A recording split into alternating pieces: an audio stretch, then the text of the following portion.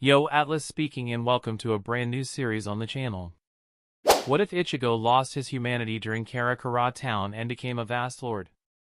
Synopsis: in this dark Bleach alternate universe, the battle of Fake Karakura Town spirals out of control, pushing Ichigo Kurosaki beyond his limits. Instead of holding onto his humanity, he fully succumbs to his hollow powers and transforms into a Vasto Lorde. Awakening in Hueco Mundo, he is taken in by powerful Arrancar like Neliel, Harribel, and Stark.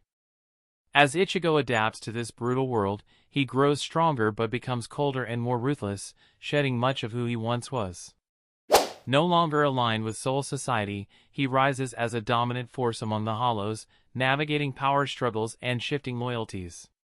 His former allies now see him as lost, or even as an enemy, while larger conflicts begin to take shape. Caught between identity and power, Ichigo's transformation blurs the line between hero and monster. Make sure to check out the author linked in the description, and without further ado, let the tale begin. Chapter 1: Ending the War. The remnants of the Fake Karakura, consisting of only rubble and dust, was now the battlefield for the Arrancars of Hueco Mundo and the captains of Soul Society. The war, after several hours of endless fighting, was coming to an end, but in no way that either side would imagine. Aizen Sosuke, the ruler of all Hueco Mundo, regarded the enemy before him. No matter how many steps he had planned ahead of the captains, he now came to realize that this war could end in favor for either side. He knew that the Espada were not strong enough to challenge Soul Society. It would have been ridiculous to think so, but he had expected them to at least perform better than they had. He, now, knew he should have escaped the Captain Commander's fire the moment and had engulfed the ex-captains instead of claiming that he wouldn't have to lift a finger. His own arrogance, and the misplaced faith he had put in his Espada, was his downfall. Unfortunately, it was too late when he decided to take action, which happened to be when Barragan and Halibel were seemingly defeated. Moments after, Soi Fon's Bankai obliterated Barragan and Stark's release. Within the flame prison, I never thought that after all the trouble I put into gathering the Espada, that I alone would be more powerful than a lot of them. Aizen said more to himself than his two subordinates. Don't go blaming yourself on their performance. This was anticipated after all, but now I think we hit a little snag. Don't ya think? Jin replied while he bore his usual fox grin. Only the Primera is left, even he cannot take on Hitsugaya, Kamamura, Soi Fon, Ukitake, Shunsui, and the Captain Commander alone. Tozen addressed quietly. I agree, Stark shouldn't have needed to release until a much later time. Aizen spoke solemnly, his calm expression covering his irritation. Such a sloppy performance, Aizen thought resignedly. All of a sudden they felt the spiritual of the Captain Commander appear before the remaining Espada. Amazing. Stark isn't even batting an eyelash. Nevertheless, the old man will go all out from the beginning. Stark won't stand a chance. Jin said in an amazed tone, impressed with the Primera. Stark will meet the same end as his brethren if he is left to his own devices. He might as well. He is now all alone, which is his greatest fear. Death will be his escape from his loneliness. Tozen stated. Death. Shall we fill the skies with the smell of it? Aizen proposed as he held up his right index finger in front of his chest and began exerting a decent amount of Ryatsu. It's incredible that I need to use such a high-level Kido to escape the fire. Jin and Tozen moved back as far as possible and waited patiently for Aizen to open the path before them. Bakudo number 94, Katsu Tsukai. Ryatsu suddenly began surging out of Aizen at a tremendous rate and began to take the form of a great, bright blue, Ryatsu manifested scythe. Aizen grabbed the scythe by its handle and swept the blade in an X-shaped pattern. Jin and Tozen covered their faces as the blast, that followed, literally tore into the fire in its path, and effortlessly dispelled the fire prison in its entirety. Shall we? Aizen said unemotionally as the last of the dying fire whipped around them and faded. I say it again. You sure are scary, Aizen-sama. Jin smiled prior to all three ex-captains using Shuinpa. Stark versus Ukitake and Shunsui, several minutes before Aizen, Jin, and Tozen escaped the fire prison. Your release is pretty amazing. I didn't expect you to reveal it so easily. Shunsui said. I am interested in experiencing the battle capabilities of your Bankai. Will you both show me? Stark said while rising up from his crouched position and revealing his resurrection fully to both captains. Both? You want to face 2 Bankais? Shunsui asked interestedly. Both? You want to battle me and Shunsui too? Sorry, we don't do 2-on-1 fights. Ukitake said confusedly. How strong is he, to think he can take on 2 Bankais, he thought in surprise. Stark slowly raised his smaller gun. Shunsui noticed that Stark wasn't aiming at them, so he didn't bother trying to defend himself. You have no choice. Stark said seriously while he pulled the trigger. A thin black beam shot out of the gun and surged towards the 2 captains. Shunsui thought nothing of the beam as it approached his right side. He kept a calm face. Unfortunately, the beam didn't stay thin. The moment it passed him, the beam suddenly released a loud, echoing, screeching noise at the same time as it expanded 100-fold, which reached just inches short of reaching the 8th Division captain. Shunsui's eyes widened as the intensity of the black beam began to scorch his arm. When the shot began to recede in size, and finally ended, Stark lowered the gun. Ukitake, realizing the danger the Primera now presented, quickly released his sword. The attack, it could have ended us if it connected. All waves, rise now and become my shield, lightning, strike now and become my blade, Sojio no Kodawari. Ukitake exclaimed. Stark uninterestingly glanced at the newly released Impacto as Shunsui began speaking to him. A black Zero, Shunsui said, his face showed one of absolute shock. He had never felt a Zero like. Its intensity was incredible, but the aura of that beam was unmistakable. It was no doubt a Zero. I have never seen a black one before. A fully powered Zero, Zero Oscuras, and Espada Zero. Only the Espada Top Espada have the ability to control and use it. Stark explained seriously. Shunsui, you won't use your Bankai, will you? Ukitake asked seriously. No. I will eventually, though. No, don't. You shouldn't. Use it out here where anyone could see. Unleash your Bankai Shinigami. I won't go easy on. Stark was interrupted by a quickly approaching Shinigami. It seems your leader is coming. The moment the Primera finished speaking, Yamamoto appeared before him. You're the last. The commander told the Espada. If you say. Stark answered uninterestedly. Shunsui, Ukitake have the absolute power of Soul Society descend upon him. He is the last one. We finish it. Yamamoto commanded as he unsheathed his sword. Hi Yamaji. Shunsui and Ukitake said in unison.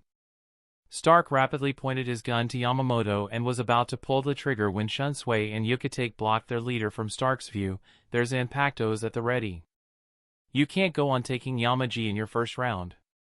Shunsui explained as both he and Ukitake started to release a huge amount of Ryatsu. Both captains made to strike Stark in unison, but were interrupted by the spiritual pressure that suddenly came from inside the fire prison.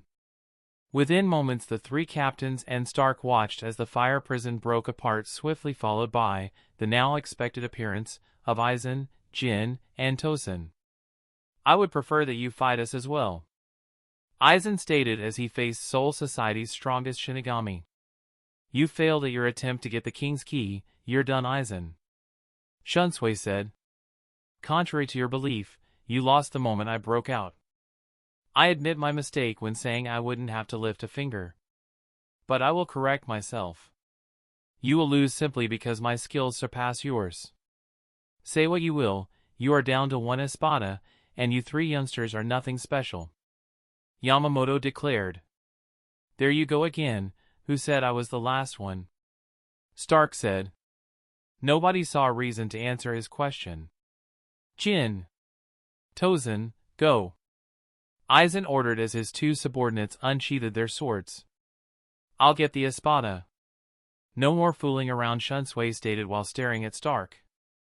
I'll take A's. Ukitake was interrupted. No, I'll take Aizen. Yamamoto commanded.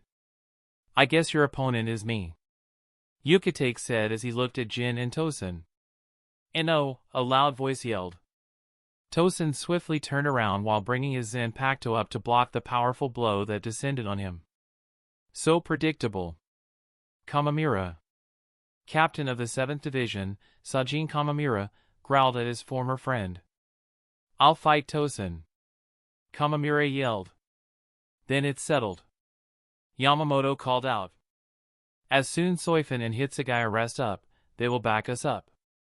There is no time to be noble and fight one-on-one duels.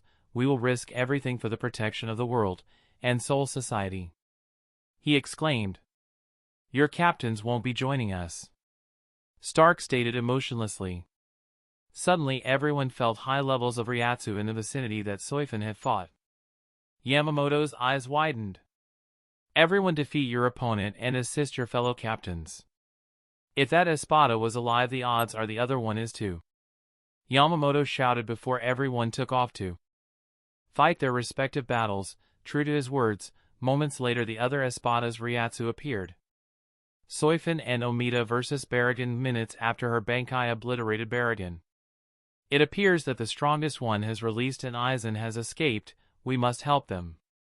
Let's go, Soi Fon ordered weakly. Of course, Captain, but your arm, and if you insist on going you must rest.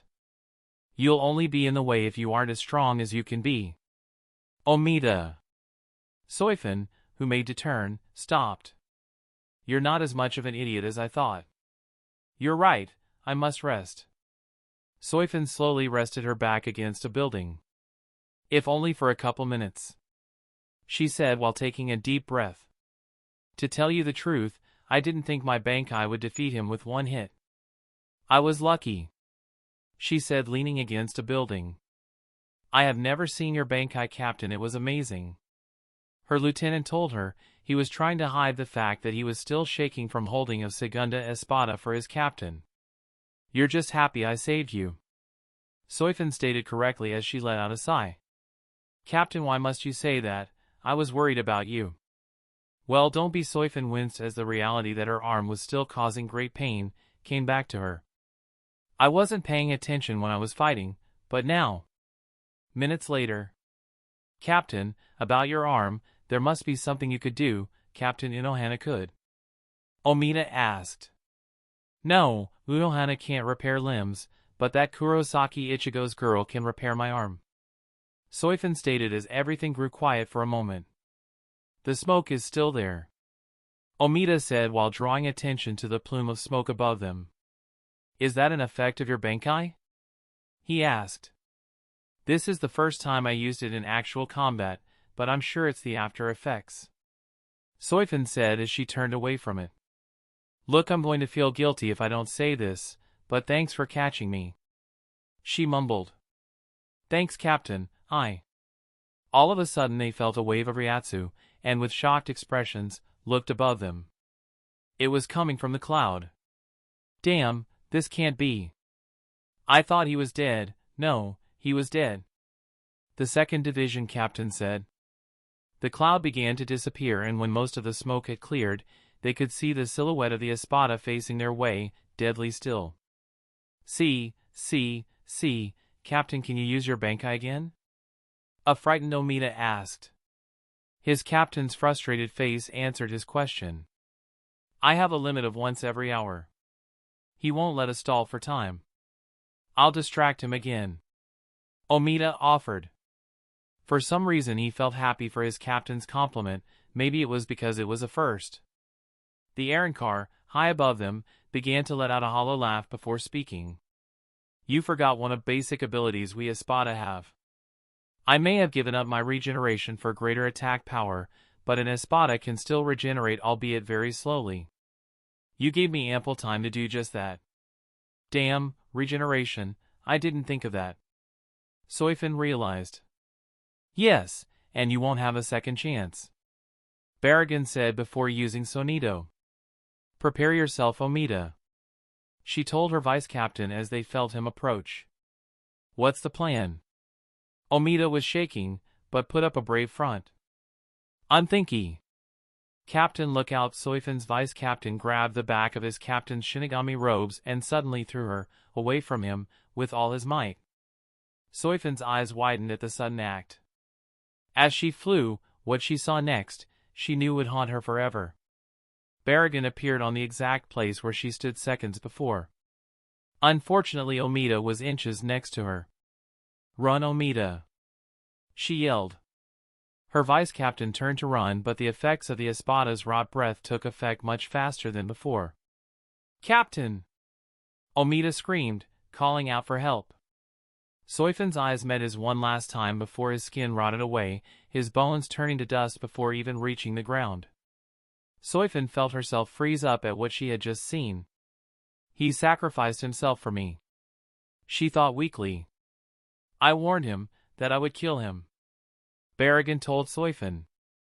She was surprised when she felt a single tear fall from her cheek. She may not have liked him, but he was still her lieutenant. It was her duty to protect him. "You'll pay," she whispered as she slowly wiped the tear from her face. "What was that?" Barragan sounded amused as Ryatsu began pouring out of Soi Fon's body. "Oh! Where did you find this strength?" the Segunda Espada asked interestedly. The power that was pouring out of her body began encompassing her in a barrier of chaotic, white Ryatsu. "Shunko!" Soi Fon stood before the Espada, revealing her finely completed Shunko. "You're not very fast, are you, Espada? You'll regret that in a moment," she said while holding up her stinger-shaped Impacto release. "You will die by Suzumabachi." "Come!" Barragan ordered. Soi Fon vanished before Barragan's very eyes, and within seconds appeared 20 feet behind Barragan. Soi Fon, thinking her plan successful, made to take one step but began coughing up blood instead. "You missed Shinigami, I on the other hand." Soi Fon looked down and saw a pitch-black battle axe sticking out of her stomach. "Didn't Barragan finish?" Soi Fon slowly turned around and saw the axe was connected to a chain that the Espada held. She knew what would the moment she laid eyes on it and closed her eyes in disappointment. "Grand Kata, another one of my attacks," Barragan said when suddenly, he pulled the chain. Soi Fon could do nothing to stop him. "Is this the end?" she thought before feeling the arms of her opponent wrap around her. "Omida! Yurochi-sama! I fail. Please don't be disappointed in me. Farewell. Nameless Captain." The last thing Soi Fon saw and heard before she turned to nothing but dust was the Espada's cold, empty eyes and his cold, heartless laugh. "You really were a strong opponent," he said semi-respectfully. Barragan made to turn and assist Aizen when he slowly began to revert to his pre-resurrection form. "What is this?" he thought when his body started to get covered in odd-shaped markings and he felt his strength leave him. After losing the strength to stand, Barragan fell to the floor. "I can't stand. How did, damn that, Captain, she did this?" Barragan growled weakly. It was the only explanation he could think of, before pain engulfed him and he felt his life drain away. He would never know that Soi Fon had pierced him twice in each spot that bore a mark on his body. Chapter 2, Ending the War 2. Hitsugaya vs. Halibel. Moments after his Bankai froze the Shark Empress. "That was the last of my strength. That's the closest I have ever been to controlling it," Hitsugaya said to himself as the remaining ice petals of his Bankai shattered, reverting him to his pre-Bankai state. "Hayatan Hayakaso, it took too much out of me. I feel weak." Hitsugaya, knowing that he would be unable to support himself any longer, descended from the now blackened sky onto the nearest skyscraper several meters below him. As he landed, Hitsugaya finally and completely succumbed to the effects of using his most powerful ability. "I did it, she's gone," Hitsugaya whispered to himself and started to take deep breaths and calm his overactive nerves from his recent fight. "Can't sleep," Hitsugaya said to himself as he felt himself dozing off. "I must help out," he said at the same time he felt blissful darkness come to him. The only thing that stopped him from fully succumbing to his exhaustion was the suddenly knowledge that Aizen had broken out of the Captain Commander's prison. "Aizen?" Damn, they broke out, he said while struggling to stand, only for him to once again hit the ground. Who am I kidding? I'll only be in the way. Please, someone. Give me the strength to fight Aizen. He thought weakly. Hitsugaya felt his heart dropped when he came to realization.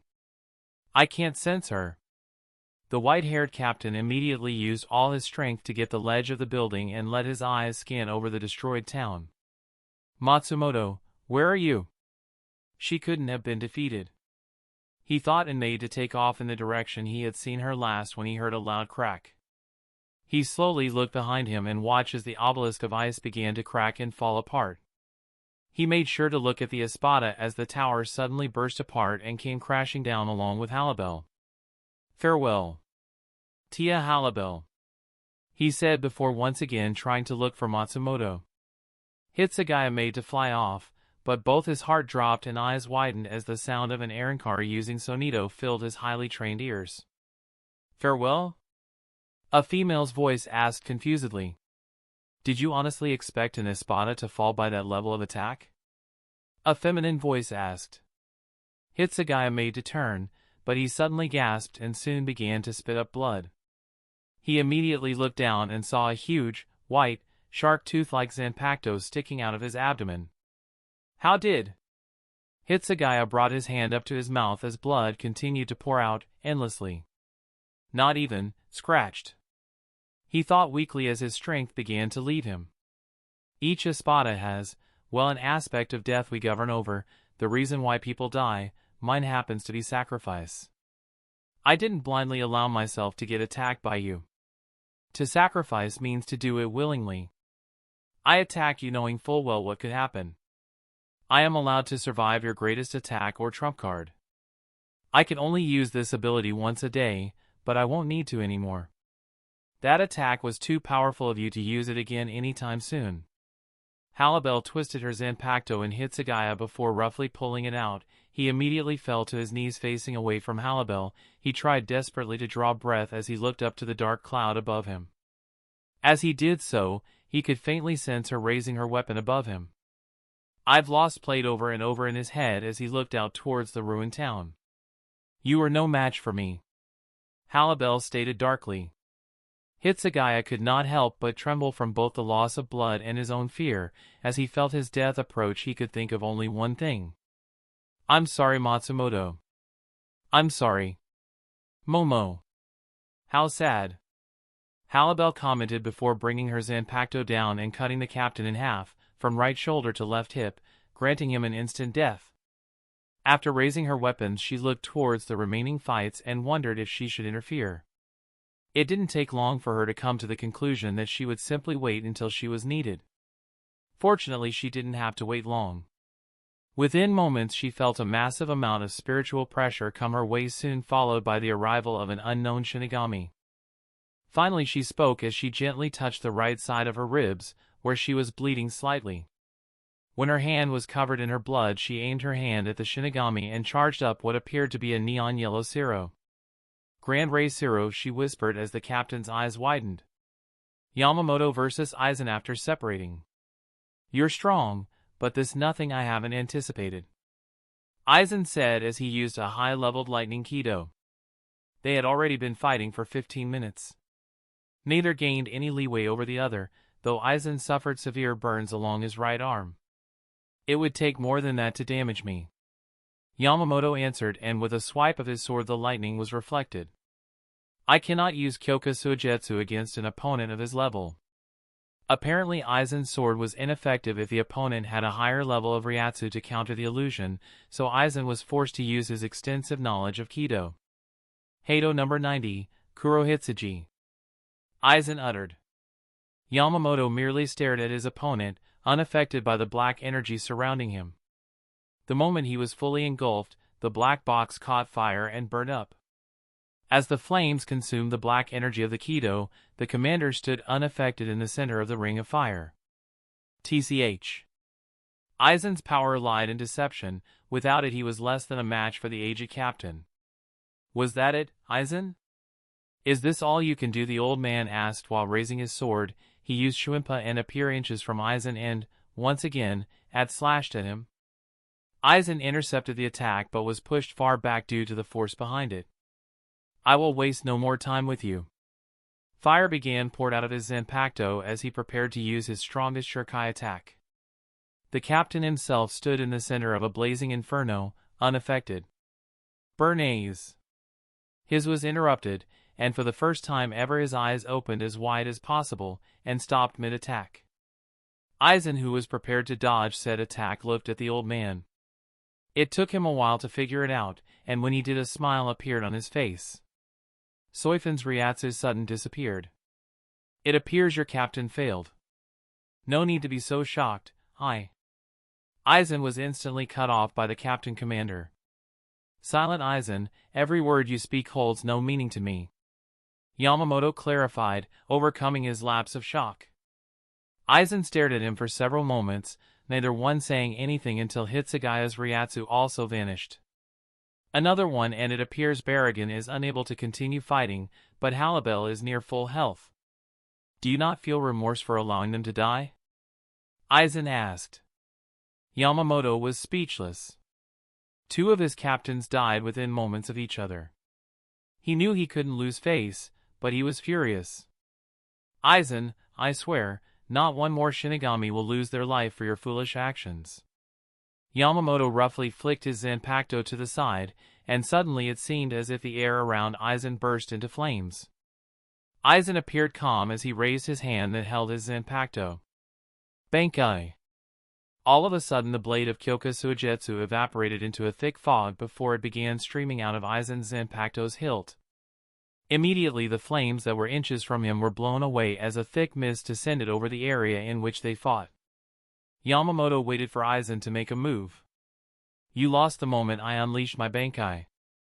As he spoke the mist thickened until Yamamoto could see nothing but mist.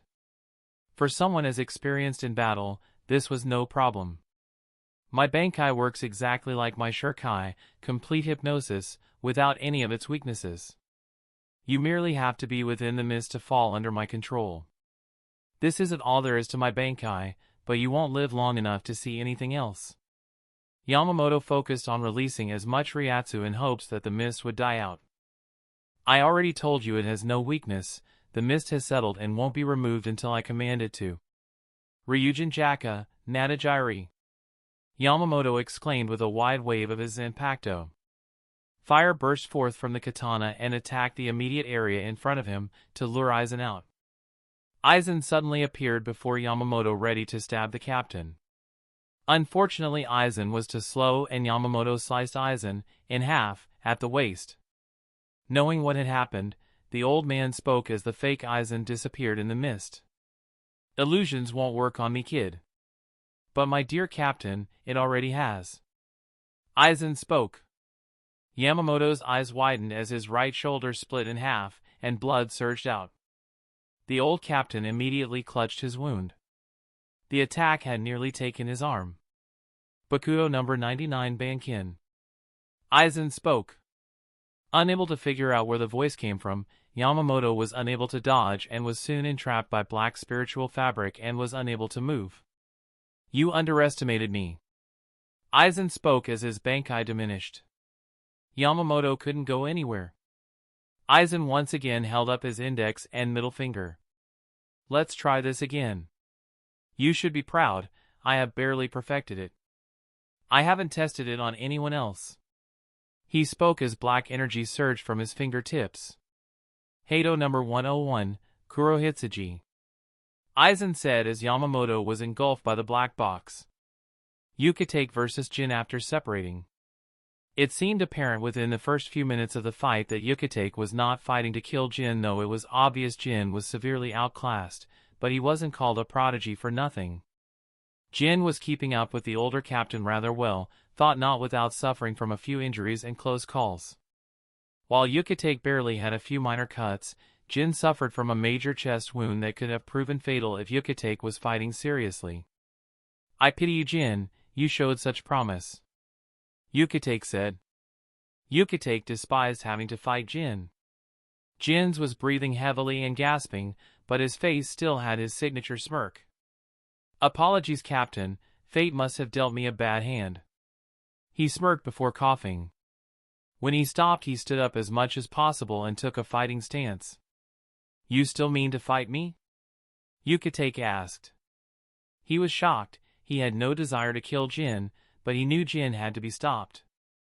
I promised Aizen after all. Jin raised his sword. Shoot to kill, Shunsui. Jin yelled as his blade extended.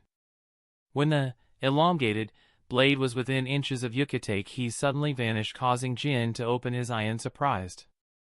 Suddenly Jin's forearm was cut open, causing him to cringe as he lost mobility on his left arm. He quickly grabbed his Zanpakuto with his other hand as Ukitake appeared before him. I don't want to kill you, Jin, Ukitake stated passionately. Jin ignored the captain's words and began releasing a barrage of sword thrusts from a distance so fast that Ukitake was surprised that he found himself barely able to dodge them. You really mean to kill me, Jin? Why? What could have been done so that your path didn't lead you to betraying us? Ukitake thought sadly as he ducked under the Zanpakuto. He was able to parry a slash he was unable to dodge when he felt Soi Fon's Ryatsu vanish. He quickly turned, along with Jin, to look at where the Ryatsu disappeared. Soi Fon, Ukitake whispered sadly. Oh dear, Barragan fell in battle. Jin asked absent-mindedly. How terrible. Ukitake said, unable to stay calm. Jin shook his head. Just now, with Soi Fon dying, it made me think. Captain, can you promise me something? Ukitake looked at Jin, who was still looking in the area Soi Fon died. When I die, can you tell Matsumoto? I'm sorry. Jin asked quietly. You can tell her yourself, turn yourself in. Ukitake replied. Jin shook his head. I already told you. Jin raised his sword once more. I promised Aizen. It was quiet of a moment before they simultaneously felt Hitsugaya's Ryatsu vanished as well. Ukitake's eyes widened. Hitsugaya too, he said. His heart ached for his fallen comrades. It appears Halibel is in perfect health. Jin spoke. There was now one espada that could interfere with any of their battles. Ukitake knew what he had to do. This must come to an end, Jin. He spoke, and with a twitch of the wrist and before Jin was able to dodge, the air around Jin transformed into water and trapped Jin in one of his strongest water attacks, Aqua Sphere. Jin panicked and began trying to escape, but to no avail. Seeing no other way, he released his sword once more. It escaped the water prison and as swift as lightning pierced Ukitake's right arm. Ukitake winced as he dislodged the blade from his forearm. Unfortunately, it gave Jin enough time to break out of the water prison and land on the same building as Ukitake. Rakurai Kugyu. Ukitake yelled as a bolt of lightning burst forth from one of his Zanpakuto. The speed of the attack was so fast Ukitake was shocked when Jin's evaded the technique and shot his Zanpakuto once again. This time Ukitake took the opening. Ukitake wasted no time and abruptly appeared before Jin. Both looked at each other in the eyes. Ukitake closed his eyes and looked away as he saw Jin's eyes filled with remorse. I'm sorry, Jin. Suddenly a massive amount of Jin's own blood erupted from his chest. Ukitake looked away as Jin slowly fell to his knees, his smile no longer showing. Remember to tell Matsumoto. She was the only friend that I enjoyed being Aru. Without another word, Jin collapsed. I promise, Jin. Ukitake said while looking away sadly and before looking towards where Espada, who defeated Hitsugaya, stood. For the first time in ages, Ukitake truly felt angry. This war has to end. This day has seen too much bloodshed. You're next, he said before using Shuimpa, and within moments he appeared before the female Espada.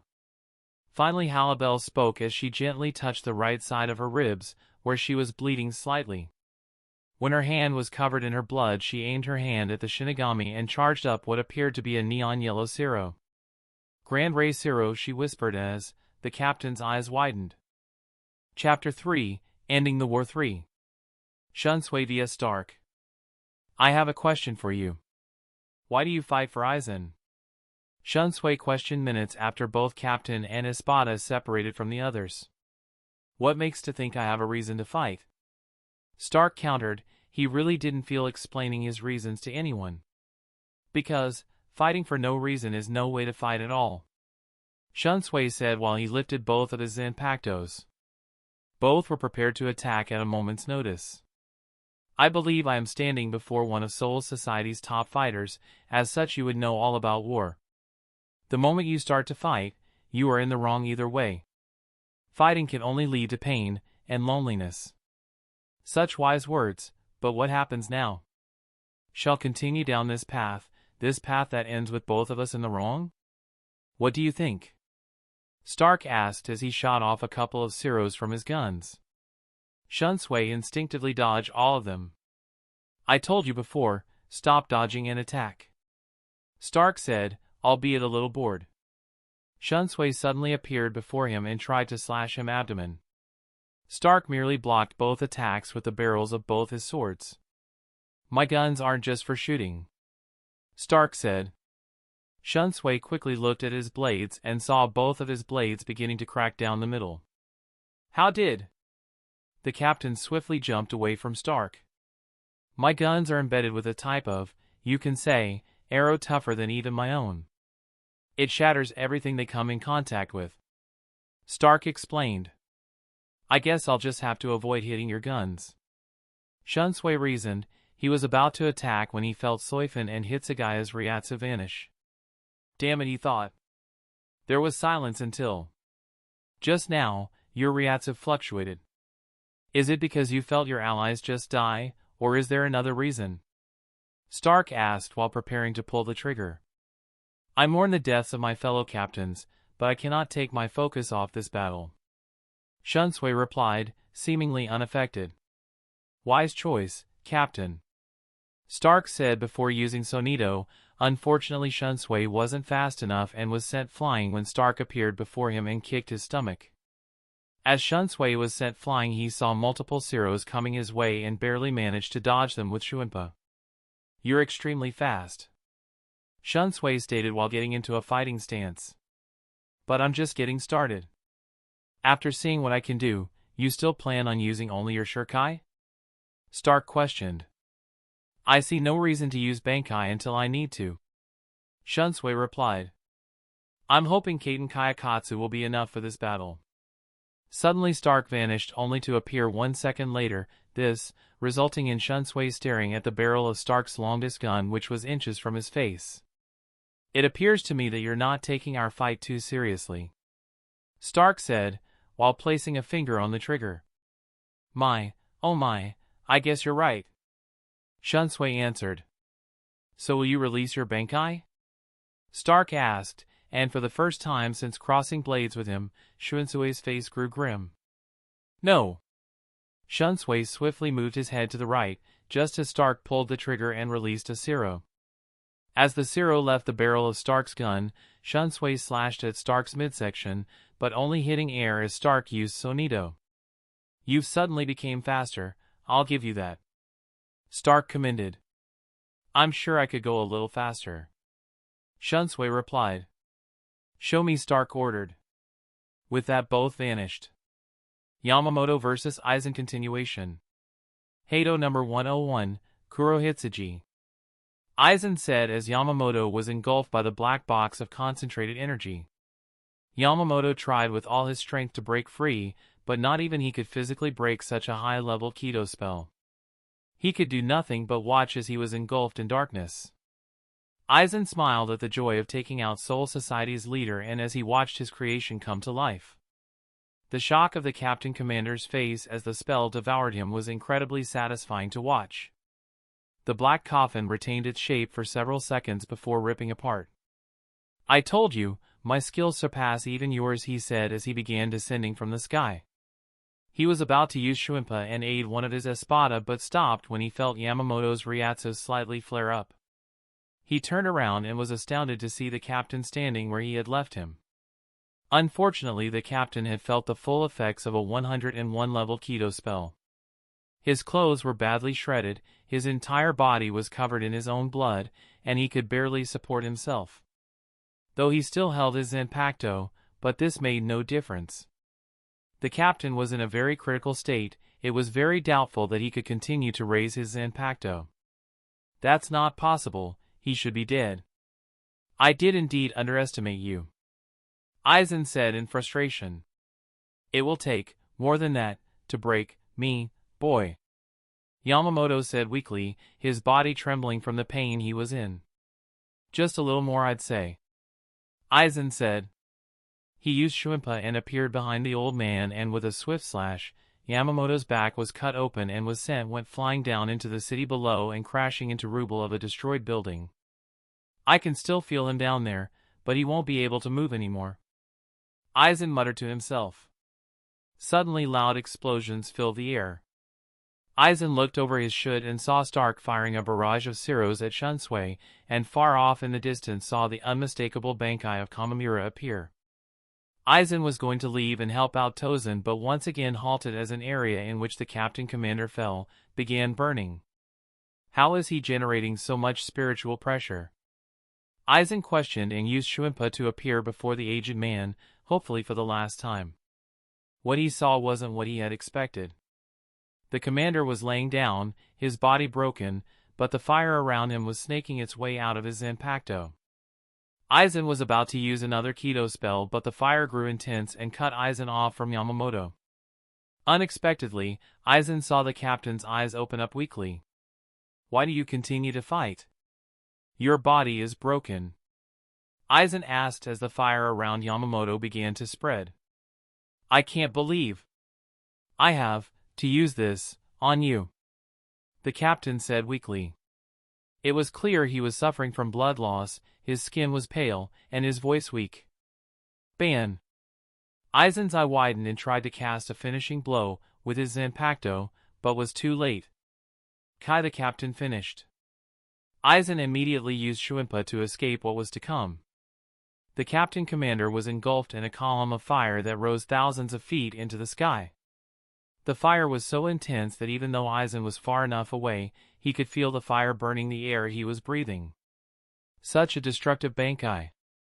When it reached 100 meters in diameter, it stopped growing and started to spin rapidly. Aizen waited on high alert, though he didn't have to wait long. Something happened that Aizen would have never anticipated.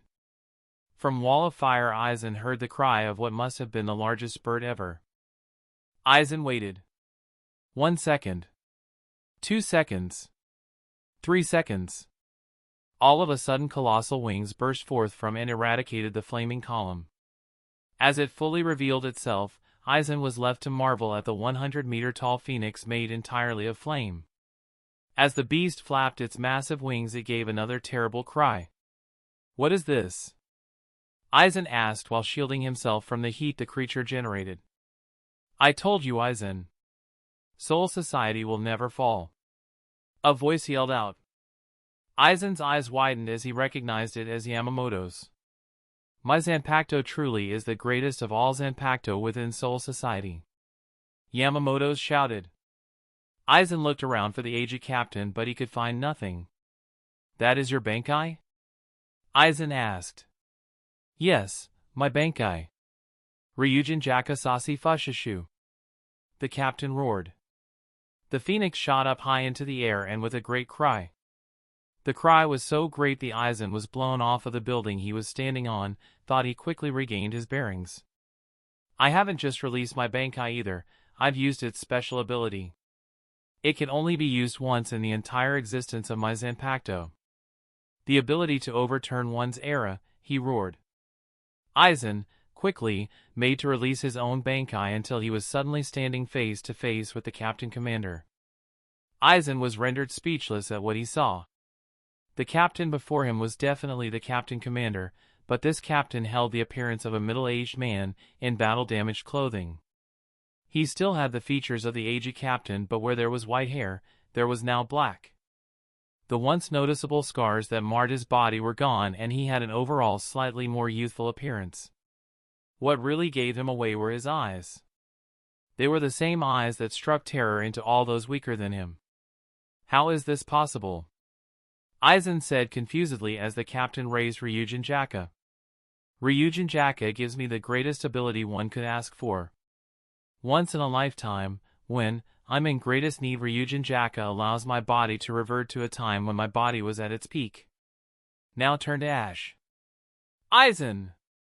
Yamamoto yelled. He was inches from striking him when a loud ripping noise sounded over the entire town. Both Aizen and Yamamoto turned to look.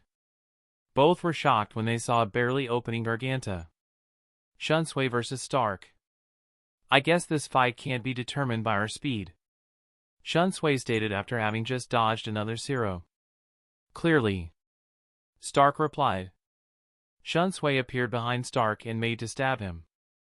Stark anticipated the move and parried the attack with his long gun. Shunsui watched as another crack appeared on his Zanpakuto, causing him to jump away from him once again. I'd noticed, Espada, that you only shoot Zeros with your long-barreled gun. Why? Shunsui asked. If I used both, you would have died the moment I released. Stark exclaimed. My, oh my, now who's not taking things seriously? Shunsui stated. Are you trying to mock me? Not at all. You made me do this pain in the ass release, you'd better show me your Bankai. I see no reason to. Shunsui replied. He suddenly lost sight of the Primera, who had just used Sonido. I'm getting tired of this, Stark said while appeared behind Shunsui so that they were back to back. You could give up, Shunsui reasoned. Not a chance. Suddenly Shunsui twisted around and slashed at the Espada, moving faster than he ever had previously, successfully cutting Stark's chest, albeit being a smaller cut than Shunsui intended. Stark jumped back, surprised at the speed of the attack. Shunsui didn't give him long to recover. Busho Koma! Shunsui yelled. Stark was then assaulted with a raging gust of wind that blocked his sight. Stark covered his eyes with one hand and the other used his long-barreled gun to shoot a Zero. Suddenly the raging wind died down. When he was able to see again, he stared at where he shot. Shunsui stood, a good distance away from Stark, his left arm bleeding heavily. That was some attack. Were you trying to finish me off? Stark asked. I didn't expect you would be able to still sense me, Shunsui said, not answering the question. It appears Zeros are all that you can do. That's not very useful. I've seen hundreds of Zeros, Shunsui stated. But have any ever damaged you like that? Stark said. No. I thought so, but since you aren't showing me your Bankai. Stark trailed up and raised his short-barrel gun. Zero Metrolita, Stark said. All of a sudden a barrage of Zeros simultaneously shot out for Stark's gun. Shunshui's eyes widened as the density of the Zeros made it appear as one massive Zero. Shunsui knew it was too late to avoid it. Not a second later Stark watched as the captain was engulfed by the unison of several Zeros. Stark lowered his gun and stared at the area where the captain stood, which was now a giant cloud. He had felt a huge amount of spiritual pressure released from the captain the second his attack hit. Come out, Stark thought to himself the same time he heard the mysterious sound of flapping wings. With each flap the smoke began to disperse until none of it was left. Stark smirked at what he saw before him. Not only was Shunsui unharmed, but right behind him was an immense creature which Stark made out to be a griffin. It was nearly transparent, as if it was made out of the wind itself. Ban Kai, Shunsui whispered in a serious voice. So this is your Bankai? Stark said while staring at the beast. Kaden Kai Katsu Reoni Kaze Yaju, Shunsui said, as the griffin flapped its huge wings. Something seems off, Stark stated. I'm not sure I know what you mean, Shunsui replied lazily. Your Ryatsu hasn't changed. Don't Bankais increase your Ryatsu output? Stark asked. Care to find out? Shunsui offered. Stark proceeded to shoot another barrage of Zeros at Shunsui, who appeared unaffected. When the Zeros were close enough to the target, the griffin cried out and shielded the captain with one of its massive, transparent wings. Stark was unimpressed. Defense? Stark questioned. Though it looks as if it's made of wind, it is corporal, Stark thought. The perfect defense actually. My Bankai has the greatest defense power than any other Bankai in existence. Shunsui explained. It seems as if that griffin is not connected to you, so it is safe to assume that if I can get you away from that thing, it will be as if you never had used Bankai. Good luck. Tell me. Shunsui asked while raising his right hand. Tell me, how can you separate me from the wind? He finished. The griffin suddenly opened its mouth. Stark noticed it beginning to charge an attack. Damn, Stark thought as he felt the energy of the charging attack reach high enough to cause massive damage. He quickly smeared some of the blood from his chest wound on the barrel of his long gun. Grand Ray Zero. Stark said as his gun shot out a powerful neon blue Zero, yet Shunsui simply stared at the Espada Zero. Kaziani Kuten. Shunsui yelled. The griffin suddenly released the fully charged beam directly at Stark. Both Zero and beam crashed against each other, both beams battling for dominance in mid-air. It didn't take long to decide a victor. The griffin's beam broke through the Grand Ray Zero. Stark's eyes widened at the power of the attack. Stark followed up by quickly aiming his short barrel gun and released the greatest Zero in his arsenal. Zero Oscaris. Stark said. The pitch-black Zero roared as it exited the chamber of the gun. This time there was no contest. The black Zero ripped apart the griffin's beam and charged the griffin itself. Shuansui's eyes widened as the Zero connected with his Bankai. The resulting explosion rocked the very foundations of the town. Both Captain and Espada had to shield themselves from the blast that collided. Unfortunately, Stark was closer, and within the confusion Shunsui was able to use Kido. This usually isn't the way I fight, but... Bakuo number 92, Seijo Sabaku. Before he knew it, the Primera Espada was trapped in spirit chains. Shunsui knew he would only have moments to work with and did the first thing that popped into his mind. He rendered the first Espada weaponless before using Shuinpa to escape. As he did this, he could see the other captain's battles in the distance. Kamamura's battle-damaged Bankai was swinging its massive sword. Further back, explosions sounded where Ukitake was fighting, and most importantly, he saw a massive phoenix made of fire. Yamaji. He thought quickly. Not a moment later, Stark easily broke the chains, an impossible feat for anyone else. That won't change anything. Stark said. We'll see. Shunsui replied as he held both of Stark's guns. Your Bankai took a huge amount of damage, it will take a while to protect you again. Stark said as the griffin was slowly regenerating. Only a couple seconds. Shunsui stated. I didn't think Bankais could be defeated so easily. Stark said. Shunsui didn't reply. Enough. Time for me to finish this. Stark said as a black orb of Ryatsu began forming in the center of his chest. Shunsui didn't have to guess what Stark was doing. Stark was charging his Zero Oscaris. Shuansui's eyes widened as he noticed this Zero was more powerful and sinister than the one his gun released. Maybe it's because he, himself, is doing it, Shunsui thought. He began to think of ways to escape the Zero. What happened next was unexpected. Stark was about to release the Zero when he heard the sound of a garganta opening. The Zero that he had charged simply vanished as he lost concentration, and both Captain and Espada looked at the opening garganta. Ukitake versus Halibel. I promise, Jin. Ukitake said while looking away sadly and before looking towards where Espada, who defeated Hitsugaya, stood. You're next. He said before using Shuinpa, and within moments he appeared before the female Espada. Finally she spoke as she gently touched the right side of her ribs where she was bleeding slightly. When her hand was covered in her blood, she aimed her hand at the Shinigami and charged up what appeared to be a neon yellow Zero.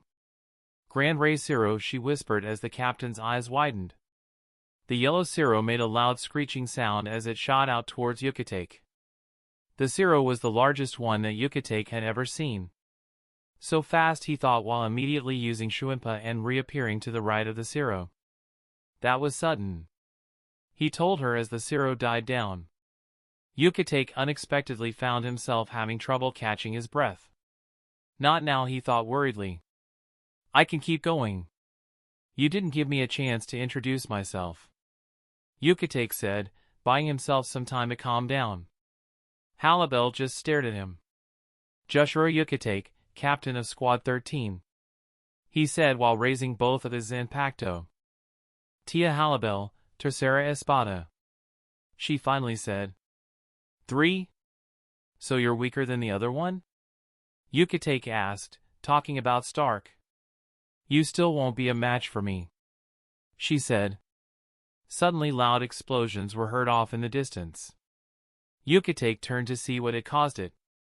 The source of the commotion was a torrent of Ceros being shot off, compliments of Stark. Shunsui, he thought worriedly. Halibel saw this. Worried about your ally? She questioned, startling him out of his thoughts. What was I doing? I'm in a battle, he reprimanded himself as he refocused his concentration on the female espada. A little, he admitted. You should concentrate on your fight with me, otherwise. She suddenly used Sonido and vanished, only to appear mere inches from Ukitake's face. You'll die. You should be more worried about yourself, espada, he said. Halibel's eyes suddenly narrowed as she felt something grazing her stomach. She looked down and saw both of the captain's blades digging into her. He's faster than I realized, she thought in surprise. She quickly used Sonido once again, this time appearing behind him. Ukitake tried to shrimp away but was too slow and sent rocketing up into the sky, Halibel right on his trail. When he noticed she was close enough behind him, he quickly got his bearing and twisted in air and bringing his blades up. Halibel didn't expect such an attack and was barely able to bring her arms up and defend herself. Both Zanpakuto penetrated her arrow and caused deep lacerations on her forearms. Halibel jumped away from him, seemingly unaffected by the attack. You're fast. Ukitake simply stared at her, his breathing ragged. You're out of breath, just by that? She asked. Maybe you aren't as strong as I initially thought. She raised her sharp tooth-like weapon and pointed it at the captain. La Gata. A blast of pressurized water shot out from her blade towards Ukitake. He narrowly avoided it, but Halibel didn't stop there and followed up with a barrage of pressurized water, and soon Ukitake found himself dodging a shower of water blasts. As they got harder to avoid, it didn't take long for one to actually hit him, and when it did, he was sent farther into the air. All you're doing is trying and failing to dodge my attacks. Are you truly a captain? Halibel asked. After getting no reply, she spoke once more. So this truly is a captain's strength, she said before raising her weapon. All of a sudden Ukitake appeared before her, shocking the espada, and with his wave of his blade sent a powerful torrent of water at the espada.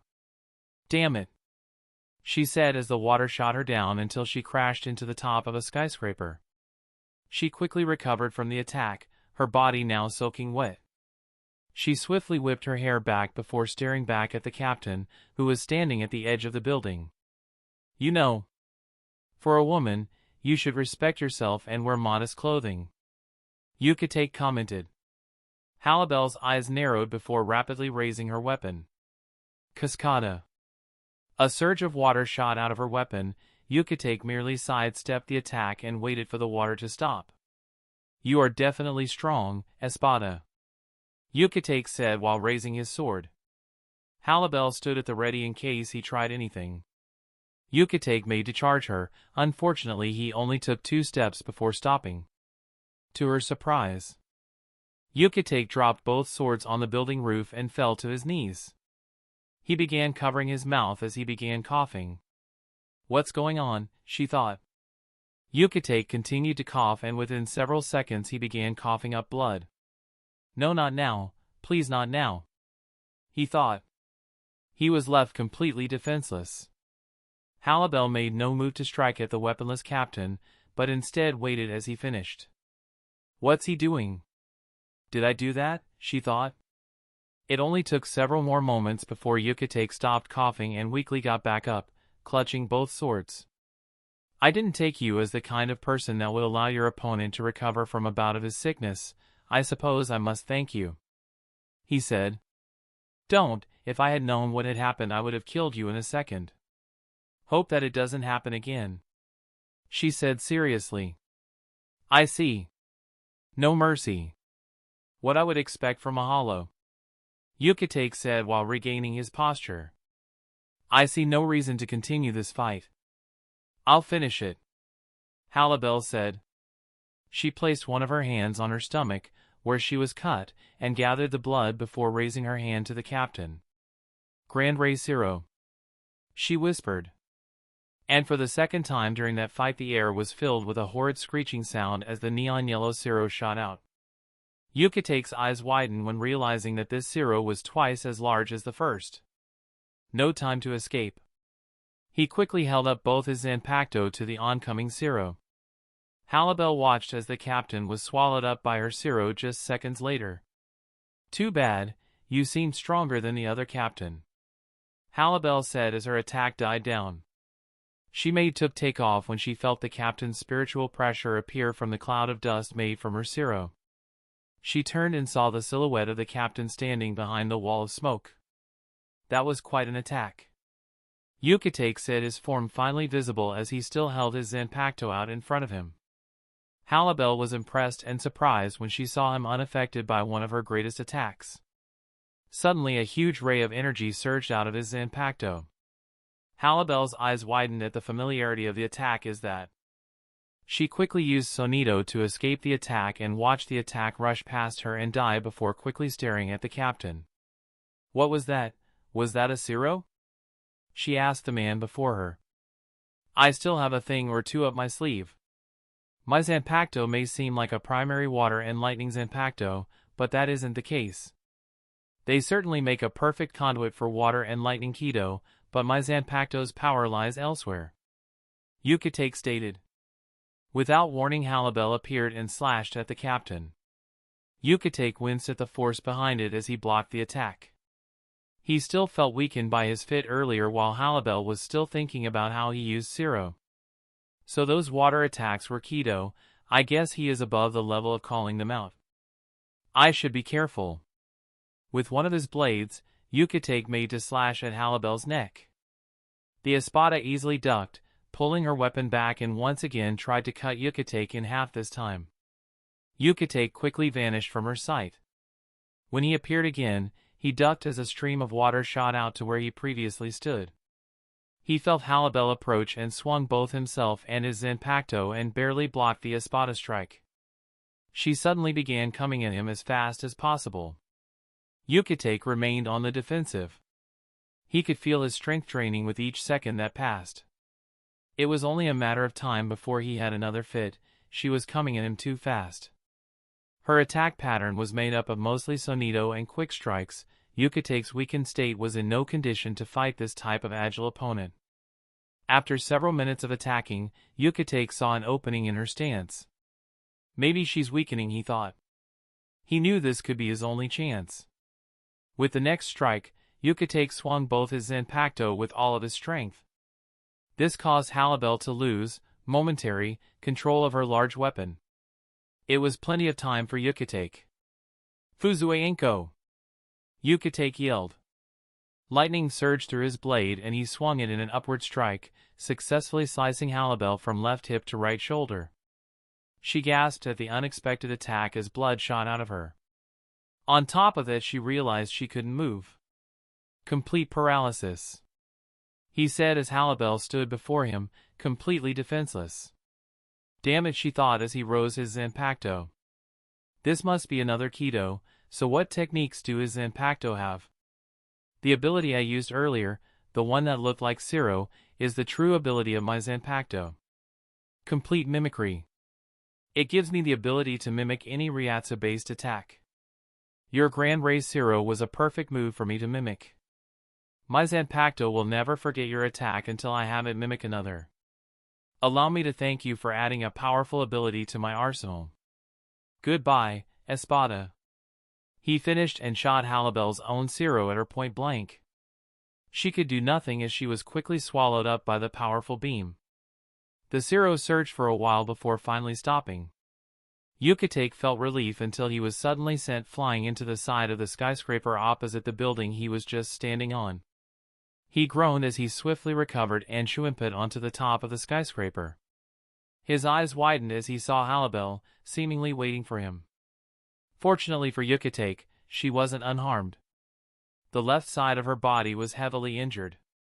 She was bleeding from her head, mask fragments full of cracks, her left leg was shaking, and she was having trouble breathing. "My own Siro," she said weakly. Ukitake began couching, but quickly stopped. "I'm surprised, cough, you survived," Ukitake said, standing on the edge of the building. "There is no way I'd die by my own Siro," she said while catching her breath. "I guess not. Unfortunately, I don't have any more time," Ukitake said, referring to his illness. His lungs were causing him extreme pain. Ukitake quickly crossed his swords and began releasing a huge amount of spiritual pressure. Halibel's eyes widened. "Ban!" Suddenly Ukitake stopped speaking as his chest surged with pain. He fell to his knees and began coughing up more blood than before, yet he refused to let go of his Zanpakuto. "Ban, cough bunka, cough star dot." Ukitake tried to speak but it was no use. He stared at Halibel and automatically knew that his time was up. She quickly used Sonito and Ukitake could do nothing when Halibel appeared, standing over him, and cut both his Zanpakuto in half. "I warned you," she said, suddenly grabbing the still coughing captain by his throat and held him over the edge of the building. Ukitake was helpless. Halibel dropped her weapon with her other hand and held that hand to the captain's chest. As she held him by his throat, he could see what must have been Tozen's Bankai engulf the entire area where he and Kamamura were fighting, Shunsui confronting Stark, and the Captain Commander's Bankai in all its glory. "Captain!" "Shunsui!" "I couldn't!" Ukitake closed his eyes in disappointment. "Siro!" Halibel whispered. The attack was instantaneous. The Siro shot right through Ukitake's chest, leaving a gaping hole. Ukitake's eyes held a look of absolute belief before his body began to convulse. Halibel said nothing as she released the captain and watched as Ukitake's lifeless body plummeted to the ground.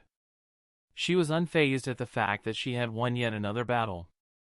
Halibel closed her eyes and sensed the battles around her. She knew she could still fight, she was just wounded slightly, but she wanted to know who would need her help more. It was when she remembered to get revenge for her fraction that she decided to help out Aizen. She made to use Sonito but stopped when she saw a Garganta opening in the center of the town. Chapter 4, Ending the War 4. At this unexpected turn of events, all Chad, Renji, and Rukia could do was stare up at Yammy's now monstrous form that was towering over them. "Who said the numbers of the 10 Espada went from 1 to 10?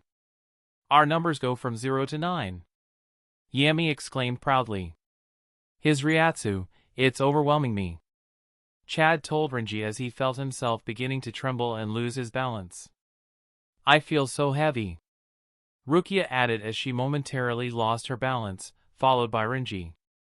"What can we do against an opponent of this caliber?" Renji thought to himself as Yammy raised his massive fist. "I am the only Espada whose number changes when I've reached my full strength.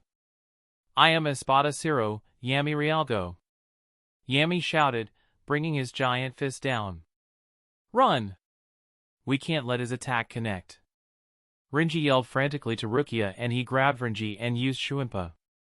Yammy's fist connected to the ground, which began to shake violently, resulting in a massive shockwave of wind and sand to shoot out towards his opponents as if the terrain was a raging sea. Though his enemies had escaped direct impact, they had no chance to escape the wave of wind and sand that followed.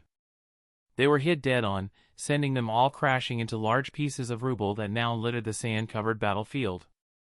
"Like I said before, you are all I get to use this power on," Yammy sneered. Being sent crashing into the rubble was indeed painful, but the three warriors were well enough to rise again. "Rukia, Chad, you okay?" Renji shouted while getting up and running over to Rukia. "Yeah, but don't worry about me, how are we going to get near enough to fight him?" "Can we fight him?" "I've never felt such terrible spiritual pressure," Rukia said unenthusiastically. "He's coming." Chad interrupted as all three of them felt the ground shift and tremble beneath them. True to Chad's words, Rukia and Renji turned to see Yammy walking towards them, and due to his massive stride, he was coming at them fast. I won't be much help, I can barely stand when he's near. Where are the captains? Chad said. They should have felt this Espada's Ryatsu, they should be here. We have to figure something out until they arrive, if they arrive. Rukia stated quickly. They had to think quickly, Yammy didn't have to walk far to reach them.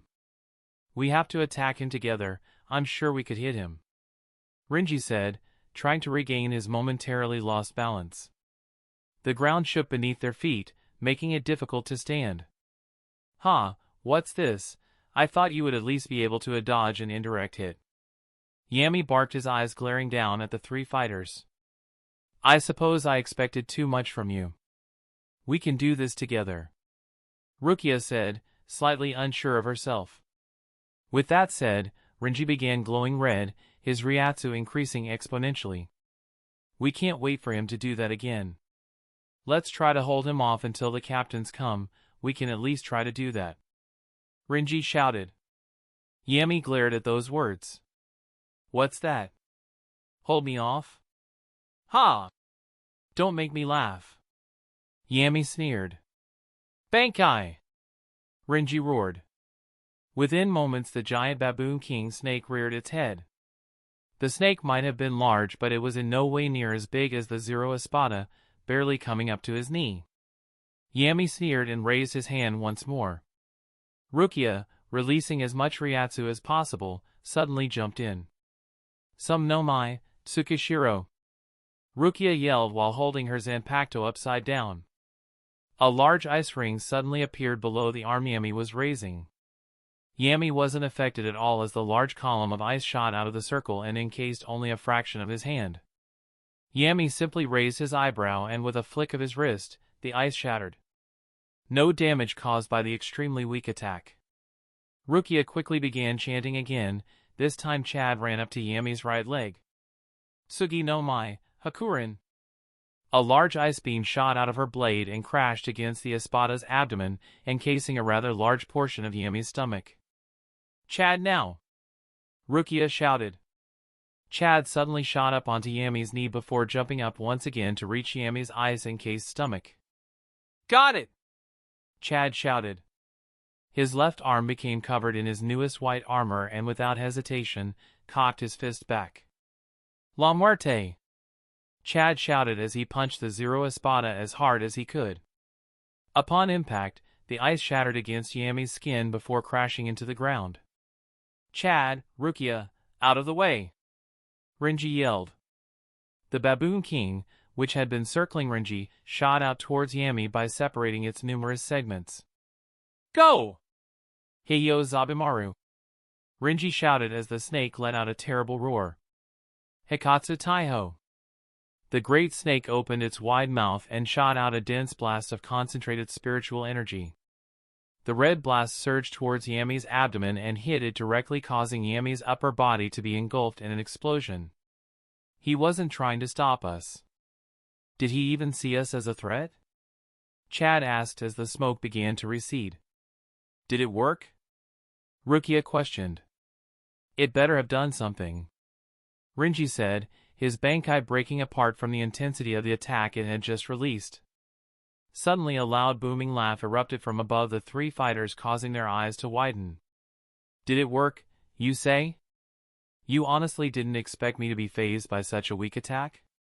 Yammy asked in amusement, and with a swipe of his hand the smoke blew away, revealing a completely unharmed Espada. It didn't even scratch him. Chad commented weakly. He had used the last of his strength to attack Yammy, he had nothing left now. It must have done something.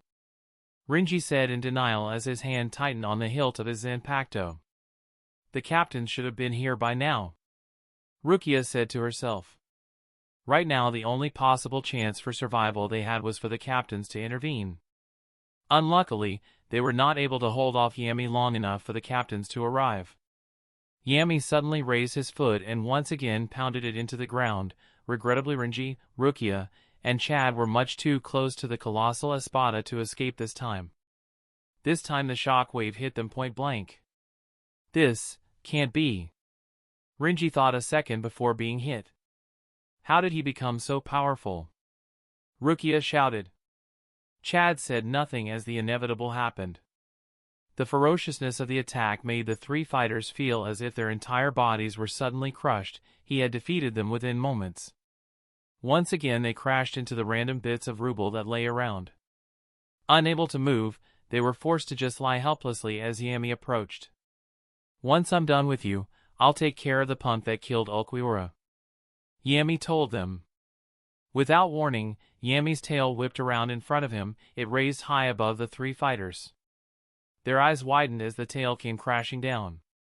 Renji, Rukia, and Chad had the same thoughts running through their minds.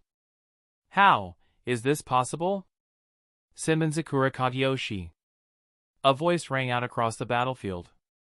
Out of nowhere an infinite number of petals shot out above the fighters and condensed into a thick column which then shot out towards the incoming tail, which was mere feet from Yammy's defeated opponents. The column of flower petals did their job, successfully crashing into it and halting Yammy's tail from reaching its destination. Yammy's eyes widened and turned his head to where the voice had come from. He didn't have to look far. Byakuya Kachiki suddenly appeared via Shuimpa, standing on the top of a half-destroyed building. Within seconds he was joined by another captain, Mayuri Kuratsuchi, who was followed by his Lieutenant Nimue, 4th Division Lieutenant and 7th Seat, Aizen and Hanatoro. Looks like we came just in time, Aizen said. Suddenly she, Hanataro, and Nimue felt weakened as Yammy's spiritual pressure began to affect them, just like Chad, Rukia, and Renji. What a fascinating Arrancar. Hueco Mundo truly is a treasure trove, Mayuri said to himself while staring at the monster before him. Unlike the weaker Shinigami, Yammy's Ryatsu appeared to have no effect on him or Byakuya. After Byakuya was sure Rukia would be crushed by Yammy's tail, he noticed the zero tattoo on Yammy's shoulder. It was no wonder, his spiritual pressure didn't even compare to those they had fought previously. The Ryatsu emitting from Yammy was incomprehensible. What is that thing, an espada? Aizen asked. Hanataro was too frightened to speak and Nimue remained quiet. Just a future specimen, Mayuri answered uncaringly, seemingly ignoring everyone but the Arrancar before him. Aizen, Hanataro, Nimue. Get Rukia and the others, then get them as far back as possible, Byakuya ordered. Captain? Nimue asked. Mayuri nodded. Go Nimue, I guess Kachiki needs only my help, we will deal with the espada alone, he said. With that said, the three Shinigami took off towards their injured comrades. I need your help no more than you need my help, Byakuya countered calmly when the Shinigami left. He knew this was one opponent he could not face at half strength, so he was slightly relieved he was back at full power, due to Aizen's healing. If that's the case, you can leave now, Kuratsuchi said while pulling out his Zanpakuto. Byakuya simply ignored him. Who are you? More weaklings? Yammy shouted. He had been deciding whether he should quickly kill the two captains or see if they could provide a greater challenge.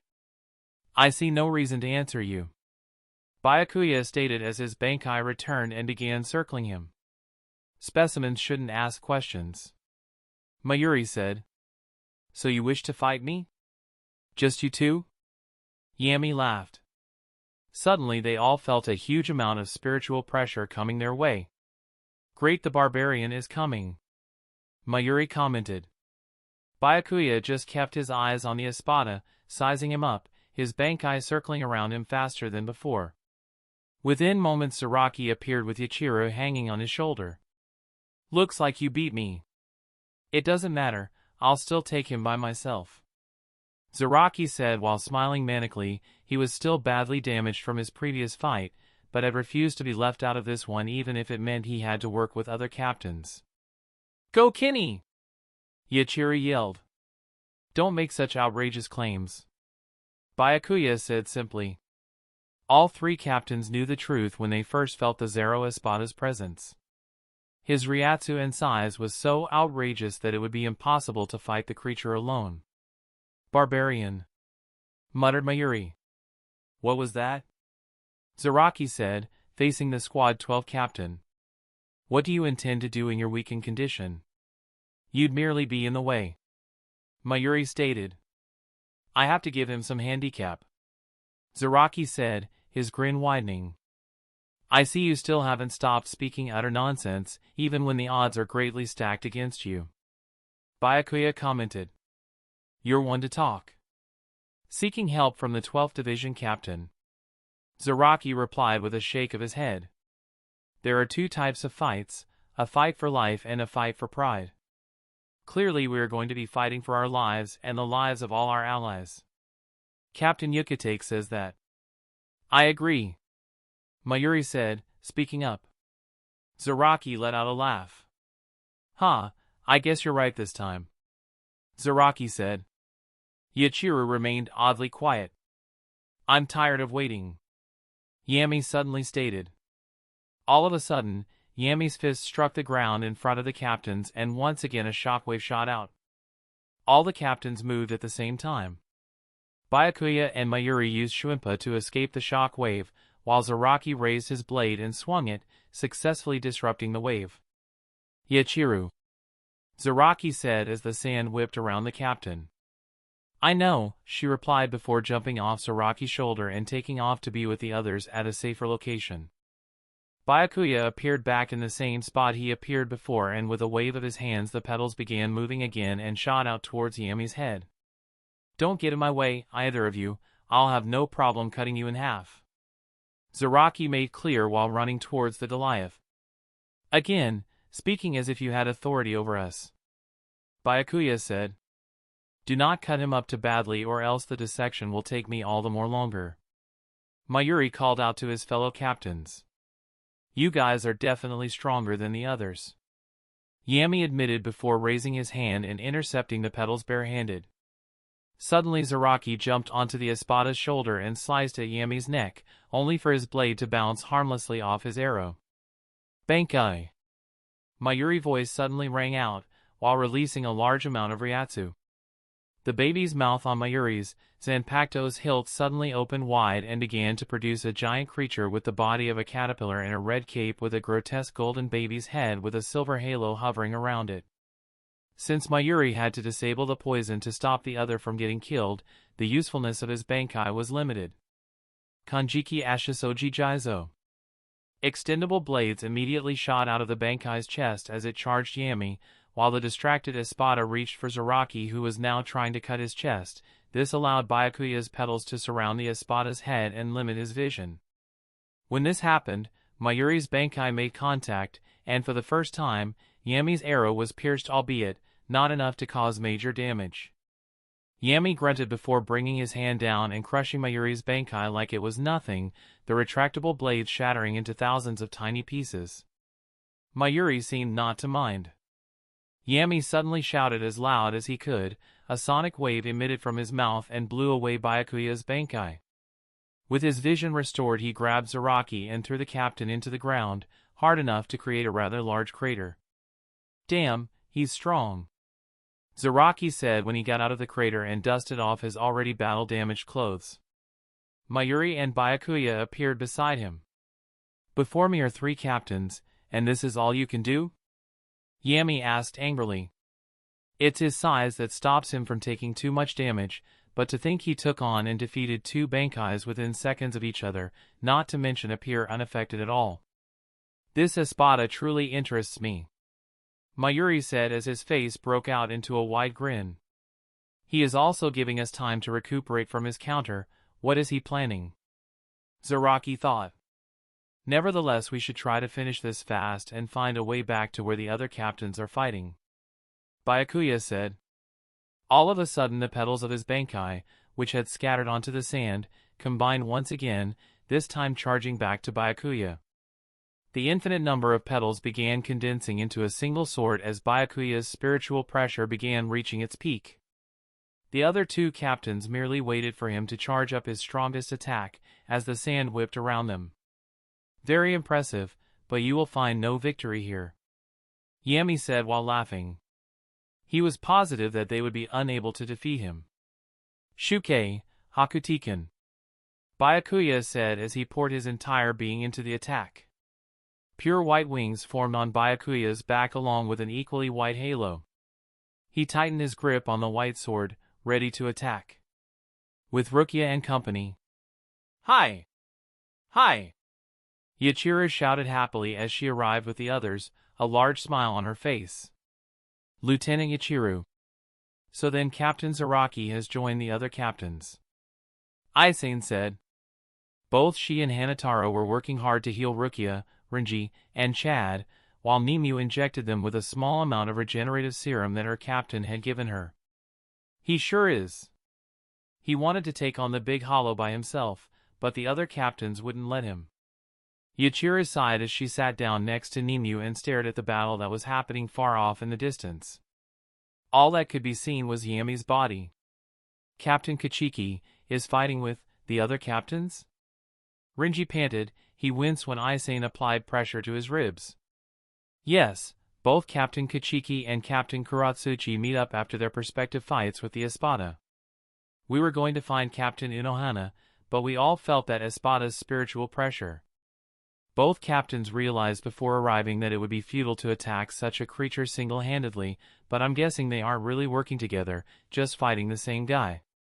Of course Captain Kachiki had me heal him. Aizen said, focusing on healing the Shinigami.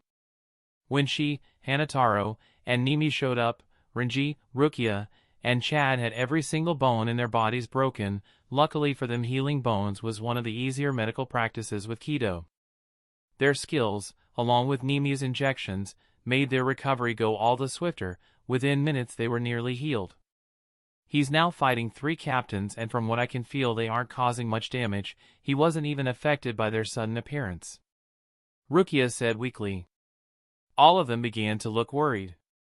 Don't worry. With Kenny there, that Espada won't stand a chance. Yachiri yelled while suddenly jumping up. Where is your captain? Chad asked Hanataro, who was healing him. I'm not too sure, he said quietly. Before I took off to find Ichigo, she said she had some business to attend to. Chad replied. Have you heard from Ichigo? Renji asked. Hanataro shook his head.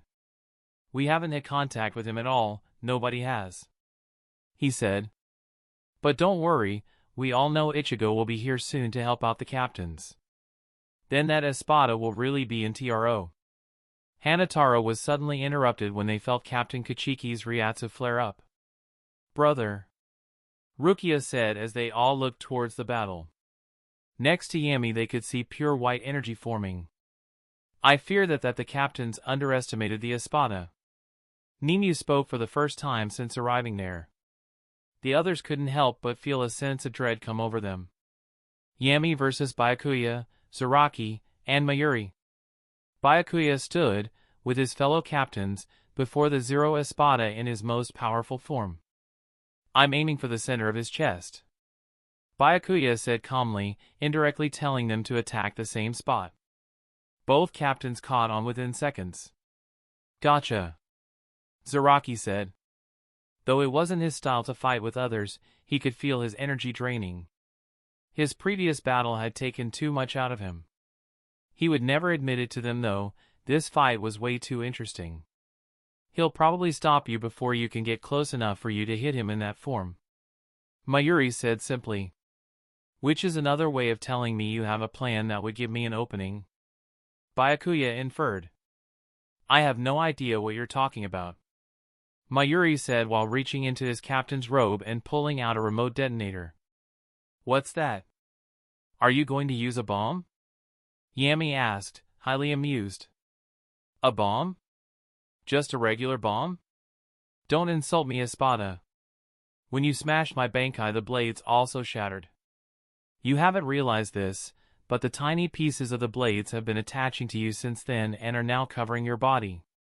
When detonated, they will release a strong acidic compound, Mayuri said almost as if he was excited. I grow tired of this. Even if what you say is true, it will have no effect, Yammy shouted before his fist charged with red electricity. I can't believe I have to use this twice in one day. Zaraki gripped his Zanpakuto with both hands. Looking at the Espada's charging attack, all the captains stood their ground. Bala Yammy's voice boomed. His massive fist shot out towards the captains and hit the area they were in within seconds. The blast was so massive it would have been impossible for the captains to escape in time. Yammy was about to shoot another one when suddenly his entire body was covered with explosions. He yelled out as acid began to burn his skin. It was a nearly useless tactic but had done its job. Mayuri was able to distract the Espada, giving Zaraki and Byakuya an opening to attack. Yammy saw both captains charging but it was too late. Byakuya hit the Espada's chest with all the strength he could muster. The blast of his attack shot right through the Espada's massive body. The moment all his energy hit the Espada, he flew out of the way just as Zaraki jumped up and, while using kendo, sliced the exact same spot Byakuya hit. The resulting explosion engulfed Yammy's chest. Yammy yelled out as the captain's power finally broke through. Blood began flowing out of the wound in his chest like a water fountain. The Espada clutched his injury in pain as the captains once again appeared next to each other. That may have been a good combination attack, which I'm sure could have taken down weaker opponents, but he only has a slight injury. Byakuya said, trying to catch his breath. He had expected his attack to at least cause more damage. His energy was almost spent, along with Zaraki's. Yammy suddenly began laughing. You punks are good. Captains are indeed strong, but this is nothing, Yammy said. All of a sudden the rubble that littered the battlefield disintegrated into spirit particles and swarmed to Yammy, engulfing him in a bright light. The captains did not expect what happened next. When the light died down, Yammy stood before them, completely healed. This caused all the captains' eyes to widen. Unfortunately for them, Yammy grew tired. With speed, the captains didn't think was possible for the Espada's size to move at. Yammy's arm came crashing down on them. This accomplished what had never happened in the history of the Shinigami. A single enemy defeated 3 captains in one strike. The size of the crater that Yammy's had made was inconceivable, as if a meteor had hit. So that was a captain's strength? Yammy asked. I'm not impressed. He finished. The captains struggled to get up from the massive impact but were unsuccessful. Their bodies were broken. You're still alive? I guess I didn't take you seriously enough. Allow me to correct my mistake. He spoke. Suddenly he opened his mouth wide as a red ball of energy began forming. The defeated captains were soon staring at the largest zero they had ever seen. He suddenly cocked his head back and was seconds from releasing the blast. Unfortunately for him, he was never able to hit his intended targets. Getsuga Tensho! A voice suddenly roared. Yammy was unprepared for any such attack and was hit full-on by a black blast of concentrated spirit energy. The attack had hit Yammy's face full-on, causing him to lose control of his still-forming zero and prematurely shooting the zero in a different direction. Yammy immediately looked down and saw the person he wanted to kill the most. Ichigo Kurosaki was standing on the edge of the crater that held the beaten captains. To his right was Ishida Yuryu. Thanks to Oraheim healing them, both looked as if they hadn't seen battle yet, both at full power. Ichigo, the punk that defeated Ulquiorra. I'll enjoy crushing you, Yammy said. Ishida now! Ichigo yelled. Within a second Ichigo had vanished via Shuinpa, while Ishida pulled out his bow. Licked Reagan. Ishida suddenly yelled and shot a continuous volley of thousands of Quincy arrows. Although Yammy was unaffected by them, it did buy Ichigo time. Before arriving, they had decided that Ishida would distract Yammy, while Ichigo rescued the captains and placed them in a safer location before fighting the Zero Espada. With Ichigo. After just moving Mayuri and Byakuya, Ichigo went back to move the last captain. Took your damn time, didn't you? Zaraki said while coughing up blood. I had my own fight, Ichigo explained as he helped Zaraki up and Shuinpan out of the crater. Ichigo had helped all the captains up against the Sunrubel so that they were sitting down, closer to Yammy than Ichigo would have liked, but the captains wanted to stay. Get your girl over here and heal us, Zaraki said. Can't, if she's this close to Yammy, she wouldn't be able to handle it. Ichigo explained. Zaraki groaned in annoyance, the captains were in serious pain. You have my gratitude, Ichigo Kurosaki. Byakuya said weakly. I guess I owe you one, I'll reward you by not turning you into a science experiment. Mayuri coughed. Hurry up back to your friend, the Espada is getting agitated. Remember, even 3 captains couldn't defeat him. Zaraki said. Maybe he needs to fight someone stronger than 3 captains. Ichigo said suddenly before making a clawing motion with his hands, across his face, his hollow mask starting to form. I'll have Orihime heal you soon. A deep raspy voice told the captains before Ichigo used Shuimpa. He won't be alone long, Zaraki said tiredly. Byakuya answered. Yeah, it appears she's going to enter the battle. My, this will get interesting. Mayuri stated seriously. Yammy versus Ichigo. Ichigo suddenly appeared next to Ishida, who had just stopped shooting his arrows. Did they have any ideas on a way to defeat him? Ishida asked. Ichigo shook his head. We have to be quick. Ichigo said. We can't give him a chance to regenerate. Suddenly Yammy's hand came crashing down on both of them, they were barely able to avoid it. He's quick for his size. Ishida said. Ichigo nodded and swung his Bankai. Getsuga Tensho, Ichigo yelled and shot the blast at Yammy's head. Yammy easily intercepted the Getsuga with his hand, but the attack left him bleeding heavily. In no time he had healed himself. We need a plan, or else we're sitting ducks. Ishida said. Yammy's tail whipped around and slammed it into the ground, causing Ichigo and Ishida to lose balance. Ishida quickly shot off several arrows at Yammy's head only for it to bounce off. Let's get closer to him and limit his mobility.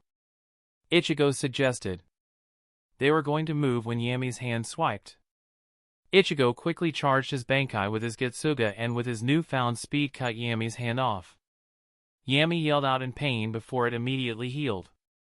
Yammy laughed and with a swift twitch of his tail, Ishida was sent flying. Damn it, Ishida. Don't you Shinigami get it, in Hueco Mundo I am invincible. Yammy explained. Ichigo raised his hand and was about to release another Getsuga but was interrupted when the sound of someone using flash steps appeared behind him. Ichigo's eyes widened as a gentle hand touched his shoulder. How did they sneak up on me? Ichigo thought worriedly. I apologize for being late, I was securing a route out of Hueco Mundo. A soft female's voice to Ichigo. Ichigo slowly turned around and saw the most powerful woman in all of Soul Society smiling at him. After countless years of avoiding the front lines, Unohana Retsu had entered the battle. You can put your weapon away and go take care of your friend Kurosaki-san. Unohana said softly while unsheathing her blade. I won't take long. Chapter 5, Ending the War 5. I apologize for being late, I was securing a route out of Hueco Mundo. A soft female's voice to Ichigo. Ichigo slowly turned around and saw the most powerful woman in all of Soul Society smiling at him. After countless years of avoiding the front lines, Unohana Retsu had entered the battle. You can put your weapon away and go take care of your friend Kurosaki-san. Unohana said softly while unsheathing her blade. I won't take long. The moment she finished speaking, Ryatsu shot out of her body and all those around her, even Yammy, felt as if they would be crushed by her Ryatsu. Yammy's eyes widened in shock at the captain before him. At first glance she looked weak and spoke as if she was humble, but the power she was releasing made him realize she was anything but those things. Even Ichigo did not expect such power from the female captain. It makes no sense to use physical attack on an opponent such as you. I'd prefer not to use this, but it seems the choice is unavoidable. Unohana said, speaking to Yammy directly this time. Yammy raised an eyebrow. He was about to reply, but wasn't given a chance. Bankai. All of a sudden Yammy was hit by another wave of her impressive Ryatsu. While still releasing a wave of spiritual pressure, the Zanpakuto she held in her hand let out loud echoing bellow before rupturing into a green watery substance that started dissolving into the ground below them. Yammy, finding no need to waste any more time, raised his fist. "If you're scared, Captain, you'd be well in your right to be," he mocked. "I am not the one that should be scared, Espada," Unohana said, her captain's robe still whipping around her as her Ryatsu continued to pour out of her body. Yammy was quickly taken back by her comment. "Enough of this!" Yammy roared before bringing his fist down on the captain. Unohana stood her ground as the colossal fist neared her. When his fist was within several feet of the captain, the loud echoing bellow from before sounded out again. This time a massive tentacle shot out from below the ground and tightly bound itself around the Espada's fist that was now inches from striking Unohana, completely halting its movement.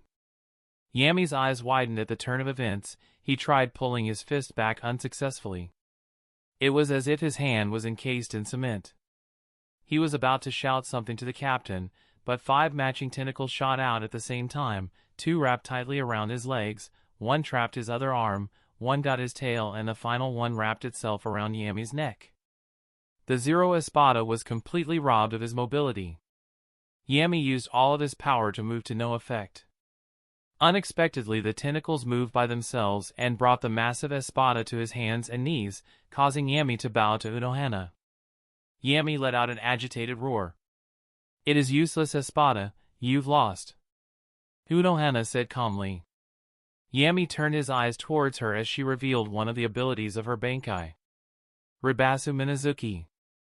The tentacle that was wrapped around his neck moved around a bit before an eye opened at the center of tentacle. "Thanks you, Minazuki," Unohana said lovingly as she caressed one of her Zanpakuto's limbs, causing Minazuki to bellow. "So this is your Bankai, imprisonment." Yammy laughed. If this was all there is, she was in for a nasty surprise. Unohana shook her head sadly. "You can't keep me like this forever, and any damage you do to me will simply be healed. I can see why you would prefer not to use your Bankai. It's useless against me." Yammy yelled. Even if he was bowed before her, he was anything but weak. "You're wrong, Espada. The reason why I prefer not to use my Bankai is because I would prefer not to have to kill you. I am the captain of the Shinigami's medical unit. I save lives, not destroy them. To have the Bankai with the most deadly ability in all of Soul Society is a burden on me," Unohana answered. Yammy's eyes widened at the word deadly. "What do you mean, deadly?" Yammy roared. He was getting irritated with his loss of mobility. "Have you not felt it yet?" Unohana asked. It was when the captain said those words did he truly feel a sense of dread. Suddenly spirit particles began swarming to him. "What's going on? I don't need to me heal." He immediately stopped and looked at Unohana. "What did you do to me?" Yammy said. "As I said before, my Bankai is the deadliest Zanpakuto because no one can avoid it. When I release my Bankai, my opponent will die. There is no exceptions. One of the abilities of my Bankai is like that of a viral infection. Right this moment, the tentacles wrapped around you are releasing a deadly virus into and around your body as we speak. The virus is infecting all of your Ryatsu with an incurable bug that will take your life. In short, my Bankai poisons Ryatsu. The fact is, right now your own Ryatsu is disintegrating you from the inside out." "I'm not using Ryatsu?" Yammy yelled. He could suddenly feel his strength weakening. "Aren't you?" Unohana replied. Yammy suddenly realized the spirit particles engulfing him. "Your body is trying to keep you alive using your Ryatsu and spirit particles to regenerate your disintegrating body. Unfortunately for you, Minazuki is killing you faster than you are healing," Unohana explained sadly. The ground suddenly began shaking as Yammy put his entire being into escaping the tentacles. Even if your body didn't heal itself, you would have met the same end. Shinigami or Hollow, Ryatsu is always present in our bodies, Minazuki returned. The tentacles that were wrapped around Yammy swiftly let him go and shot back into the ground, where it returned to its liquid form and back to its sealed state as Yammy suddenly clutched at his chest and roared as pain engulfed his body. Unohana slowly sheathed her Zanpakuto and turned away from the colossal Espada and started walking towards Ichigo, who had watched the entire fight in case she needed help. "I'm not done with you yet," Yammy roared while standing up weakly. Cracks broke out on the Espada's skin. He felt as if acid was eating its way out of him. Yammy opened his mouth and began charging a Zero. Unohana simply glanced side-eye at the espada with an unreadable expression, making no indication for dodging his attack. When the Zero was fully charged, Yammy made to release it. However, he found himself losing the ability to keep the Zero concentrated, causing the Zero to vanish. Unohana closed her eyes for a second before continuing to walk away. No! I can't die like this. I am Aizen-sama's strongest Arrancar. Yammy yelled. Farewell, espada. Unohana said sadly when suddenly Yammy disintegrated into ash and was swept away in the wind. Retsu Unohana, captain of Squad 4, had defeated the Zero Espada with one attack. Ichigo stared in amazement, at the captain of Squad 4. Yammy had taken out 7 powerful opponents and Unohana had defeated him as if he were nothing. I thought I told you to take care of your friends. Unohana said as she approached him, a soft smile playing on her lips. I thought you would need help. Ichigo said while scratching the back of his head with one hand. The thought is much appreciated, Kurosaki-san, but as you can see I have everything under control. Now help out your friend, the Quincy. I will tend to the captains. We must hurry and help out the captains that are fighting Aizen. With a nod from Ichigo, she left to where Ichigo had moved the weakened captains. Ichigo quickly used Shuimpa and appeared next to Ishida. The Quincy was in the center of a rather large crater. Can you walk? Ichigo told his friend. Ishida grunted. What are you talking about? I'm fine. Ishida said weakly before slowly getting up. Hurry up then, we have to get Orihime to heal you. Ichigo said. Can't you wait, damn it. Ishida growled at Ichigo. Ichigo shook his head before placing an arm on Ishida's shoulder and took himself and Ishida to the defeated captains via Shuimpa. Upon arriving, Ichigo and Ishida were met by every person that had arrived in Hueco Mundo.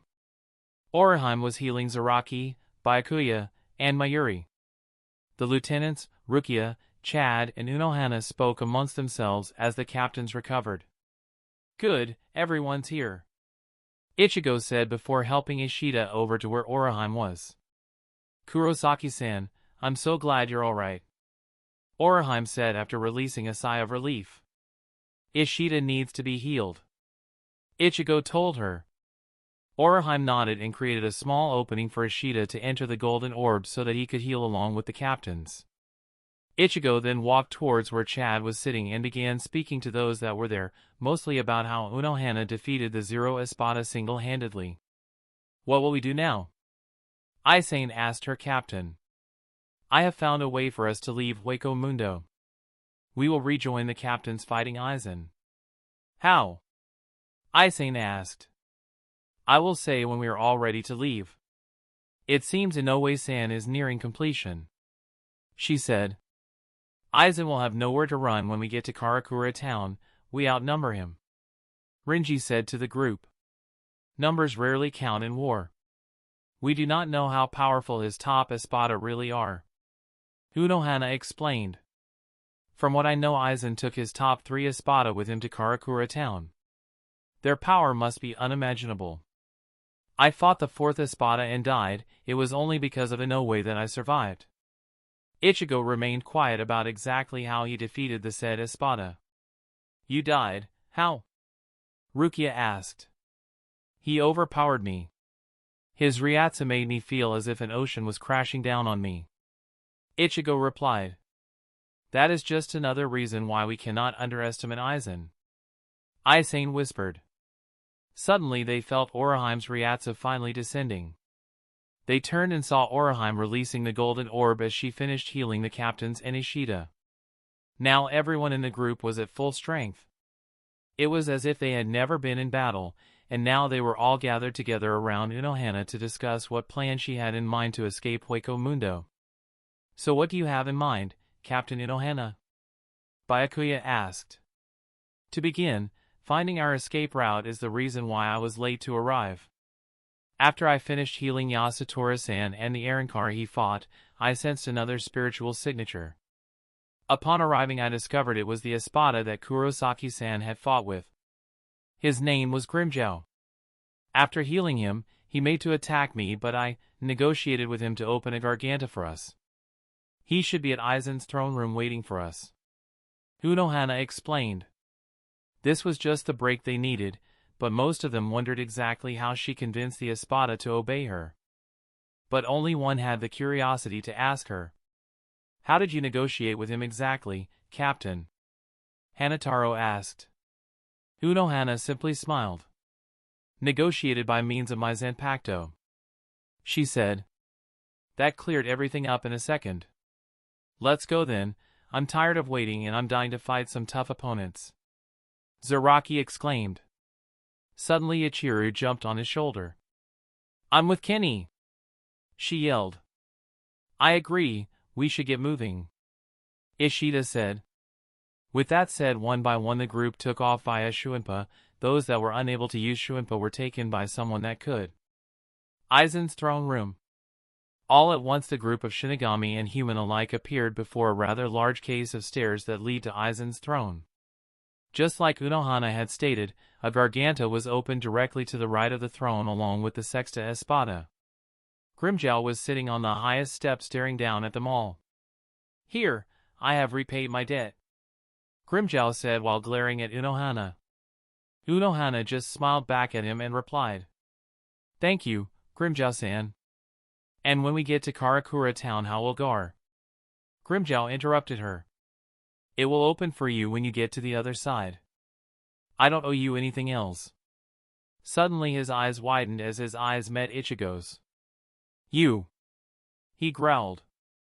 He made to grab his Zanpakuto, but was stopped when he seen every Shinigami there, except Unohana, place their hands on their own Zanpakuto. There was silence for a second as Grimmjow's eyes narrowed. TCH.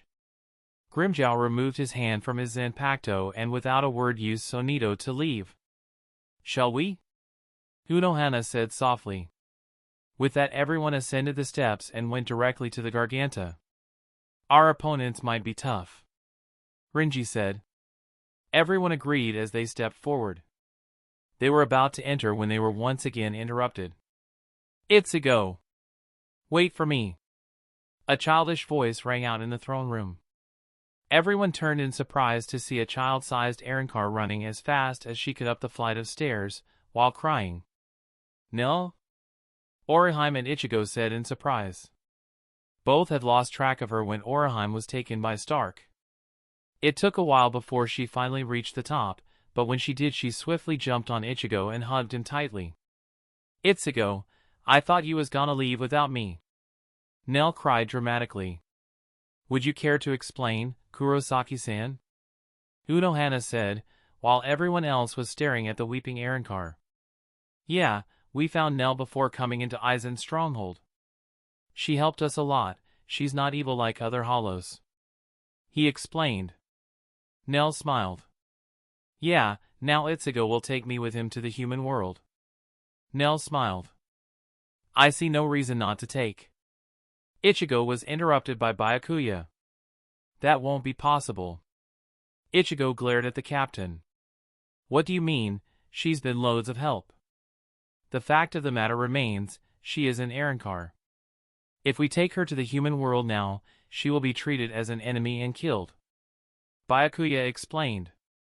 Rest assured, Ichigo-san, after this war, if the Arrancar wishes to remain with you, I will use all my power as a captain of the 13 divisions to allow her to remain with you. We can't let your part in this war be overlooked, nor yours, little one, Unohana explained. Ichigo still looked downtrodden and Nell confused. They're right, Nell, I can't take you yet. You must remain in Hueco Mundo until the war is over. But Ichigo. Nell began crying again. Don't worry, I'll come back for you. I promise. When we leave, go find your friends and stay hidden until I come and get you. Ichigo said. Nell suddenly stopped crying. Oh, Dondo, Chaka and Pesh, I forget about them, she said with a sad smile. We have to go now, see ya, Ichigo said as everyone entered the Garganta. Bye, Ichigo. Come back for Nell, she cried as Ichigo waved and entered the Garganta seconds before it closed. The path to Karakura Town was a short one. Not one person spoke as they traversed the spirit path laid out for them by Byakuya, who was leading them. It was eerily silent. Every person's mind was on ending the war Aizen had created. They didn't have to think on it long. After 20 minutes of walking, Byakuya came to a halt. "We're here." Suddenly the sound of ripping filled the air as the Garganta began to open. Karakura Town. Within moments the Garganta opened, with an echoing boom, and all the fighters that were battling in Karakura Town felt the presence of Soul Society's remaining fighters. When the numerous fighters stepped out of the Garganta, both Aizen and Yamamoto understood. Aizen had lost. With only 2 Espada remaining, Tosen, and himself, they were severely outnumbered. "Assist our comrades," Unohana ordered, and suddenly all those that were able to use Shuimpa disappeared while Chad, Ishida, and Oraheim were lowered to the nearest building. Suddenly the sky above the destroyed town was filled with the remaining warriors. Before Stark now stood Shunsui, Byakuya, and Zaraki. All 3 captains were cornering the Primera, though Stark looked unfazed by their arrival. He was now staring at Aizen. Aizen had told them that Soul Society would not prevail. This turn of events said something entirely different. "Surrender, Espada. You have lost," Byakuya exclaimed. "So it seems," Stark replied uncaringly, his eyes never leaving Aizen. Halibel was about to use Sonito and assist Stark but was blocked by Unohana. "Don't tell me I have to go through you too," Halibel said, her eyes narrowing. Unohana merely unsheathed her blade. "Are you the Espada that killed Captain Hitsugaya and critically wounded Captain Ukitake?" Unohana asked while failing to find Hitsugaya's Ryatsu and barely feeling Ukitake's. "Yes," Halibel answered. Suddenly Halibel used Sonito to appear before Unohana. She made to cut the captain in half, but her weapon was deflected by Unohana's Impacto. The rest of the fighters were spread around the various fights in case they were needed. Aizen's eyes widened at this turn of events. Within moments he had lost the war that had been going in his favor the entire time. "It's over, Aizen," Yamamoto yelled at the stunned ex-captain as Ichigo unexpectedly appeared next to the now younger captain commander. Both were standing directly below Yamamoto's Benkai. Ichigo made no comment to how such a thing occurred. He kept his eyes solely on Aizen. "I'll make you pay for kidnapping Oraheim," Ichigo shouted. Aizen made to reply but halted when he felt Tozen's Ryatsu suddenly vanish. He realized he must retreat in order to come up with another plan. Though they had failed, a new plan was already forming in his mind. He would just need one person. His eyes scanned the battlefield below before they rested on the person that would be able to revive his Espada. "I admit I have failed and must unfortunately retreat," Aizen stated. All of a sudden Yamamoto's Benkai, the Phoenix, opened its mouth and let out a great cry. "You cannot escape, Aizen, we have you surrounded," Yamamoto roared. "Then even until the very end you underestimate my Espada." Halibel. "Stark, come, we're leaving," Aizen said. Halibel parried another strike from the female captain just as Aizen called for her. For the first time since Aizen recruited her, Halibel opening ignored him. The seeds of doubt were planted in Halibel's mind on Aizen leadership. Getting her mind back at the battle at hand, she immediately crossed swords with Unohana. Halibel made to stab Unohana but was rewarded by Unohana finding an opening in Halibel's defense and cutting the Espada's right shoulder. The Espada winced in pain. Stark was at a standstill with 3 captains when Aizen ordered them to come to him. Stark simply pretended he hadn't heard. Both remaining Espada were thinking the exact same thing. He not as powerful as he led us to believe. Without warning, one of the captains, Byakuya, slashed at the Primera's midsection. Stark leisurely batted away the pathetic attempt to harm and retaliated by striking Byakuya's shoulder with his fist, causing little to no damage. Stark stopped fighting at full strength the moment Soul Society's backup came. It was only a matter of time before they retreated. Within moments Zaraki tried his hand at attacking the Primera. Stark merely grabbed Zaraki's blade barehanded and snapped it in half before sending the captain flying with a kick. Within seconds of kicking Zaraki, Stark turned to Shunsui, but stood face to face with Shunsui's Bankai, the Griffin. "Will you give me back Lilith?" Stark asked while staring past the massive Bankai and at Shunsui, who still held both guns in his hands. Both Zaraki and Byakuya decided to wait to help Shunsui when he needed it. "Now why would I?"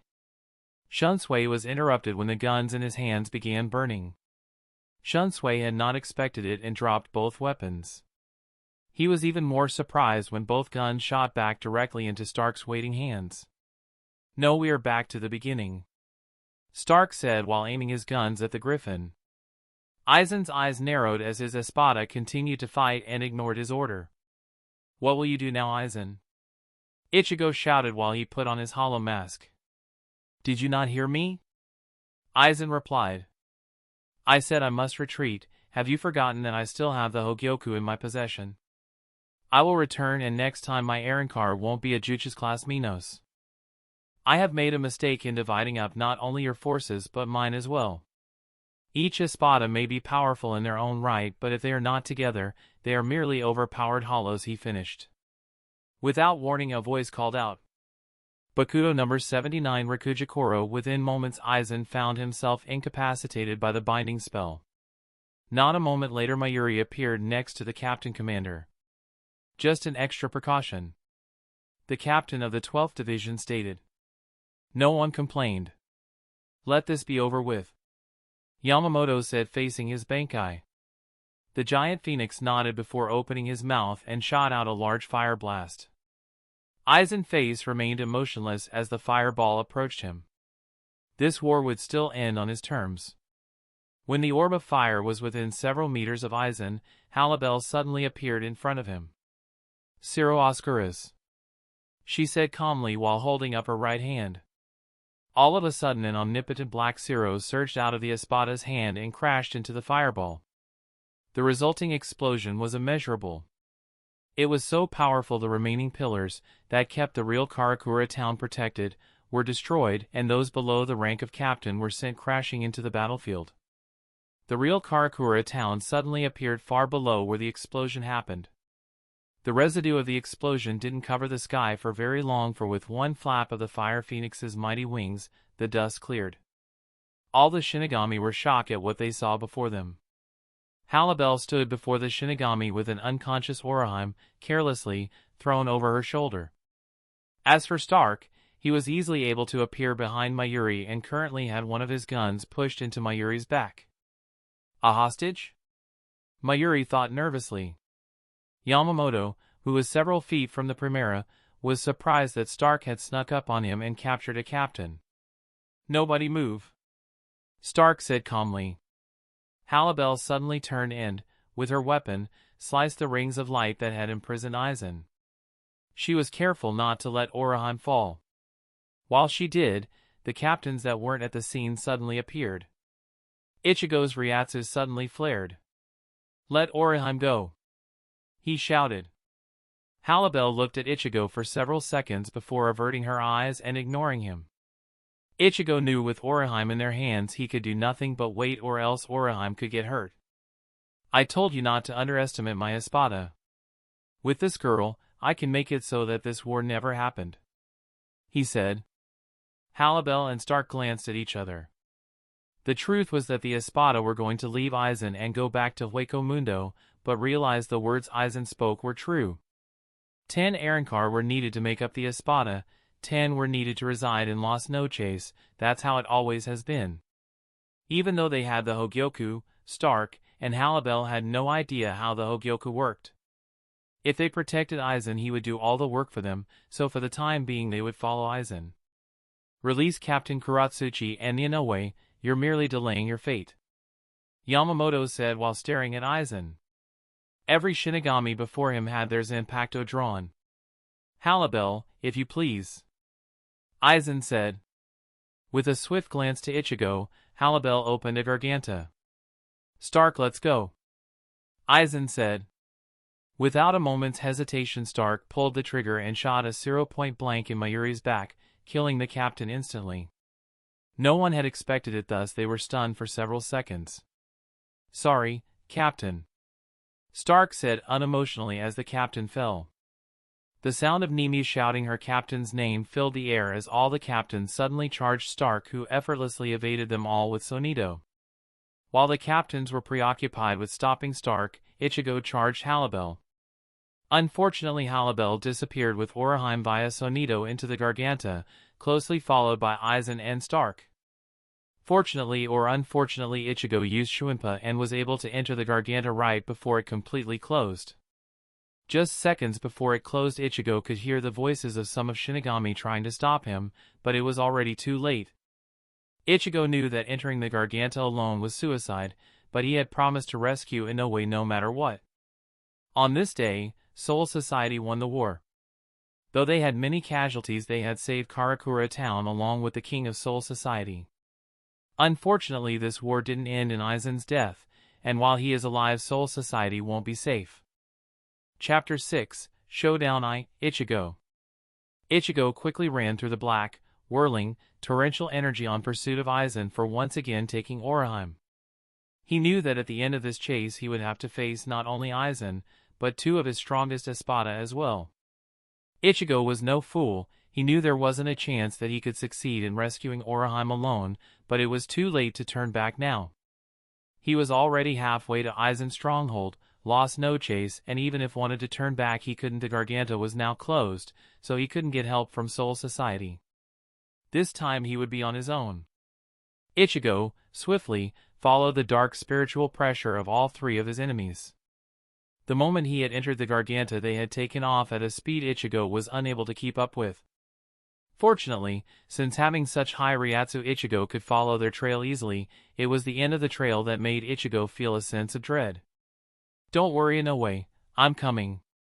No matter what, I'll save you, and then we can both go back to the human world together," Ichigo thought as he rapidly approached the vast desert that surrounded Lost No Chase.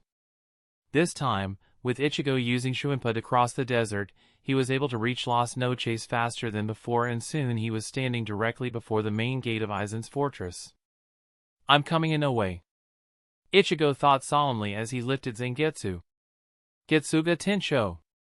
Ichigo roared, and with a swipe of Tensa Zangetsu, the Zero-like attack crashed into the spirit-enhanced wall and brought a large section of it crumbling down.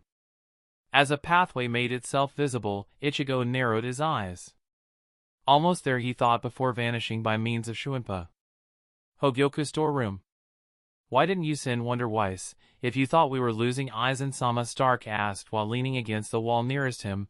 Lilith was directly behind him, sitting down with her back against the same wall. Aizen either didn't catch the slight sarcasm when Stark said Sama, or he didn't show that it bothered him. "I had Wonder Weiss delay some allies of Soul Society. He should be back soon. Thanks to him we didn't have to deal with Orochi, Urahara, an ex-captain of Soul Society, and a powerful Quincy," Aizen replied as he sat on his chair that was directly to the right of the Hogyoku. "Yet we still lost," Halibel stated as she suddenly appeared via Sonido without Unohana on her shoulder. Due to the laws of Lost No Chase, set in place by Aizen, Halibel, Lilith, and Stark had reverted to their pre-resurrection forms and were now wearing their usual clothes. The reason they were still following Aizen was simple. Though the three now saw Aizen as unworthy to lead the Espada, he was still needed to create the new generation of Espada.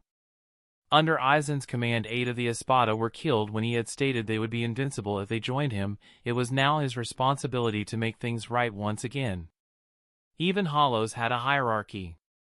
Stark and Halibel were all that's left. Like it or not, it was their duty to restore the Espada.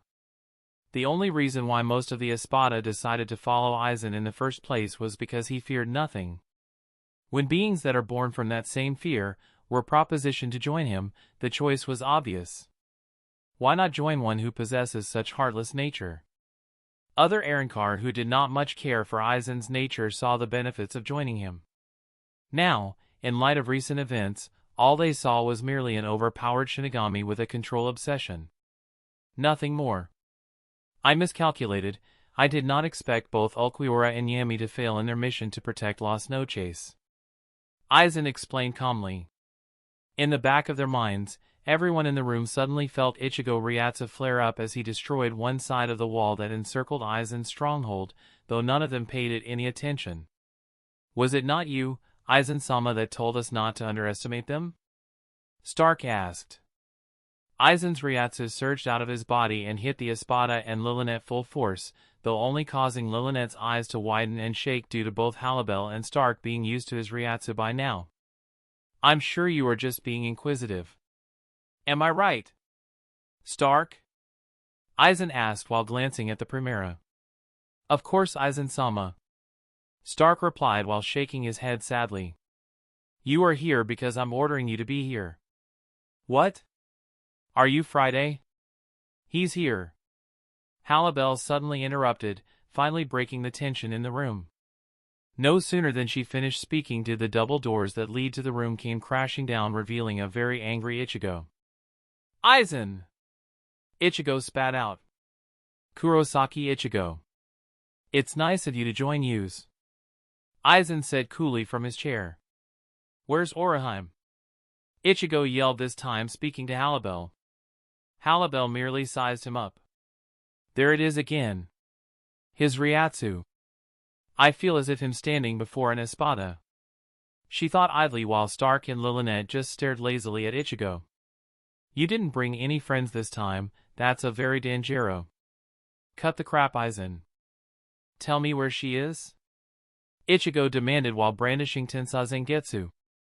Aizen could have told Ichigo that he ordered Halibel to take Orihime to a private cell, but knew that it wouldn't have made the slightest difference. "She's safe, I can assure you, but she won't be going back. You see, ever since I discovered Inoue's ability to reject phenomenon, I had each of my Espada give me a tiny fraction of their mask fragments. This was just a precaution, of course, I never would have thought I needed them. Now that I have both those fragments and Inoue, I can restore my Espada so that this entire war never happened. All thanks to Inoue." Aizen finished. Ichigo's eyes widened in shock. "See, cut the crap, Inoue can reject the dead," Ichigo replied as a smirk appeared on Aizen's face. "Given enough time, she could. She has already done it with 2 Arrancars that Grimmjow killed," Aizen explained. "Enough, I'm here to rescue Inoue, not talk with you," Ichigo said. He suddenly brought his hand up over his left eye before swiping it across his face. His Ryatsu shot up exponentially, increasing his power 20-fold. The 3 Arrancar in the room were surprised as the mask formed over Ichigo's face and as how his Ryatsu now completely hid the Ryatsu he had when he wasn't donning the mask. Even Aizen raised an eyebrow when finally seeing the transformation firsthand. Though Ichigo's Ryatsu was impressive, to Aizen, Stark, and Halibel, he was still nothing. "Give me Inoue. Now!" Ichigo yelled in his now raspy hollow voice. "So, it seems that after each battle you emerge victorious from raises your Ryatsu to an entirely different level. You're definitely stronger," Aizen complimented. Before he could finish, Ichigo charged him. "I said, cut the crap," Ichigo's yelled. When he was close enough to the still-sitting Aizen, Ichigo brought Tensai Zangetsu crashing down. Ichigo locked eyes with Aizen as he did so and was shocked to see Aizen remain perfectly still. When Ichigo's Zanpakuto was mere inches from splitting Aizen in half, the ex-captain moved at a speed Ichigo couldn't read and brought his own Zanpakuto up above his head. Aizen had successfully blocked Ichigo's strike and their swords clashed. The Ryatsu that both of them released caused the entire room to tremor. Not at all surprised by the sudden attack, Aizen merely watched as Ichigo tried to cut through Kyokusuigetsu to get to him. "You didn't let me finish.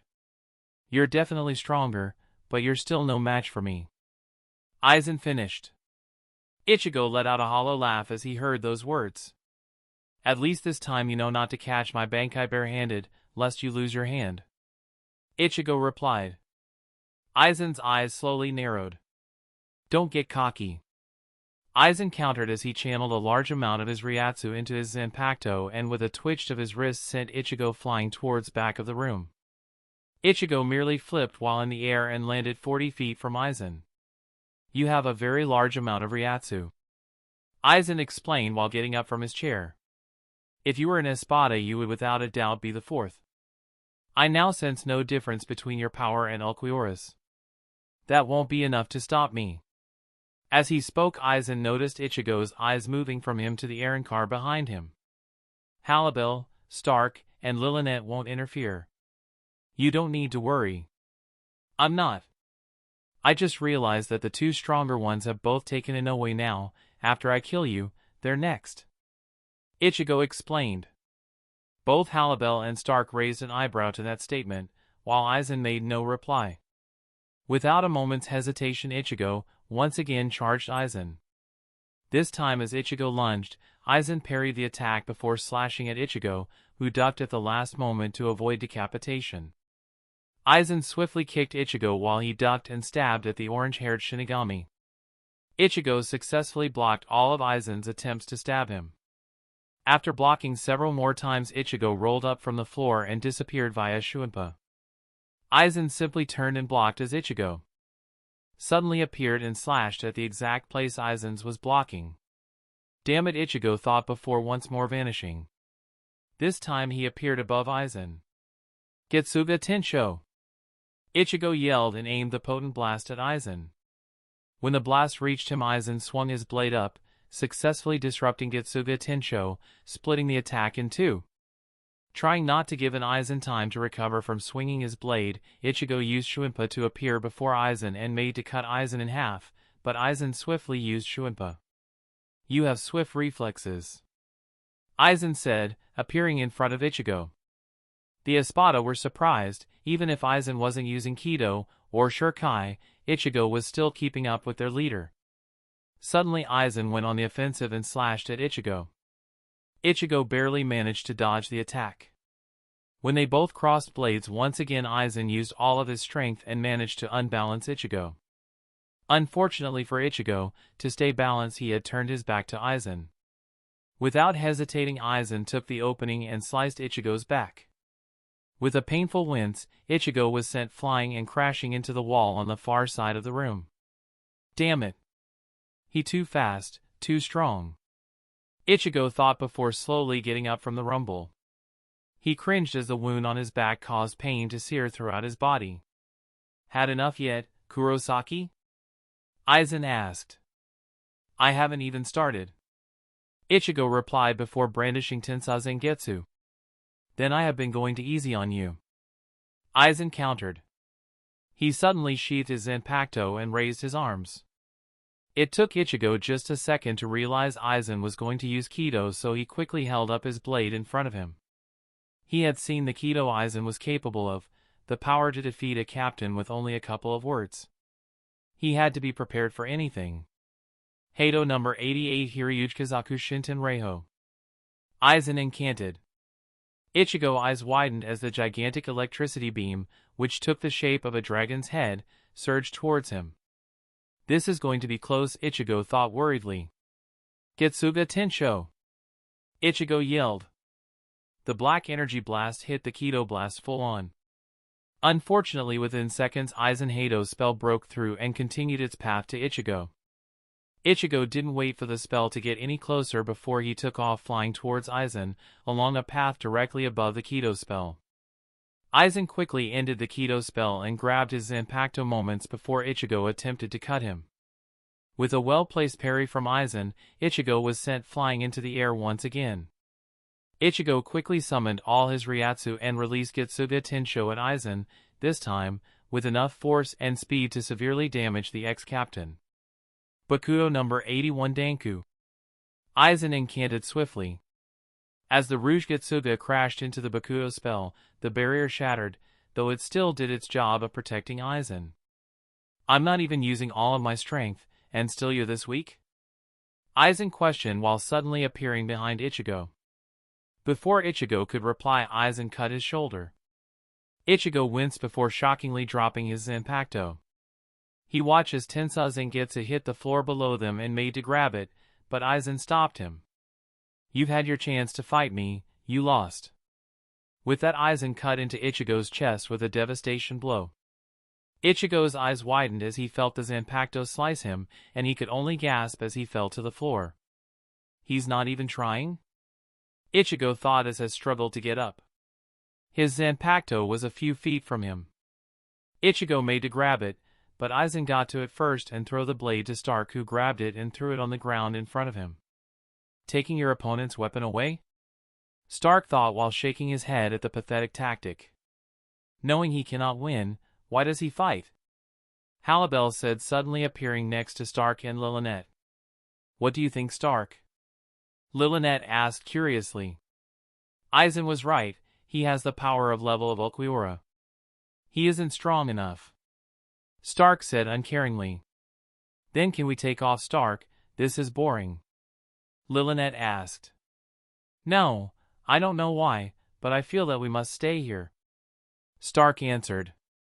Lilynette merely sighed while Halibel continued to stare at Ichigo, who during the small conversation had finally got to his feet. I'll kill you, Aizen. Ichigo swore. Did you really think you could come to Hueco Mundo alone and get an Oe back? Aizen asked. With a swift kick, Ichigo was sent rolling into a pile of rubble. Ichigo began coughing up blood as he got on his hands and knees. We both know that you realized you were going to die the moment you entered the Garganta. Aizen continued as he appeared before Ichigo. Have to think. I have to do something. Ichigo thought as he fought to get up. Your body is in immense pain right now. Even if you could stand, you can do nothing. It seems that Hollow Mask was all for nothing. Suddenly Ichigo's eyes widened at hearing Aizen's speech as Aizen made the mistake of turning his back to Ichigo. That's it. I've seen him do it before. I should be able to as well. I just have to focus on my inner hollow. Ichigo thought and closed his eyes. This is my last shot. I can do this. I just have to find it, Ichigo thought frantically.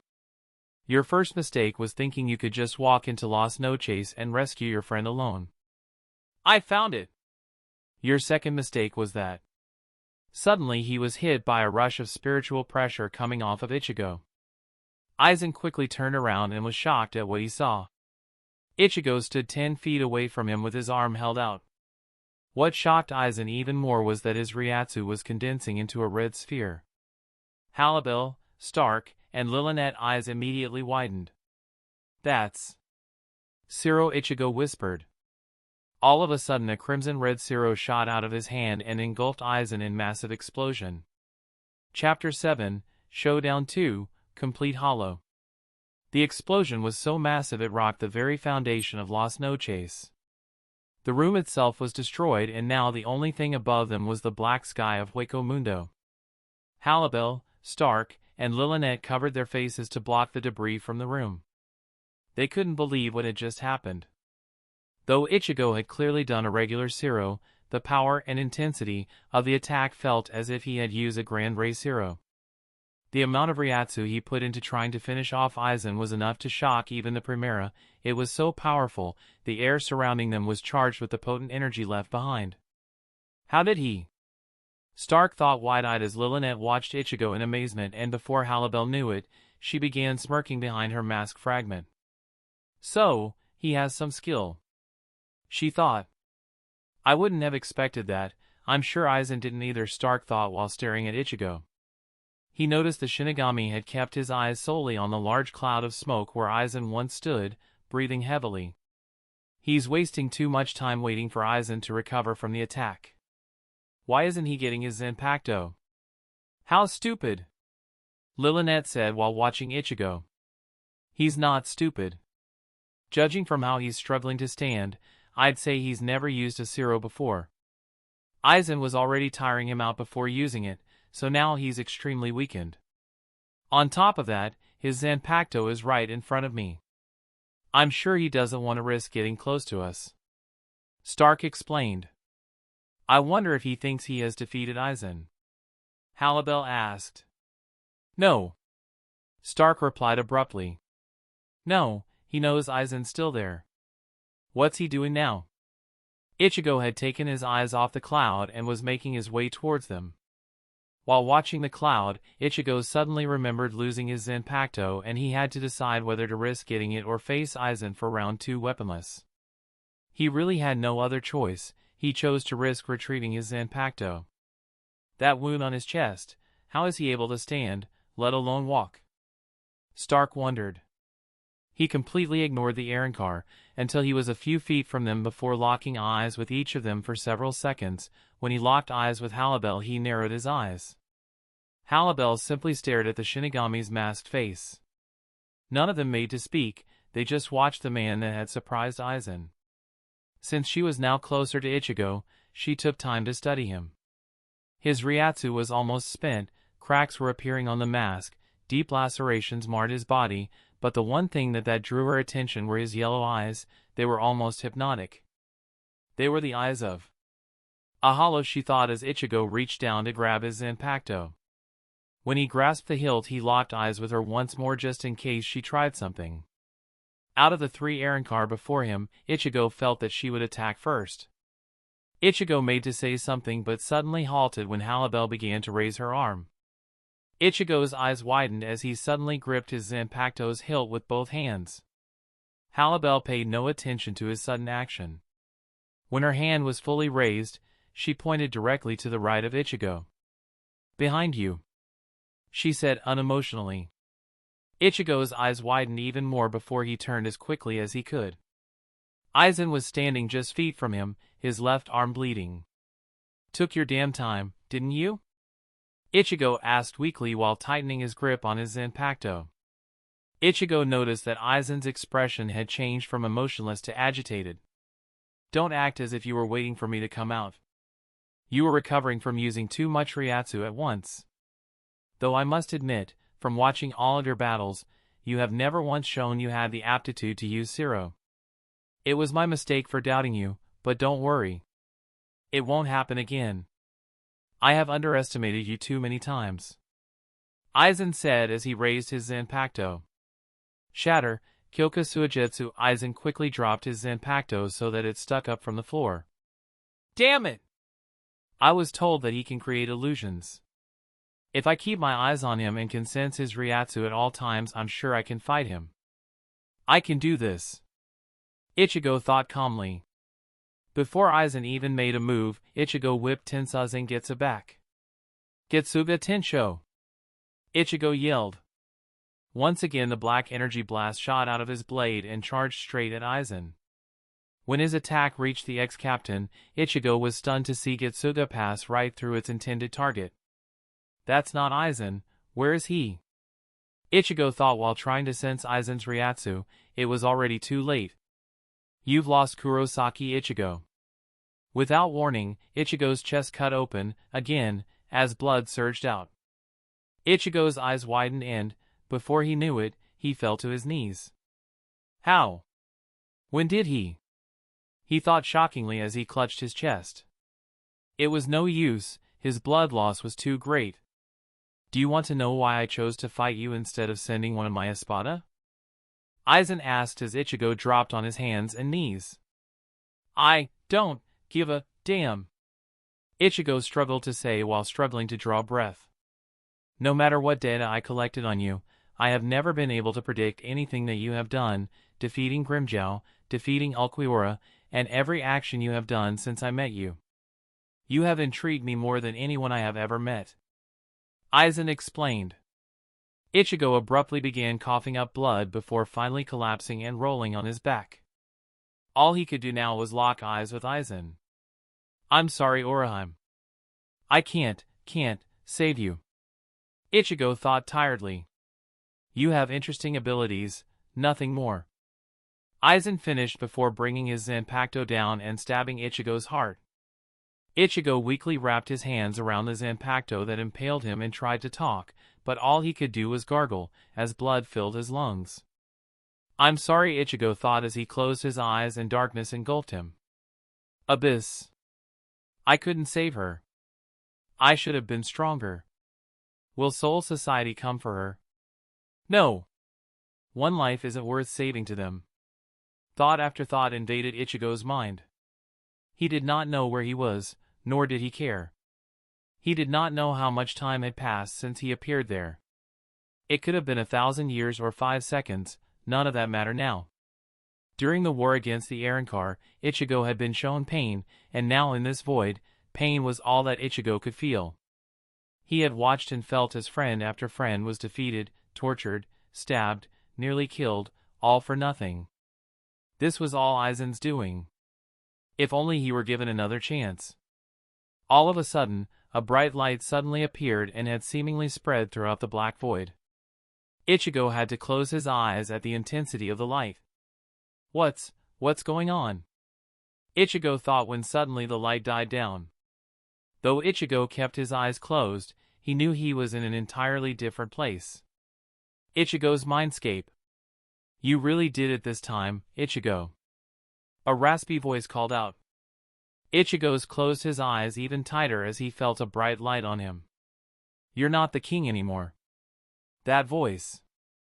I know that voice. Ichigo thought. I warned you once, didn't I? I said, if you ever gave me a chance, I'd drag you down and crush your skull. The raspy voice said scornfully. Suddenly Ichigo's eyes opened wide. He was lying down, and though it took him a few seconds he realized where he was. The distorted skyscrapers were a dead giveaway. Ichigo slowly got up and quickly looked at his hands in amazement. What happened? I was in a fight. No, I was in a... He couldn't seem to remember anything. Ichigo. I'm Ichigo Kurosaki, he remembered. Suddenly he had a vision of a blade slicing his chest.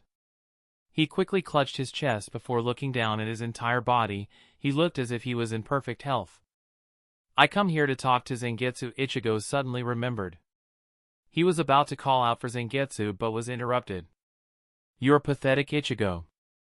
Suddenly Ichigo turned around. 20 feet away was an exact replica of him, except the replica was white. Who are you? Ichigo asked. The replica scoffed. I've told you before. I ain't got a name, though that doesn't matter now. What are you talking about? Why am I here? What happened to me?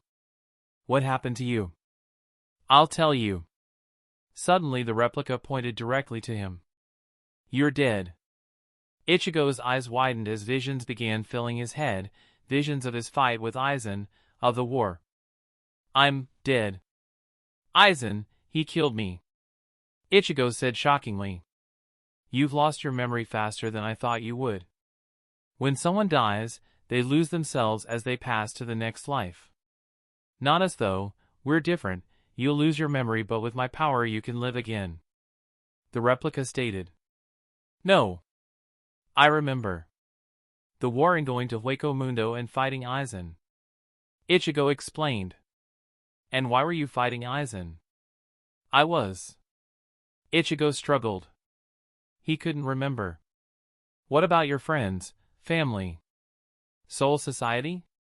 Ichigo's replica continued. Ichigo tried desperately to remember. He felt as if his head could explode from the pressure he was feeling. I can't remember. But you remember me and Zangetsu, right? Ichigo's eyes narrowed. I remember you, Hollow. Ichigo agreed. Good, now let me tell you something. If you can defeat me one final time, not only can you regain your lost memories, but you can also return to Hueco Mundo. I can give you the power to defeat Aizen. However, if you lose, I will crush your remaining existence and take control of your body.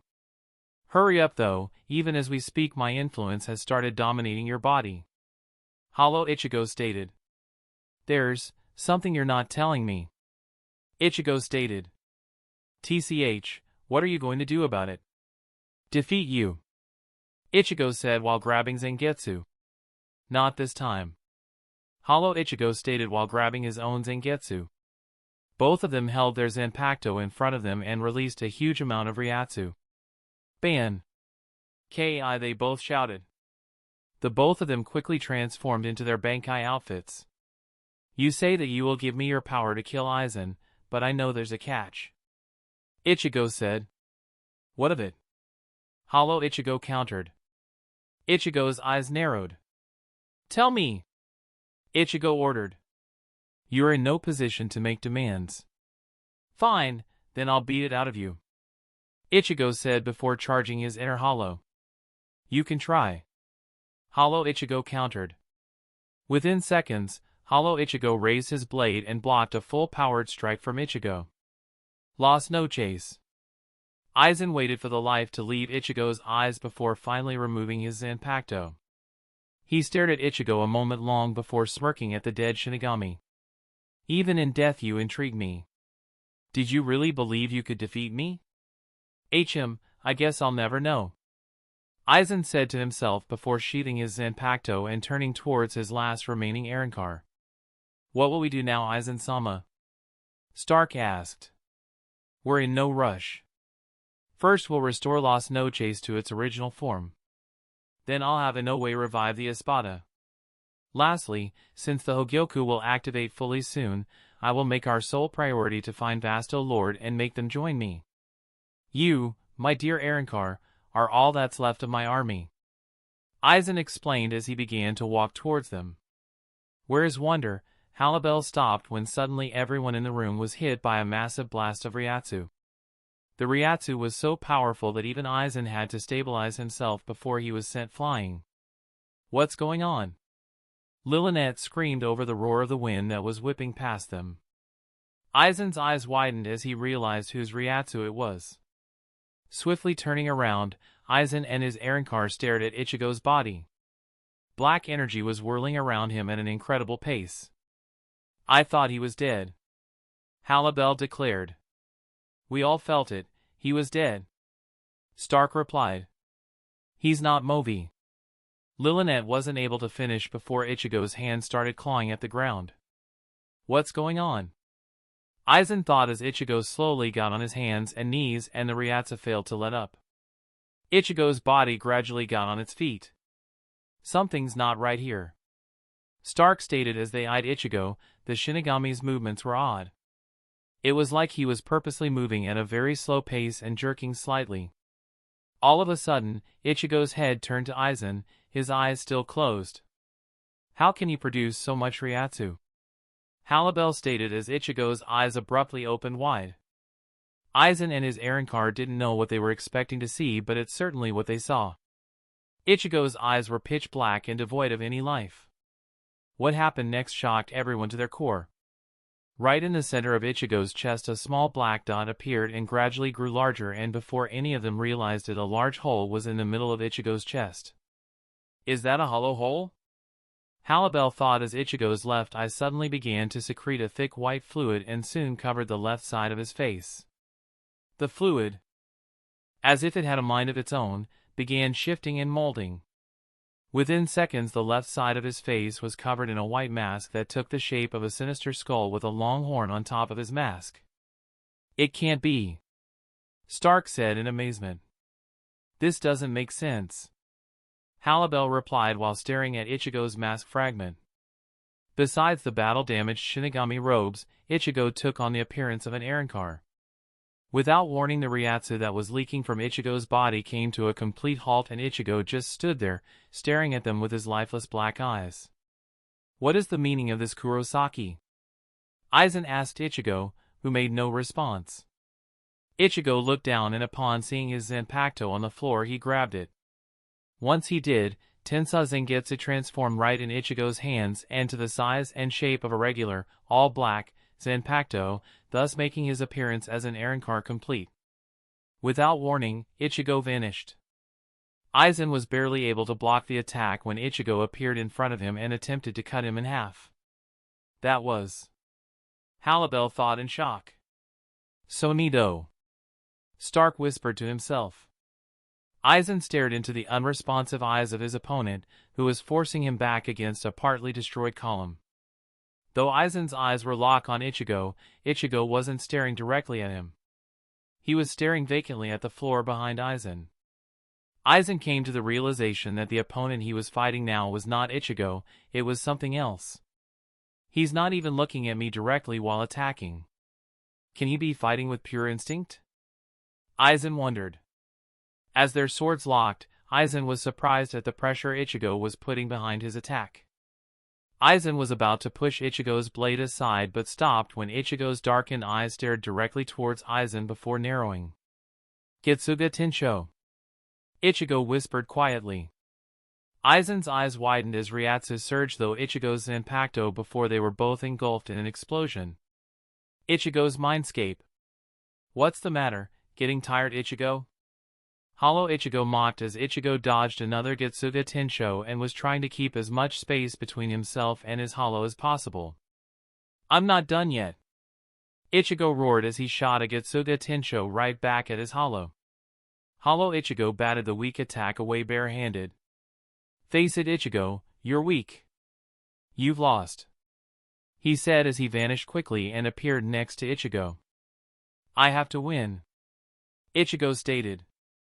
That faster you come to realize that you have no hope, the easier it will be for you to accept it. Hollow Ichigo shouted before charging Ichigo and locking blades with him. Shut up, Ichigo growled as he struggled to keep himself from being overwhelmed. Do you want to know why you couldn't control the hollow you became when you fought Ulquiorra? It was because thought you have the ability to become a hollow, I have the ability to control it. You're nothing without my power, Hollow Ichigo exclaimed. That won't be a problem once I beat you, Ichigo replied. Hollow Ichigo simply glared at Ichigo.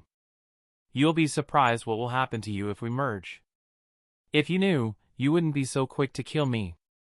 Ichigo's eyes narrowed before suddenly raising his hand that wasn't holding his Zanpakuto and began charging a Zero. Nice trick, Hollow Ichigo stated while raising his arm and charging an identical Zero. Ichigo's widened as they both released their Zero, causing them to be surrounded by an explosion. When the smoke cleared, both were standing toe-to-toe with each other. Hollow Ichigo was smiling at Ichigo as blood dripped from his mouth. The Zero was a diversion? Hollow Ichigo asked. Yeah, Ichigo answered solemnly. Both looked down. Ichigo's Zanpakuto was sticking out of Hollow Ichigo. In the end, you are still stronger than me, Ichigo's hollow stated, suddenly becoming transparent as spirit particles flew out of his body and were subsequently absorbed by Ichigo. What's happening? Ichigo asked as he began to glow. Didn't I tell you? We're merging. Then why did you say I might regret killing you? Because all killing me did was give you power. You have lost your life. When you go back to Hueco Mundo you will be an Arrancar. Your only desire will be to kill Aizen, and after that you will behave and live like a regular Arrancar. Hollow Ichigo said. Ichigo's eyes widened. You're lying, Ichigo exclaimed. His hollow laughed. Why would I? He asked as he vanished completely. Suddenly the building he had been standing on began to crumble. This can't be it, Ichigo yelled out. All of a sudden Ryatsu began pouring into his body as his hollow completely merged with him. Stop! Ichigo yelled out, but to no avail. Once again, darkness engulfed him. Las noches. Halibel, Stark, and Lilinet watched as Ichigo shot the point-blank Getsuga Tensho and the cloud of debris that now covered the middle of the room. The explosion hadn't been as big as the Zero Blast, but it was enough to cause a major explosion. Without warning, Aizen shot out of the cloud, his right arm cut off from his elbow. His entire right side was bleeding heavily. Never had he felt so much pain. Where is he? Aizen made no sound and eyed the cloud carefully. When the smoke cleared, Ichigo stood deadly still in the center of the room. Aizen's eyes widened as he noticed something. Ichigo was suddenly staring right at him, but it wasn't a vacant stare anymore. Ichigo's, now golden yellow, eyes narrowed. Aizen. Ichigo spoke in a hollow tone. You're becoming a nuisance, Aizen said before raising his sword. Shatter, Kyoka Suigetsu, he finished before dropping his Zanpakuto. Ichigo looked undisturbed. I must kill you, Ichigo replied and held up his Zanpakuto and began releasing an enormous amount of Ryatsu, greater than any he had produced before. Awaken. Chapter 8, Ultimate Power, Becoming Vasto Lorde. Shatter, Kyoka Suigetsu, Aizen finished before dropping his Zanpakuto. Ichigo looked undisturbed. I must kill you, Ichigo replied and held up his Zanpakuto and began releasing an enormous amount of Ryatsu, greater than any he had produced before. Awaken, Kanashiiuja, Ichigo whispered. All of a sudden, Ichigo was engulfed in massive black vortex that began shooting out electric bolts all around him. Without warning, Aizen and his Arrancar were blown away as the Ryatsu shot out towards them. They had no choice but to use both Shuinpa and Sonito respectively to escape the dark bolts that were striking out randomly. How is this possible? Lilinet screamed as they appeared on the sand that filled the outside of Las Noches. Interesting. Halibel stated. Interesting. Are you kidding me? That Shinigami just resurrected like he's been an Arrancar all his life. This is getting dangerous. Stark replied. Aizen watched as the ground began to shake and the remaining buildings around Las Noches began to collapse. His Ryatsu is potent. Aizen added while deep in thought. Aizen-sama, the way Las Noches is collapsing. It's as if he was atop Espada. Stark said. True, his power has exceeds yours. What about the human girl? Lilinet questioned. I put her in Sale's lab, that room won't be destroyed by any means. Halibel stated. All of a sudden Aizen's robe began to glow a dark purple. He quickly reached into his pocket and pulled out. The Hogyoku? Halibel asked. It's fully awakened, it's reacting to Kurosaki's Ryatsu, Stark concluded. Quiet. He's coming out. Aizen ordered before putting the Hogyoku back in his pocket. In the back of his mind Aizen was smiling. Now that the Hogyoku was awake he could make a grand army of Vasto Lords. But he had to stop thinking of that. Ichigo must be dealt with first. As they saw the vortex gradually dispersing, the sound of someone using Sonito filled the air as Ichigo appeared. He stood before them in his, truly fearsome, resurrected state. The mask that had covered only one side of his face now covered it entirely. The mask had the shape of a sinister skull with long horns protruding out of it. His skin was now the same color as his white mask. His orange hair grew in length. Small tufts of fur circled his wrists, his ankles, and around his collarbone. His entire, monstrous appearance was complete with retractable claws on his fingertips and on his toes. Ichigo looked like a truly formidable opponent complete with a pitch-black, standard-sized, Zanpakuto. Aizen couldn't believe this turn of events. He had not expected Ichigo to undergo such a drastic power increase. The Ryatsu Ichigo was emitting was heavy. He felt as if he would surrender to its oppressive nature at any moment. Incredible. Lilinet said, awestruck, while Stark stared at Ichigo. He was trying to gauge his strength. Halibel stared incredulously at Ichigo. His power was amazing. It felt like the sky itself was caving in on her. To Halibel, Ichigo's Ryatsu was hypnotic, almost alluring. Without provocation, Aizen raised his remaining arm and shouted. Hato number 99 Kuro Hitsuji. Ichigo made no distinction to move out of the way and let the black box trap him. Aizen was about to use another Kido spell but was interrupted when the box sliced in half, revealing Ichigo with his Zanpakuto raised above him. Aizen's eyes widened. Nothing you do will change your fate, Shinigami. Ichigo spoke in a dark tone. You speak as if you yourself are one. Aizen said to buy himself time. He was still badly wounded from the loss of his arm. I don't know what you're talking about. Ichigo answered, causing Aizen's and his Arrancar to raise an eyebrow. It doesn't matter. Are you sure you don't want their help? Ichigo said while motioning to his Arrancar. Why? I'm going to finish this right now. Aizen replied while raising his Zanpakuto. Bankai. Within moments the sand field was covered in a thick fog. Ichigo remained standing without moving an inch, rather his golden eyes were staring at the floor. You may have great power, but it is worthless when I am your opponent. Aizen called out calmly, his voice coming from all directions. Instantly, 5 Aizens appeared before Ichigo. What will you do, Kurosaki? You have no chance of winning against my band. Vanish. All of a sudden Ichigo slashed at the air directly to his right and, from what looked like thin air, blood began spraying.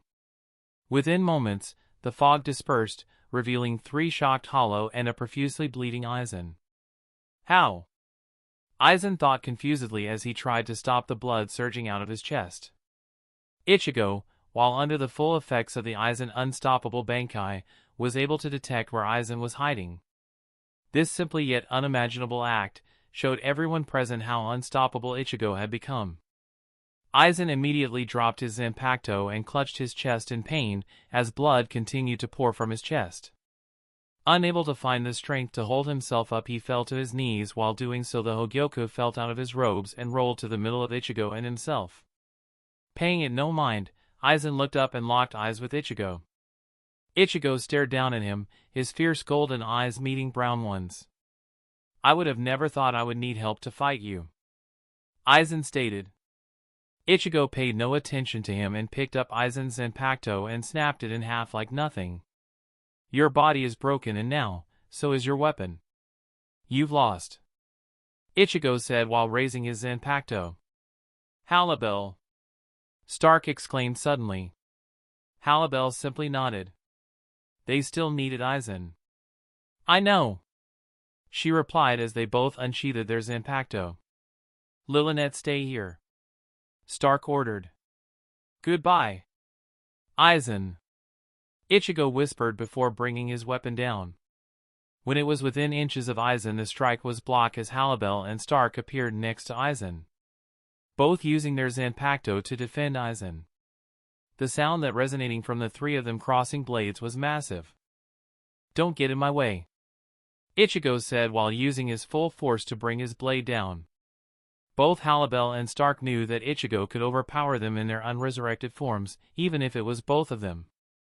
Without a moment's hesitation, both Espada began unleashing a large amount of Ryatsu to reinforce their power. Both were about to push Ichigo back, when suddenly the Hogyoku, that was directly below where their blades met, began screeching and started to glow bright purple. Ichigo, Halibel, and Stark immediately looked down and were shocked to see the Hogyoku's sprouting tentacles. "Is this another one of your attempts to save Aizen's life?" Ichigo growled. Stark made to say something but stopped when the tentacles abruptly shot out and latched onto where the three weapons connected. Ichigo, Halibel, and Stark began trying to pull their weapons apart but to no avail. Within seconds more tentacles latched on, until the Hogyoku was gone and all that was left were the tentacles traveling along their weapons. Before any of them could drop their weapons, the purple strands latched onto the hand that held their weapon and began infusing itself in all three of them. They tried to get it off, but it was too powerful. "Stark, what's going on?" Lillinet asked. "Don't come near it!" Stark shouted. Without warning, the three began releasing Ryatsu uncontrollably. "What's going on?" "I can't control my Ryatsu," Halibel asked. "You are absorbing the Hogyoku," Aizen said weakly as he applied medical Kido to heal himself, albeit slowly. "What does that mean?" Halibel thought worriedly. Light abruptly began shooting out of their bodies and began binding them. "This light appears when someone uses Kaja negation," Stark said while trying to break the binding. Before anyone could say anything else, the light engulfed them and they simply vanished, leaving Lillinet and Aizen shocked and confused. Aizen even felt fearful. When the Hogyoku merged with them, he could feel the orb giving them power. If Stark had any more power, he could challenge his rule. Aizen quickly rid himself of such thoughts and began focusing on healing his grave wounds. Lillinet ran over to Aizen and sat by his side to ask him what happened to her partner. Alternate dimension. The sound of rushing wind woke Stark up from his slumber. After a moment of setting his mind right, he remembered what had taken place and lost no chase, and upon realization immediately shot up and began looking around. "Where am I?" Stark asked as he found himself suspended in midair, and not only was he floating, but he was also in the center of a large black vortex. Just like the one Kurosaki created, Stark thought. He reached an arm out, and the moment the black wind touched him, his skin began to burn. With a wince, he pulled his arm back. "Damn it! What is this?" Stark said aloud. "You're finally awake," a feminine voice asked. Stark recognized it and turned around. Though it took him a while, through the black wind, Stark saw who had spoken. "Halibel?" Stark asked. "Yeah," she replied. Stark could see she was in the same situation as him. "Don't touch the vortex," Halibel stated cautiously. Too late, Stark said while rubbing his head. How long have I been out? I'm not sure, I can't seem to grasp time in this dimension. I don't know how long we've even been up. More importantly, we aren't alone, look to your right, Halibel said. Stark followed her instruction and sighed. Ichigo Kurosaki was trapped in his own vortex, but unlike them he was laying down, unconscious. How long has he been like that? Stark asked. I don't know, but we should try to find a way out of here. Have you tried Sonido? Stark said while ignoring Ichigo for the moment. After you, Halibel replied emotionlessly. The Primera shook his head and silence settled around them for the briefest of moments. I don't know why, but this vortex seems to be giving me power. I've been feeling it for a while now, Halibel mentioned. I feel it too. I don't know what the hell is going on, but I think we either somehow absorbed the power of the Hogyoku or it's simply in the process of unlocking our power to its fullest. Stark explained. Suddenly the vortex that kept the Espada and Ichigo trapped began whipping around faster, cutting off Halibel's and Stark vision completely. They could feel a very ominous reiatsu forcing itself into their bodies, the same thing happening to Ichigo. What's going on? Halibel yelled to Stark. I don't know, all we can do is wait, he replied. Soon the reiatsu became too much to handle and both got to their hands and knees. They were suffocating under all the reiatsu going into them. I can't control my power, Halibel thought. Halibel and Stark felt as if they were about to fade into darkness before all three of them were suddenly engulfed in a colossal explosion. The smoke from the explosion covered miles of space in the endless darkness that Ichigo, Halibel, and Stark were in. The smoke didn't take long to disperse, and when it finally did, it revealed beings more powerful than any other. Halibel, who was still on her hands and knees and had just recovered from the explosion, looked at one of her hands shakingly. This power. What is it? It feels good, she said. She could feel all the power swelling up inside of her. This power far outmatched her old power. I've felt this power before, she thought. This power is familiar. Stark's voice rang out. Halibel gradually got to her feet and looked at Stark. He was already standing and seemed to be in deep thought. Their power was so great, the air around them crackled with electricity. We have so much power now, Halibel said idly while waiting for Stark to speak. Suddenly his eyes widened. I know this power, I felt it in the presence of a... He immediately looked down and placed a hand on his chest.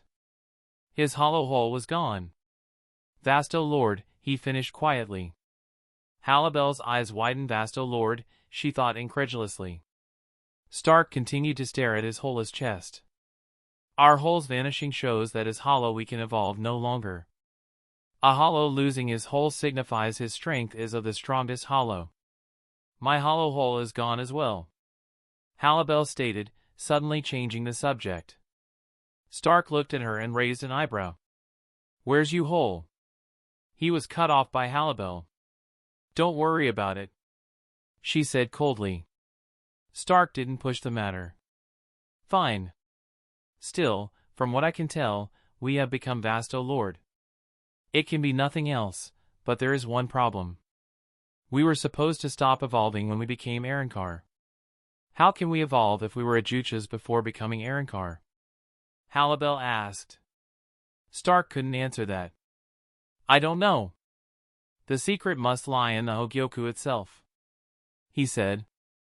Halibel suddenly seemed to remember something. Wonderwise has a hole and he's a Vasto Lorde, Halibel stated. Aizen told me in confidence that since the Hogyoku was immature at the time of Wonderwise's creation, it messed up the Shinigamification process. Wonderwise was created with side effects because of that. We seem to be complete Vasto Lorde, which should be impossible. Halibel was about to speak when they both were hit by reiatsu stronger than ever their own. Halibel and Stark swiftly pulled out their Zanpakuto and turned around. Ichigo was waking up. How is he doing this? Our power just multiplied 50-fold and his Ryatsu is still overwhelming. Stark commented. I don't know. Halibel replied as Ichigo gradually began standing up. We should finish him, he's becoming an annoyance. You're right. Halibel said somewhat hesitantly. But can we beat him? I abhor such tactics, but together we can overpower him. When Ichigo got up fully, Halibel and Stark stared at him in surprise, though he still had his mask fragment, his hole was missing. He's Vasto Lorde as well. Halibel whispered. They continued to stare at him as he began looking at his hands. He was no doubt realizing the power he now held, just as Halibel and Stark had. I thought he used resurgence. Halibel told Stark. He must have reverted when we were sent here. He can still use it if we fight, be cautious. He answered. It's too bad, I wouldn't have minded him joining us. Halibel stated. Have a soft spot for him? Stark questioned. Halibel ignored him. They were about to charge him simultaneously when Ichigo suddenly looked at them with a confused expression. This in turn confused Halibel and Stark. WH. Who are you? Ichigo asked unexpectedly. The two Espada raised an eyebrow and quickly glanced at each other. What? Halibel asked. Who are you? Where am I? What am I doing here? Ichigo asked. Now Halibel and Stark were really confused. Can you not remember? Stark asked. No. The orange-haired Vasto Lorde answered as he looked around in the black dimension they were in. He's lost his memory? How? Halibel asked. I think his body has changed so rapidly the past couple of hours. First Aizen killed him, then he fought with only instinct, he somehow skipped the hollow evolution phase and became an Arrancar and now a Vasto Lorde, all while emitting more spiritual pressure than anything I have felt before. He must have lost his memory as a side effect, it not that much of a surprise. Stark answered. Ichigo continued to look around, not paying attention to them. Ichigo, what do you remember? Halibel asked him. Ichigo's eyes shifted to her. I remember my name, was all that Ichigo said. Do you remember your friends, Soul Society, or even Aizen? Both noticed Ichigo's yellow eyes darken at Aizen's name. Aizen, that name is familiar. Soul Society is where the Shinigami reside, and I don't have friends. Ichigo replied. Both Espada had many thoughts fill their mind at this revelation. So you know about Shinigami and Hollows? Stark asked. Yeah, but just some information. My mind feels clouded. What's going on? Stark turned to Halibel. You must be happy, Halibel. Now he can join us, he told Halibel, who in turn glared at the Primera. You mean, Aizen will allow Ichigo to join us? Yes, Aizen now has 4 Vasto Lordes under his command. When he finds out that Ichigo lost his memory. Stark started. Ichigo was looking at them as they talked amongst themselves. Aizen will attempt to control him. Ichigo could become a threat to us. Halibel reasoned. That is why we must plan our next step here. Stark answered. We absorbed the Hogyoku. Aizen is useless to us now. What plan must we come up with? Even if Aizen isn't a use to us at the present, he could be in the future. Stark said. You're thinking Aizen could create another Hogyoku? Halibel realized. Yes, with a new army of Arrancar, 2 Espada with 3 Vasto Lorde in charge, we will no longer have to deal with Soul Society and their foolish problems. Stark finished. I agree. Halibel said while they turned to Ichigo.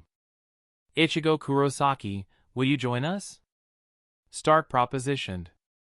Ichigo stared at them unemotionally. Why? Ichigo said before walking over to them. For the next hour, both Halibel and Stark informed Ichigo of the Soul Society and Arrancar War. They told him all about Aizen, the Arrancar, the Espada, and everything Ichigo would need to know if he agreed to join them. So you want me to pretend to follow this fallen Shinigami until we no longer need him?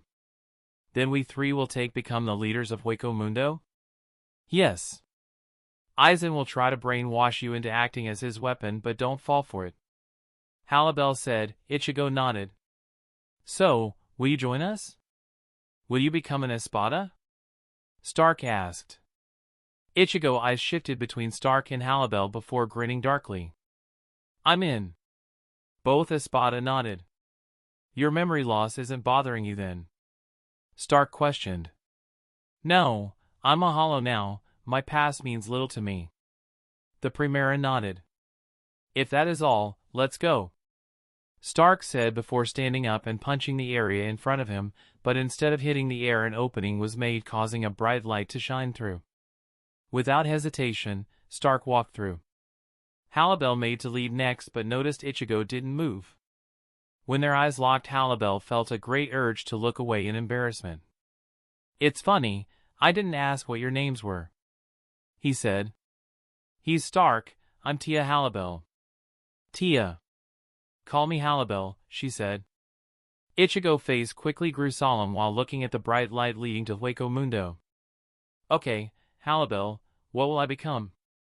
Halibel locked eyes with him for just a little longer. What you were meant to be, she said quietly before walking towards Hueco Mundo. Chapter 9, Hueco Mundo, A New Life. If that is all, let's go. Stark said before standing up and punching the area in front of him, but instead of hitting the air an opening was made, causing a bright light to shine through. Without hesitation, Stark walked through. Halibel made to lead next but noticed Ichigo didn't move. When their eyes locked, Halibel felt a great urge to look away in embarrassment. It's funny, I didn't ask what your names were. He's Stark, I'm Tia Halibel. Tia. Call me Halibel, she said. Ichigo's face quickly grew solemn while looking at the bright light. Okay, Halibel, what will I become? Halibel locked eyes with him for just a little longer. What you were meant to be, she said quietly before walking towards Hueco Mundo. Aizen stood on a nearby sand dune several hundred feet away from Las Noches. Next to him was Stark's fraction Lilinet. Both were staring as millions of spirit particles began flying towards wreckage that was once the Espada stronghold. It had been doing so an hour after Ichigo, Halibel, and Stark vanished. At first, when spirit particles landed on the wreckage, Lilinet was surprised that walls around Las Noches were fixing itself.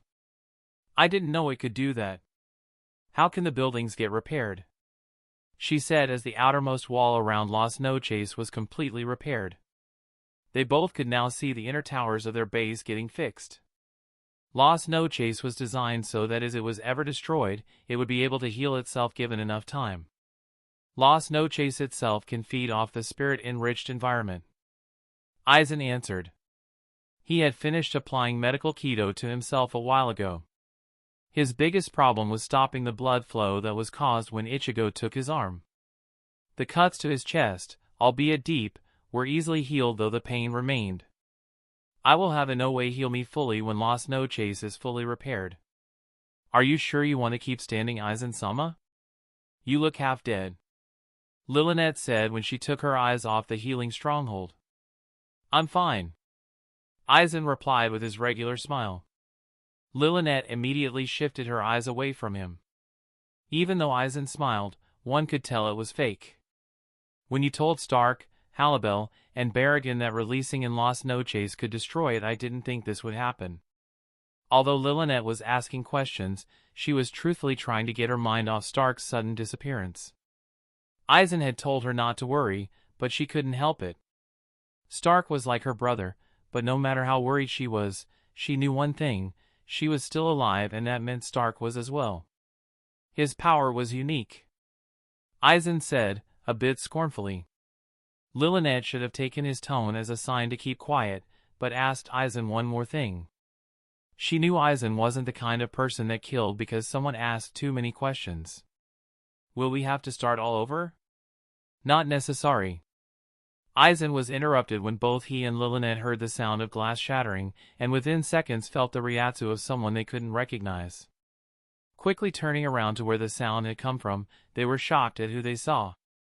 Stark was walking through what looked like a cracked mirror, several feet from them. While Aizen was wondering why Stark's Ryatsu felt darker and more potent, Lilynette was trying with all her might to fight back tears. "Hey Lilynette," Stark said casually as his eyes landed on the green-haired Arrancar. Lilynette couldn't help herself and ran towards him. "Stark!" she cried out before launching herself and wrapping her arms around his waist. "What are you doing?" Stark said while looking down at his partner. Lilynette just hiccuped and wiped off her tears on his coat. Ignoring the weeping hollow attached to him, Stark looked up and locked eyes with Aizen. "Aizen-sama, something has come up," he said in all seriousness. It was then that Aizen noticed Stark's hollow hole missing. Aizen's eyes widened, but before he could say anything another person's Ryatsu appeared. This time, out of the same distortion Stark came through, Halibel emerged, followed closely by the one person Aizen did not expect to see. "Ichigo Kurosaki," he said in a serious tone. The orange-haired Arrancar ignored him and began looking around as if he had never been in Hueco Mundo before. Halibel immediately interfered before the scene was misinterpreted. "He lost his memory. He can't remember anything," she said unemotionally. Aizen raised an eyebrow in confusion. "Stark and I figured he could help us," she added. "That's not all," Stark said while changing the subject and motioning to his chest. "Somehow by merging with the Hogyoku we have become Vasto Lorde," Stark added, as Lilynette began squeezing him tightly and continued hiccuping. At this revelation Aizen's mind began reeling. "I never expected such a turn of events," Aizen replied. If this was true, then the war that had just taken place was just the beginning for his plan to retrieve the king's key. He should have known when he first felt Stark's Ryatsu. It felt like a truly powerful hollow had appeared. If Ichigo joined them plus Wonder Weiss, that meant he would have 4 Vasto Lorde in his army. Of course Aizen wasn't a fool. Ichigo was still a wild card that he would rather not have around. Aizen wasn't taking any chances. He could feel Ichigo's Ryatsu was stronger than Halibel's and Stark's. Ichigo Kurosaki. Ichigo, who was now staring at Las Noches as it repaired itself, quickly turned to Aizen. Aizen could tell he truly didn't know where he was. "You have lost your memory?" Aizen asked. Ichigo nodded his head. "Do you know who I am?" Ichigo shook his head. Fortunately for Ichigo, Aizen could tell he was telling the truth. "My name is Aizen. I would like it if you served under me and joined my army. You would be with those who are like you," Aizen propositioned. Ichigo seemed to think on it. It didn't take long for Ichigo to answer. "Okay. I will serve under you, Aizen-sama. I might as well start a new life since I lost my old one," Ichigo answered. Aizen smiled. This was too easy. "Good." Halibel, who was behind Aizen and in full view of Ichigo, nodded her head. "Aizen-sama, what will we do now?" Halibel asked. "We still have much to do. I now have 4 Vasto Lorde in my army. I must revive 6 of the fallen Espada before we can complete the 10-member Espa." Aizen stopped talking when he noticed something. "Stark, your number is gone," he said. Stark looked at his hand, and true to Aizen's word, the number 1 wasn't on his hand. "I didn't notice," Stark replied. Soon everyone's eyes minus Ichigo began staring at Halibel. Before they even opened their mouths she spoke. "Mine's gone as well," she said unemotionally while looking away. They took her word for it. Aizen was perplexed, but didn't dwell on it. There were more important things to worry about. Numbering the Espada wasn't that significant. "You were saying Aizen-sama?" Stark asked. "Within no way we could revive my Arrancar and complete the 10 Espada," Aizen repeated. "The Hogyoku, can you make another one?" Stark asked. "The knowledge to create the Hogyoku resides in only one person's mind. I might have a way of making another one, but we need Orihime to revive the Espada first," Aizen finished. "I won't rush this time." Stark was dwelling on what was said when he noticed Lilynette still hugging him. "What's gotten into you, Baka? You knew I wasn't dead." Lilynette suddenly pushed away from him, suddenly realizing what she was doing. TCH. I knew that, Baka. I wasn't crying or anything. I was just testing you. Lilynette said, even for her that was a lame excuse. Testing me for what? He was interrupted when Lilynette brought one of her legs up and kicked Stark right between his legs, but instead of causing Stark pain it backfired on her. She cried out and began clutching her leg. It felt like she kicked a steel wall. Owo! Baka baka baka baka. She yelled as Stark started to yawn while the others ignored them. Damn. This place was messed up. Who did it? Ichigo said while motioning to Las Noches. Aizen's eyes narrowed towards him. Luckily Ichigo didn't see it. It doesn't matter. Halibel cut in. It's almost fully repaired. All that was left was the dome above Las Noches to be repaired. Aizen made to speak but was halted when Ichigo suddenly unsheathed his sword and swung it so that it rested to his right.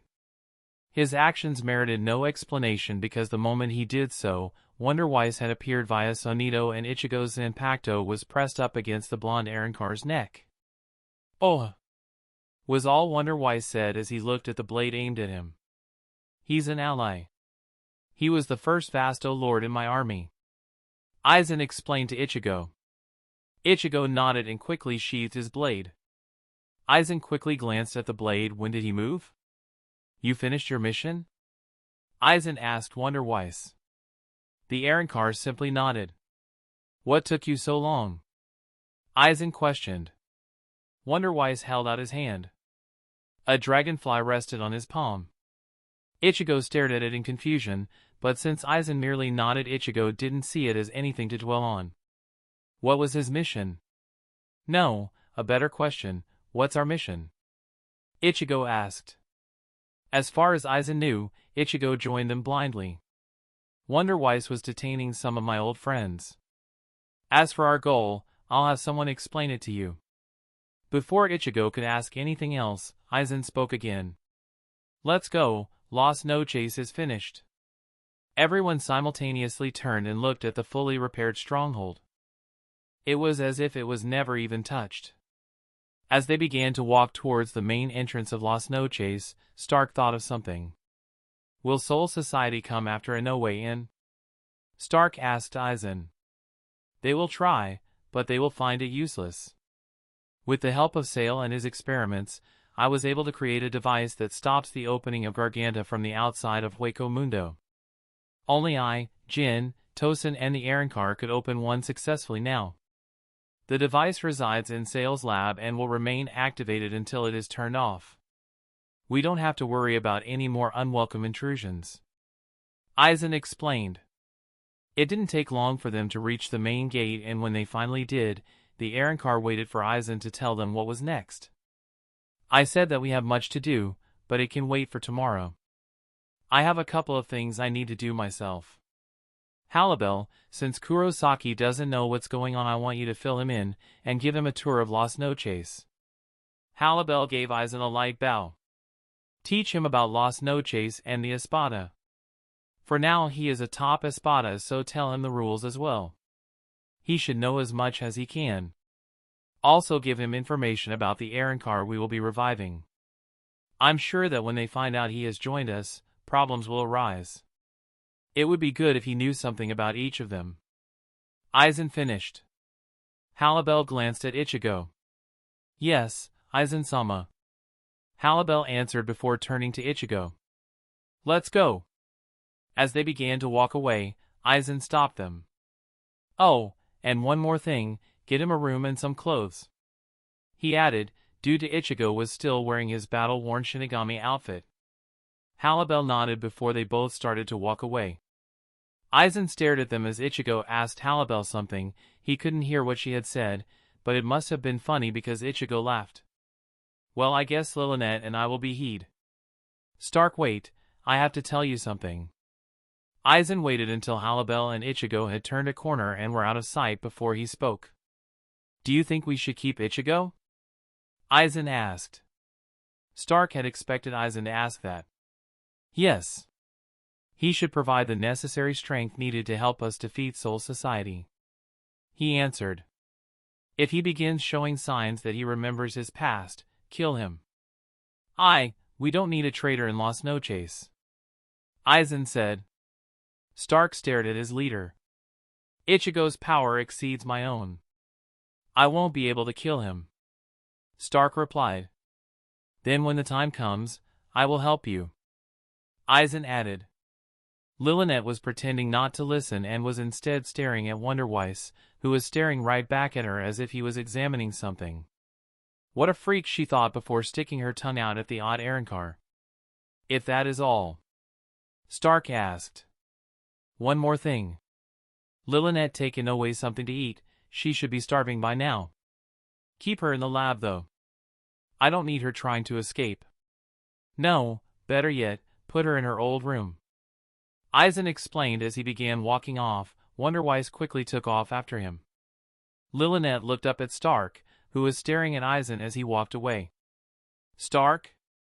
Lillinet asked, knowing Stark was deep in thought. It's nothing. Go do what he said. We'll talk after. Stark replied before walking towards his room.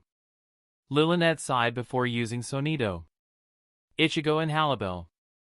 Oh, and one more thing, get him a room and some clothes.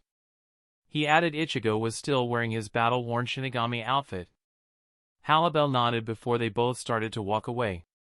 When they were far enough, Ichigo asked Halibel something. Do hollows shower? Halibel gave him a sideways glance at the ridiculous question. Of course we do, don't ask such foolish questions. Ichigo let out a hollow laugh. Arrancar's bathe, yes. She answered abruptly. She didn't want to be rude, but being next to Ichigo was starting to make her uncomfortable and she hated feeling uncomfortable. Luckily Ichigo decided not to ask any more pointless questions. So what will you teach me today? Ichigo asked. I have already explained several things to you, so I'll just show you around Las Noches today and you can ask me anything you want to know. Halibel said as they walked along the hallway. What are the rules Aizen mentioned? Aizen put these rules into effect to safeguard Las Noches. The top 4 Espada can't use Grand Rey Zero or use their Resurrection below the dome, or else Las Noches will be destroyed. You are considered a top Espada and as such must follow these rules. Ichigo nodded in understanding. So, Las Noches wasn't always here? No, I'm not sure how it was created. Halibel answered. But you're an Espada, you should know. Ichigo said. I'm a Hogyoku-created Arrancar. So the Espada transcend Aizen? Yes. I'm not sure what generation Espada I am. I was created when the former third Espada was defeated.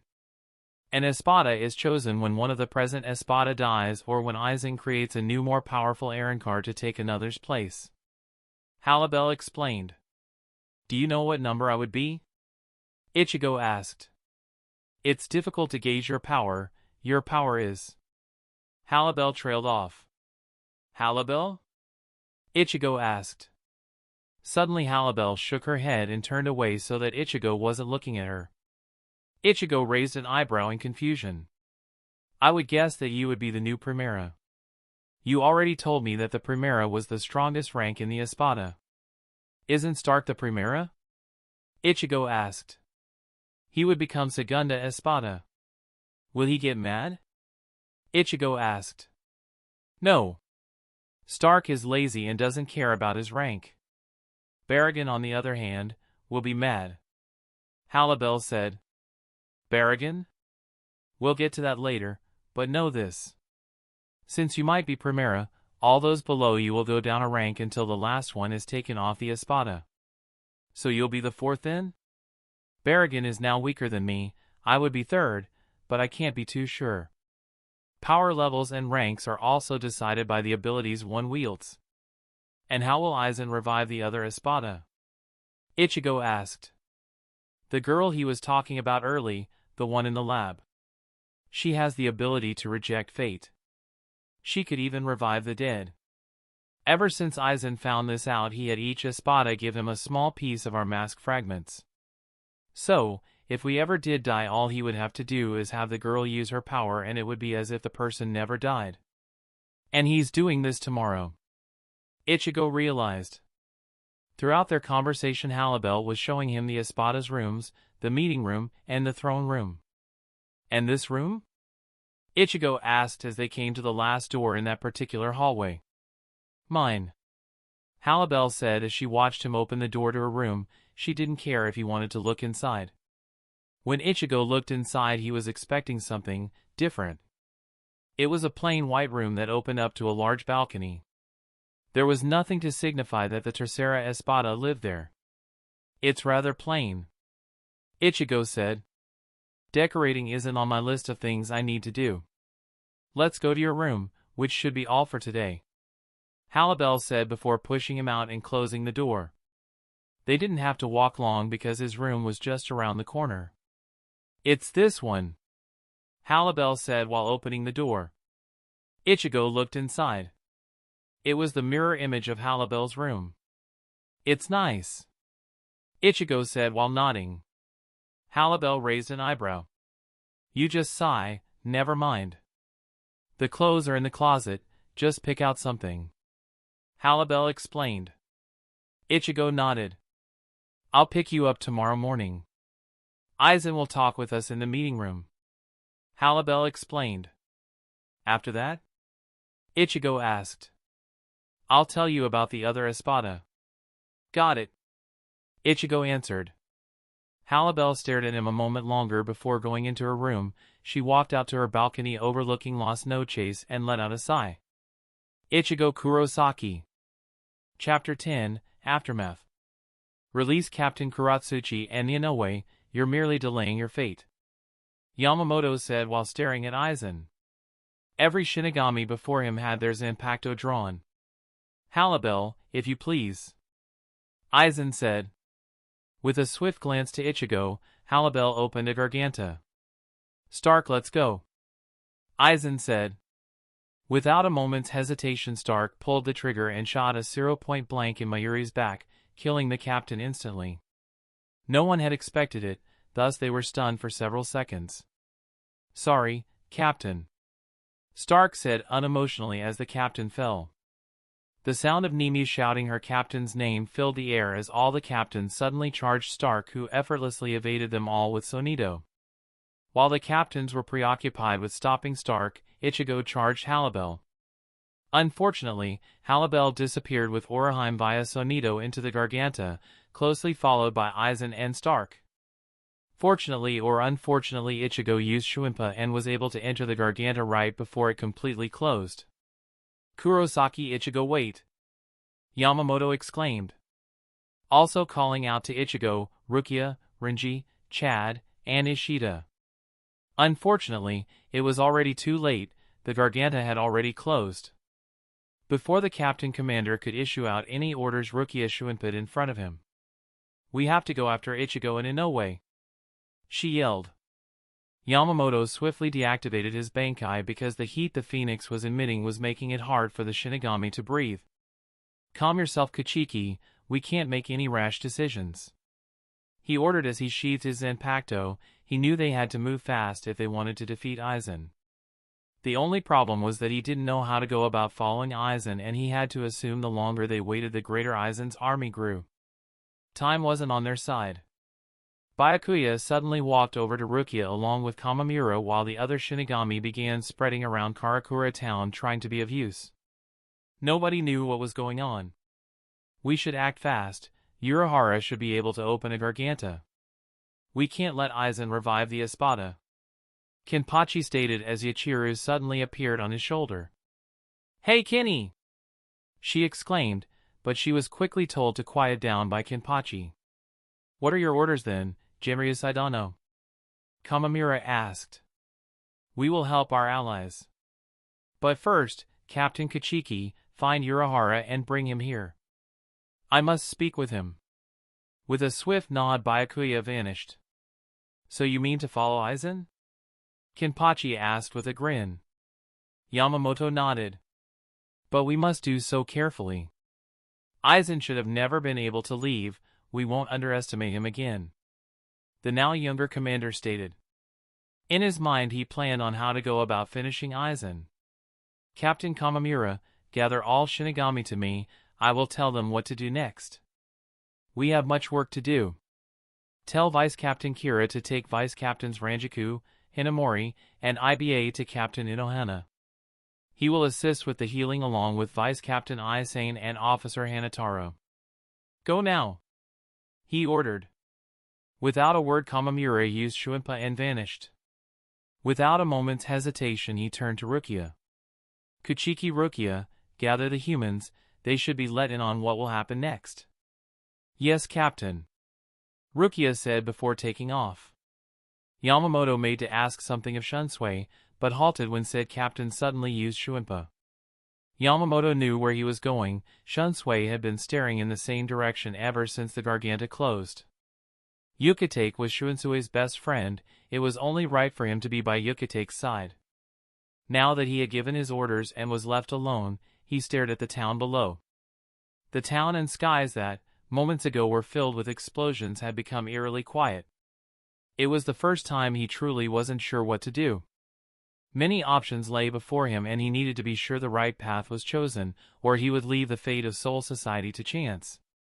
Out of all the years he had been Captain Commander of Soul Society, he had never been confused about the next step to take. Not only had Aizen taken the one woman that could revive his army, but around him were confused Shinigami who needed to be lead. The 4 pillars were destroyed and Karakura Town had come back. It wouldn't take long for the buildings around them to fall because of all their spiritual pressure, and the humans that have yet to wake would be killed. Yamamoto quickly snapped out of his thoughts and descended from the sky onto the roof of a large building. Now was the time to plan the next step. He needed to decide on what he would do. Within 5 minutes, one by one, the Shinigami began to appear before him until all the Shinigami that were able to arrive did, with Kenpachi and Kamamura closest to him. Hisagi, Rukia, Renji, Ishida, Yachiru, Ikaku, Yumachika, and even his lieutenant Chojiro were waiting for what would happen next.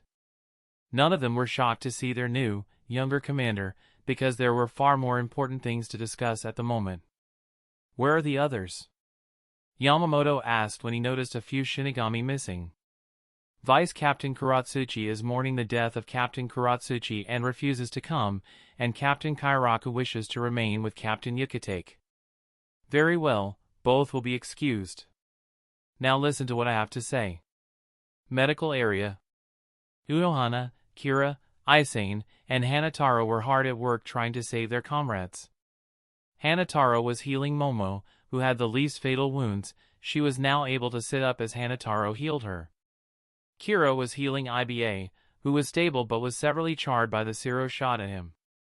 Kira was healing IBA's burnt organs, and concluded he would be fine. Aizen healed Matsumoto, who was having trouble breathing because of the wound in her abdomen and was still losing a great amount of blood. She was only able to cry out in terrible pain. If Aizen couldn't stop the bleeding soon, Matsumoto would die. Worse off was Ukitake, who currently had a hole in the center of his chest, several deep cuts, and coughing up blood because of his illness. Unohana was working hard healing one of her oldest friends. Don't let up, Aizen, Unohana stated when she felt Aizen's Ryatsu slip up a bit. Sorry, Captain, she replied quickly before reinforcing her Kido. Don't worry, Aizen, I'm sure Matsumoto will be fine, Unohana said while Aizen nodded sadly. Unohana quietly looked at each of the injured Shinigami. She had no doubt Momo and IBA would be fine, but Matsumoto and Ukitake were very close to death. As she looked down at Ukitake, a lone tear rolled down the side of her cheek. Ukitake was trying to pull through, but he was coughing up blood uncontrollably, and when he stopped momentarily he was gasping for air, his eyes never leaving the sky. His facial expression showed one of intense pain and suffering. Hold on, Jushiro, she said sadly. Out of all the captains, Ukitake spoke to her the most, usually about the past, his, hers and Shunsui's time at school. He was one of her oldest friends, they had known each other for well over 2,000 years. She was suddenly knocked out of her thoughts when some arrived. How is he, Unohana? Shunsui asked, appearing via Shuimpa. Unohana wasn't the least bit surprised by his sudden appearance.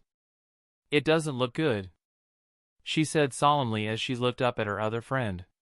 Shunsui was staring sadly at Ukitake as he suffered. "Damn it!" Shunsui whispered. "I'm trying to stop the bleeding, but with his illness, I'm not sure if—" "Don't say that," Shunsui interrupted. Unohana sighed before looking over to Aizen. Matsumoto was still dying. Such fearsome opponents we faced. She thought sadly. "Where are Captains Hitsugaya and Kurotsuchi?" Shunsui asked. Unohana looked at him sadly before pointing behind him. Shunsui turned around and saw the outline of two bodies covered by two white sheets. Ninyu was crying over one of the figures he knew to be Kurotsuchi. "Damn Aizen," Shunsui said. "They will start to vanish in moments and return to the earth," Unohana stated. Shunsui didn't comment. "Don't give up Ukitake," Shunsui whispered. Unohana remained quiet. With the captain commander, the Shinigami were shocked at what their leader had planned. They had expected that they would all invade Hueco Mundo and overwhelm Aizen and his last two Espada, but Yamamoto had a different idea. "So you plan on sending yourself with 5 others to Hueco Mundo?" "Only 5? Kamamura asked incredulously. Kenpachi was looking at his leader like he was crazy. "Correct. I need the rest of the Shinigami to guard Soul Society and help fix the human world," Yamamoto answered. "Even if you are leading, wouldn't it be wise to send us all? Any of the lower Shinigami could fix this world," Zaraki asked. "I will not risk Aizen springing another trap for us. Some of you will stay just in case." "Who will you send, Captain?" Hitsugaya asked. "Along with me, Captains Unohana and Kairaku, plus yourself, Vice Captain Abarai and Madarame Mikaku." Kenpachi was a little pissed about missing the cut, but made no remark. "And if he has revived the Espada? We don't know how fast the human girl can revive the dead," Kamamura stated. "We don't, but we have no choice. The rest will stay and guard Soul Society and this world. We will leave when Urahara arrives and Unohana is no longer needed to heal the injured." While he said this, Yamamoto felt his heart fill with sadness. He could sense that Ukitake was slipping away. Suddenly the captain commander was brought out of his thoughts when every Shinigami there was hit by a wave of Ryatsu. Though it wasn't nearly enough to affect him, Yamamoto grabbed the hilt of his Zanpakuto. Everyone began looking around to find out who was causing it. When Yamamoto couldn't find anyone, he immediately knew that if they were allies they would have showed themselves already. After several more moments of waiting, a bright light appeared around every Shinigami's neck. It was so bright that even Yamamoto had to shut his eyes. He wanted to know what was going on now. "Show yourself," Kamamura shouted out. The bright light lasted for only a couple of moments before it receded, and when they were finally able to open their eyes they were shocked to see a glowing chain necklace wrapped around their neck. "What is this?"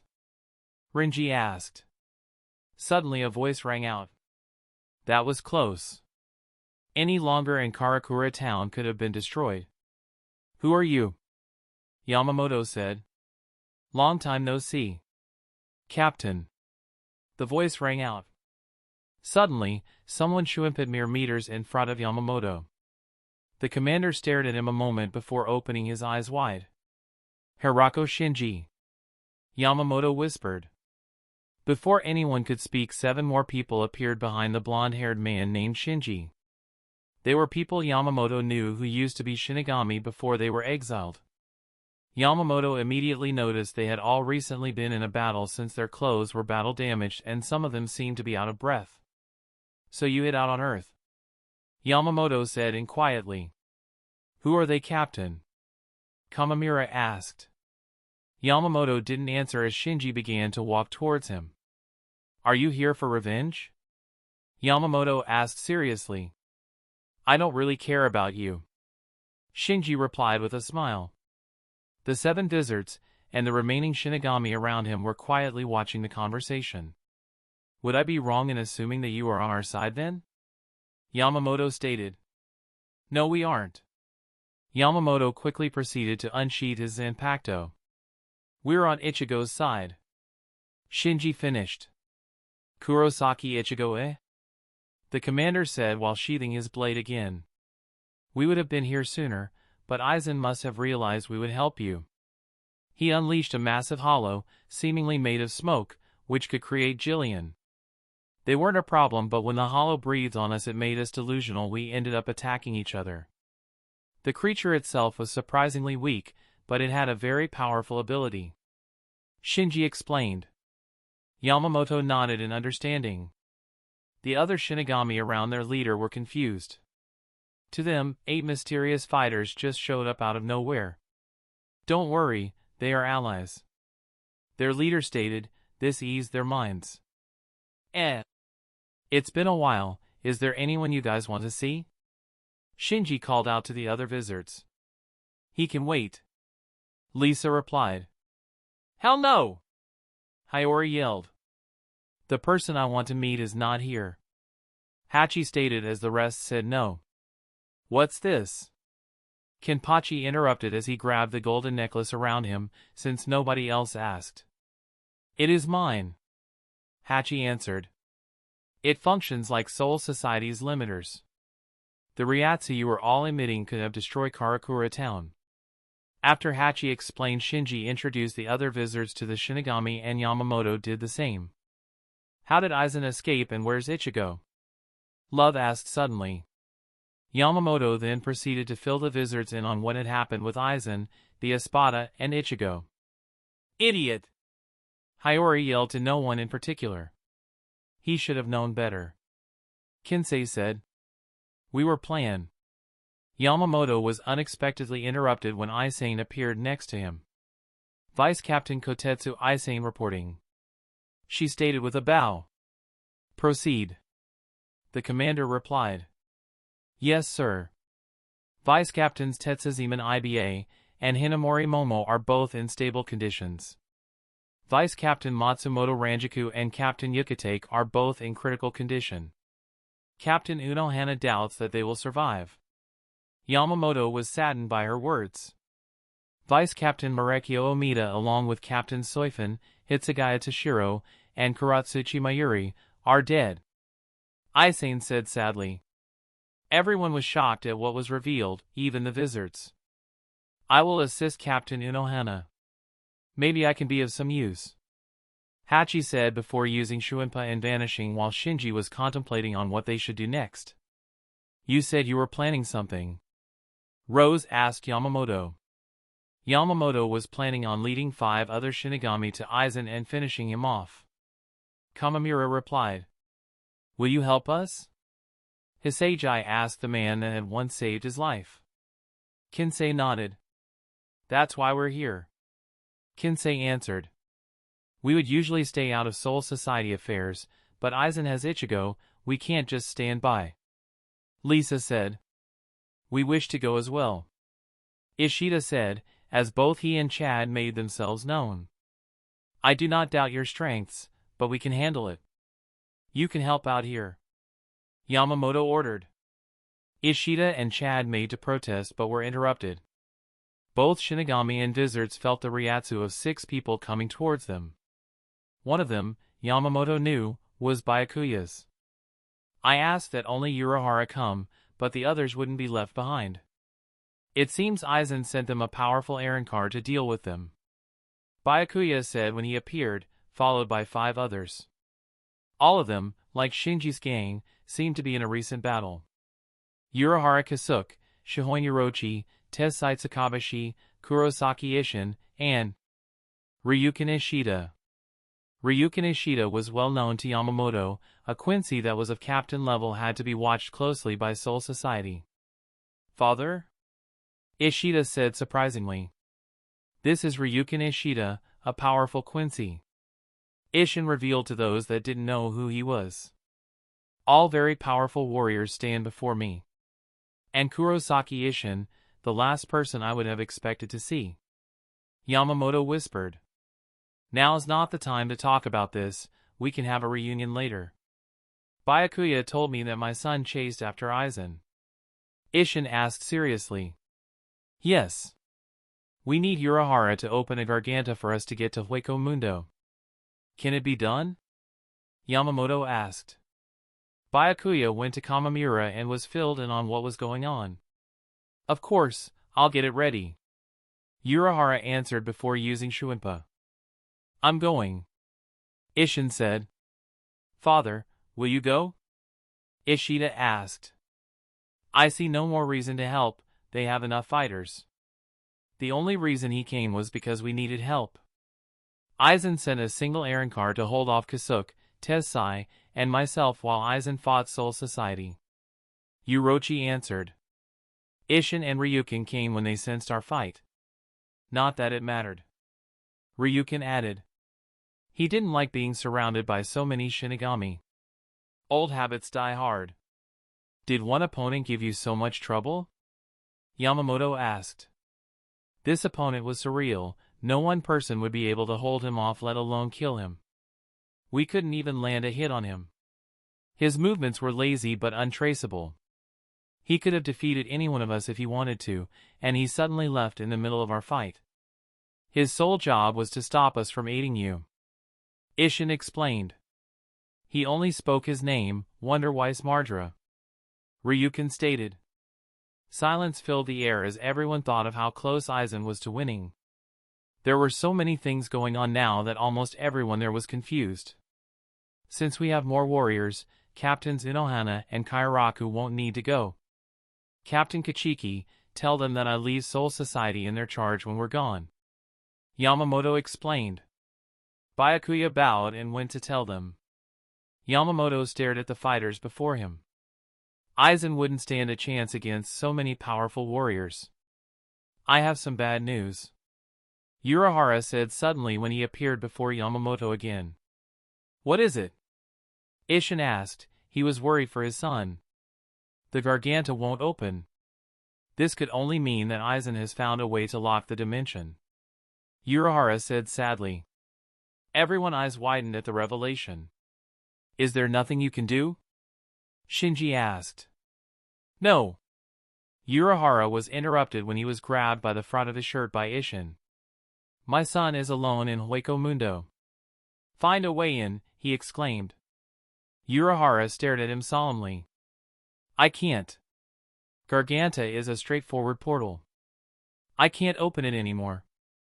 Urahara said. How is Aizen able to do this? Yamamoto asked. They couldn't let Aizen have a chance to attack with full force.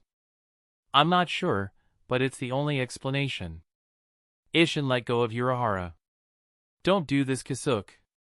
Don't make me have to tell my girls that their brother died. Aizen isn't the kind of person that would just kill. Ichigo is probably being kept alive with Orihime. There's no reason for Aizen to kill him.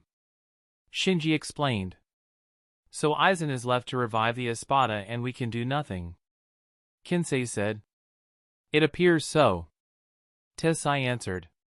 So what's next? Kamamura asked. We prepare for Aizen's next attack. Soul Society has suffered great losses today and we have to repair the Gotei 13. We are now blind to Aizen. We must be prepared. If that's all, we will leave. There is no reason for me to stay. Ryukin stated. Come Yuryu, we have much to do. Ishida looked at his dad and sighed. Chad, I'll see you later. I have to train for when Aizen strikes. Ishida said before both father and son vanished. Chad remained standing next to Urahara. We're going as well. Shinji said as he made to turn. One moment. Yamamoto said. Shinji looked at him. Will you be willing to come back to Soul Society? Yamamoto offered while shocking everyone there. We need to repair the gap in Gotei 13. You were once Shinigami. Can you help us? Shinji and the other visitors stared at him. You are going to have us executed. Lisa answered. Central 46 is gone. I am in charge of Soul Society, under the authority of the Soul King himself. We have no desire to join you. Love said. Aizen is now a greater threat than before. The Hogyoku is no doubt fully awakened now and Arrancar will be created faster than before. Urahara explained. We have to think about it. I for one hate Soul Society, but it's not my call. Hachi will stay and help heal the other Shinigami. We'll see you later. Shinji answered before using Shuinpa along with the other visitors. Unohana, I hear you have something that can help Shinigami reach Bankai faster. Can Soul Society use it? The Captain Commander asked. There is a great risk in using it though. Unohana warned. Only the stronger lieutenants will use it. Yamamoto answered. I'll bring it to you then. Unohana replied. Each captain and vice captain, starting tomorrow, will begin training with each other to build up our strength. The next time we face Aizen, we won't lose a single Shinigami. Yamamoto stated. Our goal is to rescue Inoue Orihime and Kurosaki Ichigo and bring an end to Aizen. The commander ordered. Soul Society will prevail. Chapter 11, Dawn of a New Plan, The Meeting. The next morning, Stark lazily walked down one of the many halls of Las Noches at a deliberately slow pace. His destination was the Espada meeting room. He would be arriving prematurely, but he had much to think about on the way there. During the night, events had taken place which confused him, and it involved his partner, Lilynette. As he turned a corner, he began to replay what had happened last night in his mind. It had started when Lilynette came back from putting Inoue in her old cell. Stark was suddenly interrupted for his thoughts by a loud voice which could only belong to his partner. Stark! The Arrancar screamed. Stark turned around and saw a figure swiftly turn the corner he had just recently turned. The Arrancar stopped just feet away from Stark. The girl bent down and placed her hands on her knees as she caught her breath. I told you last night to wait for me, damn it! Lilynette exclaimed. Stark looked at Lilynette as she tried catching her breath. Lilynette wasn't a petite Arrancar anymore. The female Arrancar in front of him looked as if she was a well-developed 19-year-old. She looked very elegant and slim. She had long, light green hair with one pink eye since the other was covered by her mask fragment.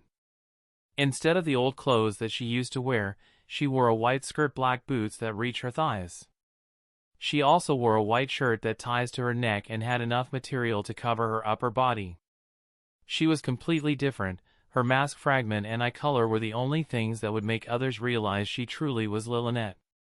Lilynette, after several moments, stood up and placed one of her hands on her hip while glaring at Stark.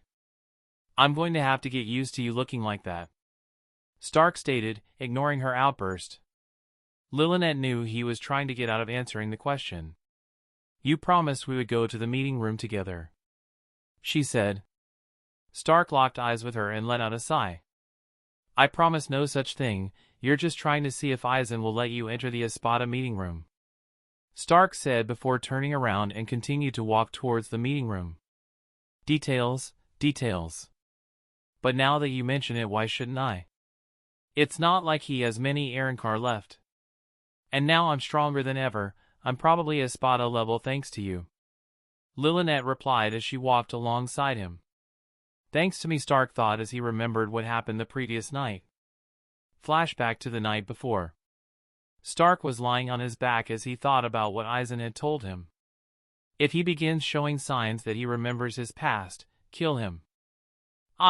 We don't need a traitor in Las Noches. Stark wondered what would happen if Ichigo regained his memory. Would we have to kill him just to protect ourselves? It would be a pity, he thought as he closed his eyes. He would inform Halibel and Ichigo about this tomorrow. Stark was about to fall asleep when all of a sudden Lilynette appeared in his room by means of Sonido. Don't fall asleep, idiot. You have explaining to do, the little Arrancar exclaimed. Stark opened an eye and sighed. Can't it wait? I want to sleep a bit, Stark said. Hell no, she yelled. Stark let out a yawn before sitting up. Fine, I'll start at the beginning. Stark then began to tell her what had happened after Halibel, Ichigo, and he vanished up until they came back to Hueco Mundo. Lilynette was shocked at what was told to her, but she was even more confused than she had been before. So you're planning to betray Aizen? Lilynette asked wide-eyed.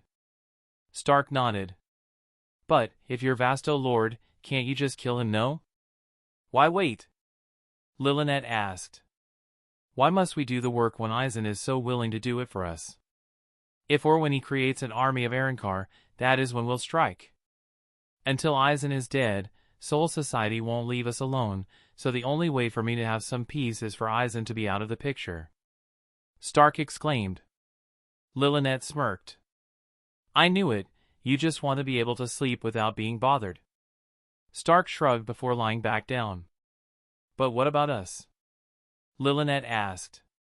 Stark didn't need her to clarify that question, he knew what she meant. They couldn't sense each other anymore. I'm trying to figure that out. Stark answered. Since Lilinet was equal to his Zanpakuto, they should always be able to sense each other, but ever since he became a Vasto Lorde it stopped. It was as if. It's as if we are two separate beings. Lilinet whispered. Come here, Lilinet, I want to try something. Stark said while standing up. Lilinet walked over to him and waited as he placed a hand on her head.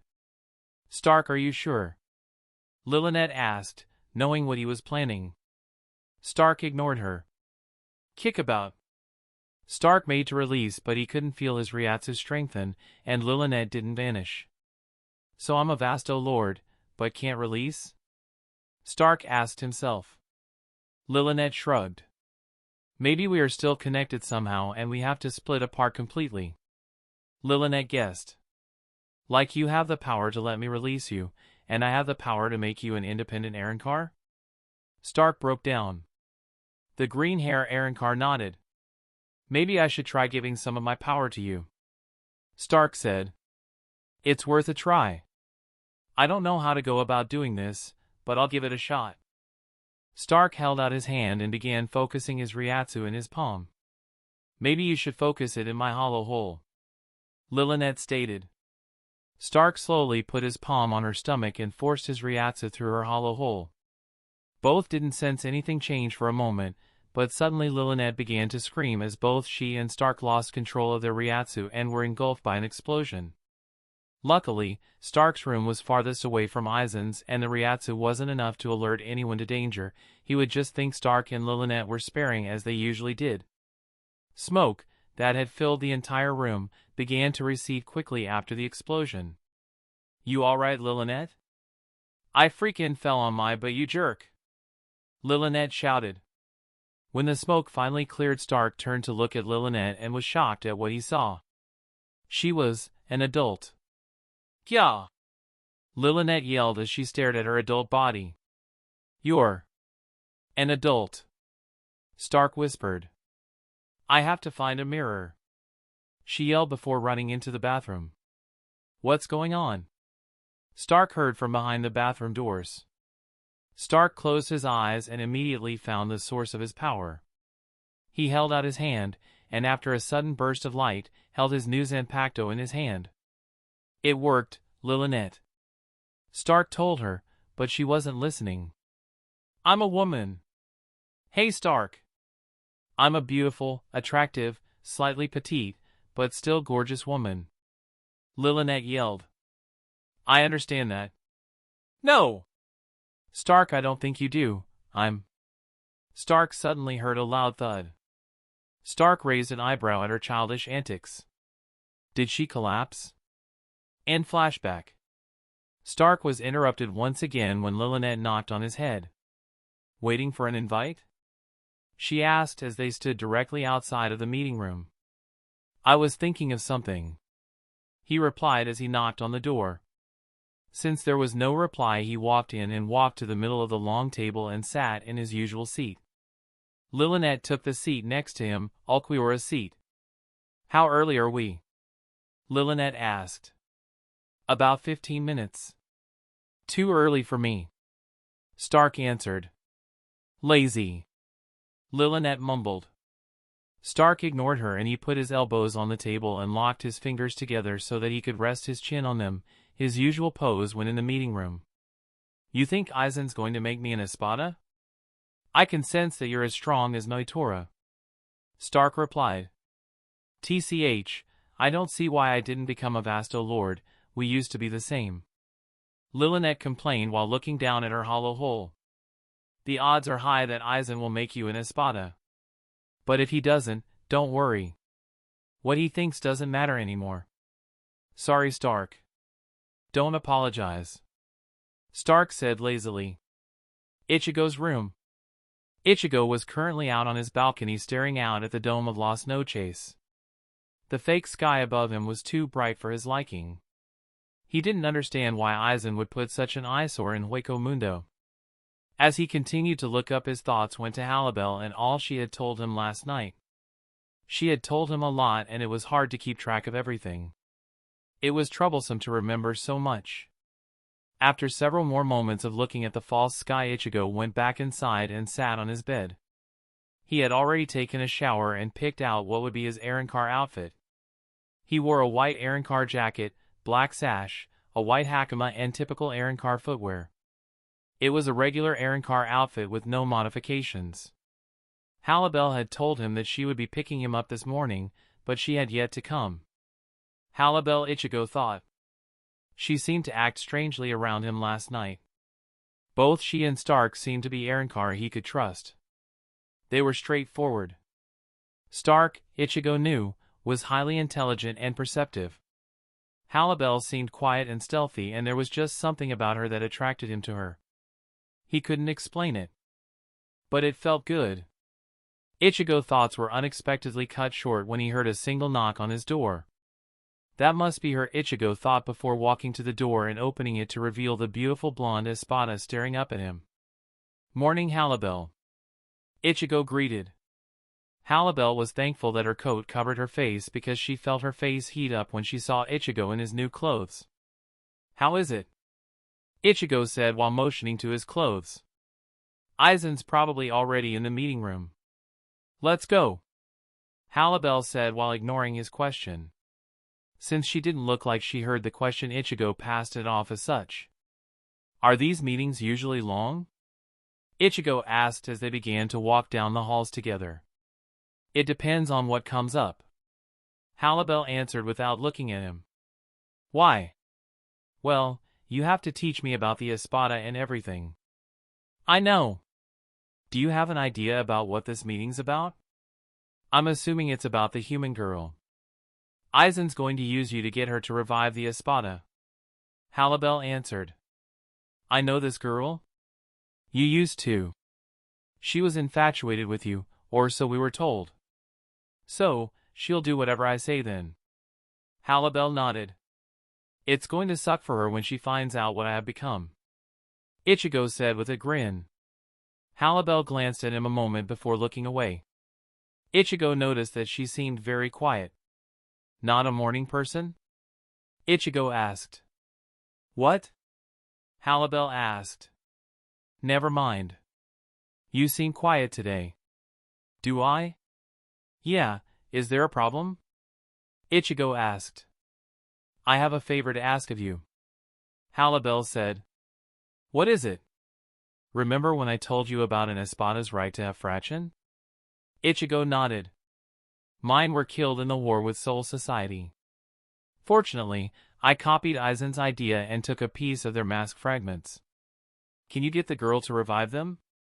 Halibel asked unemotionally. I'll help you out, Halibel. Ichigo answered. Halibel smiled. I appreciate it. Halibel said as they arrived at the meeting room door. This is the door, right?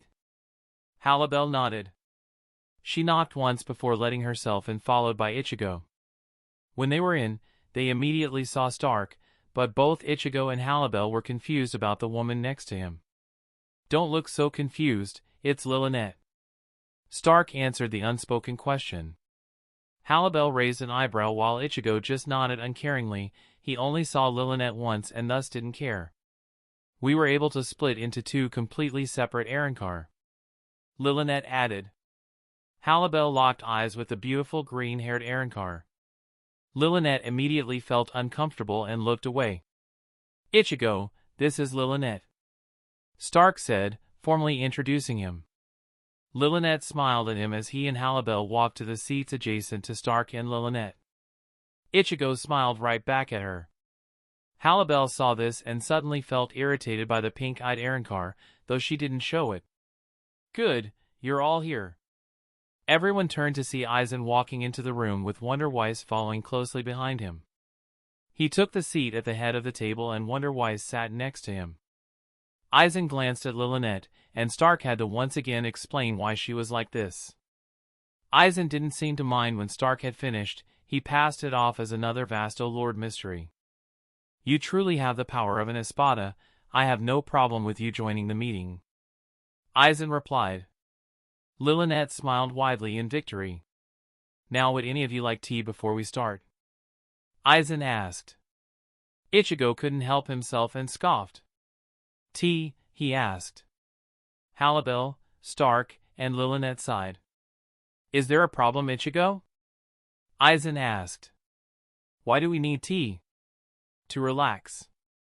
Aizen said while locking eyes with Ichigo. Ichigo simply shrugged. Tea suddenly appeared before each of the Arrancar and Aizen himself. Now let's start. Aizen said after taking a sip of the hot tea. It comes as no surprise to you, but our first order of business is to revive the espada, which we will start today, with your help of course. Aizen said while motioning to Ichigo, who nodded. Have you informed him of the other espada? Aizen asked Halibel. I was going to after this meeting. Halibel explained.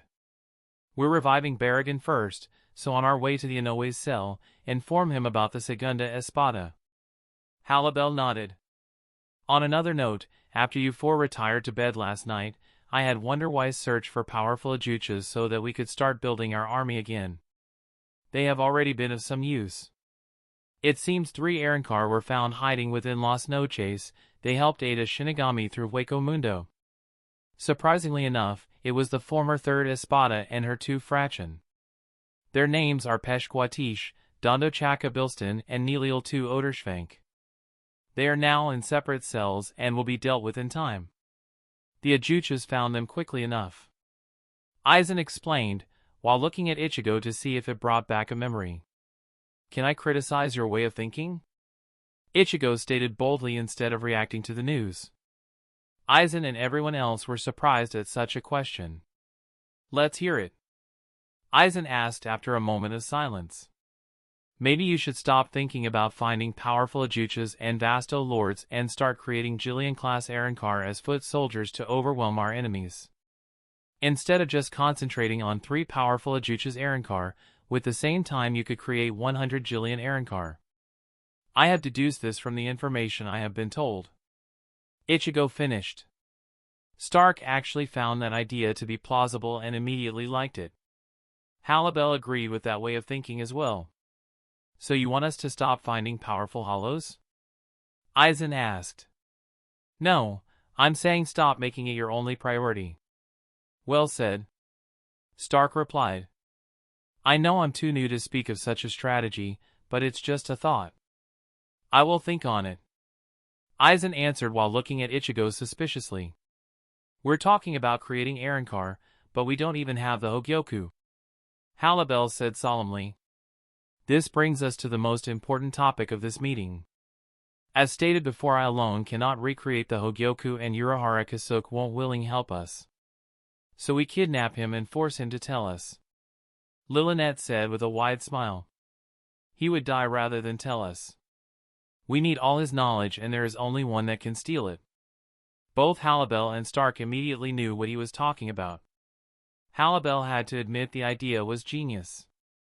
You're going to give Unohana to Araniro Araruri when we revive him? Stark replied. Correct. Aizen said with a smile. This, Araniro, can absorb people? Ichigo asked. Not exactly, he can absorb other hollows and he absorbed one that can merge with other spirit beings. Halibel explained. I see. I have explained everything that needs to be said, this meeting is over. Aizen said. Ichigo raised an eyebrow. That's it? Shouldn't we prepare a battle strategy against Soul Society? Ichigo asked. There is no rush. Because of recent events, we will wait. Our priority is creating an army. Aizen explained as he reached into his pocket and pulled out a vial that contained a white particle which everyone knew was a mask fragment. Barragan is waiting, Aizen said, and with that, everyone got up from their seats and started walking out of the room and towards Inoue's room. It was time to revive the Espada. Chapter 12, Oroheim's Sorrow, Revival of an Espada. Oroheim stood in the center of her room staring up at the moon through the small window that was too high for her to reach. She made no noise, all she did was stare at the only source of light for her dark room. The fake moon that Aizen had created. So close. So close to escaping, she thought sadly as her body shook. Oroheim couldn't believe she ended up right back in Las Noches, just thinking about it made her sick to her stomach. She thought, when she had first woken up in a lab, that she could maintain a firm resolve as she had done before, but this was too much for her. Will he come for me? Oroheim whispered, as she looked down at her torn Arrancar outfit. They had done so before, but that led them into a trap. Would they risk doing it again? These thoughts passed in and out of her mind every couple of moments since she had awakened, but they weren't the reason she cried. It was the feeling of loneliness and fear that brought her to tears, as she waited for someone to come. Last night she had been told, by a green-haired girl, that Aizen would come to speak with her today. Oroheim wasn't that much of an idiot. She knew the only reason she was back here was because Aizen needed to restore the Espada, and when that time came, would she do it? Even if Aizen threatened her, could she find the strength to say no to that man? What will I do? Oroheim cried before falling to her knees and hugging herself as she trembled. I hate him. Oroheim cried while wiping her tears. I hate him. Oroheim yelled at the top of her lungs. If anyone she knew heard her, they would have been shocked. No matter what, Oroheim didn't hate anything. To hear her say it, with so much conviction, was troubling. You sound so distressed, Oroheim. A voice suddenly asked. Oroheim's eyes snapped open and anger filled her entire being as she realized who it was. With trembling hands, Oroheim gradually got to her feet and slowly turned around. A gust of wind must have shot through the room because Oroheim's hair and clothes were whipping around her as she locked eyes with Aizen. Aizen, she said, and for the first time in her life, sounding furious. Little did she know that she was releasing a huge amount of Ryatsu. Moments after leaving the meeting room, the 5 Arrancar, with Aizen leading, casually walked down the hall to where Oroheim was being kept. So what kind of Arrancar is Barragan? Ichigo asked to anyone that would answer. Barragan's an idiot, Lilinet replied. Ichigo smirked. I think I'll need more information than that. Halibel told he'll have a problem with me being stronger than him. Ichigo said. Barragan Lizenbarn is an elderly Arrancar. He's arrogant, overconfident, and he doesn't hesitate to impose his authority over others that are weaker than him. He would even try to command those stronger than him, if given the chance. Halibel informed. He sounds like a bother, Ichigo commented. He listens to Aizen-sama, but he thinks himself as a king and even acts like it. He has no respect for enemies weaker than him. He will probably try to challenge you, Halibel added. Aizen smiled. He shouldn't be a problem for you, Kurosaki. I'd rather him not test me at all, Ichigo said unemotionally. Don't worry, Ichigo. I know you won't like him, but you're not alone. I don't like him either, Lilinet said with a smile. Stark sighed. Don't be disrespectful to Barragan.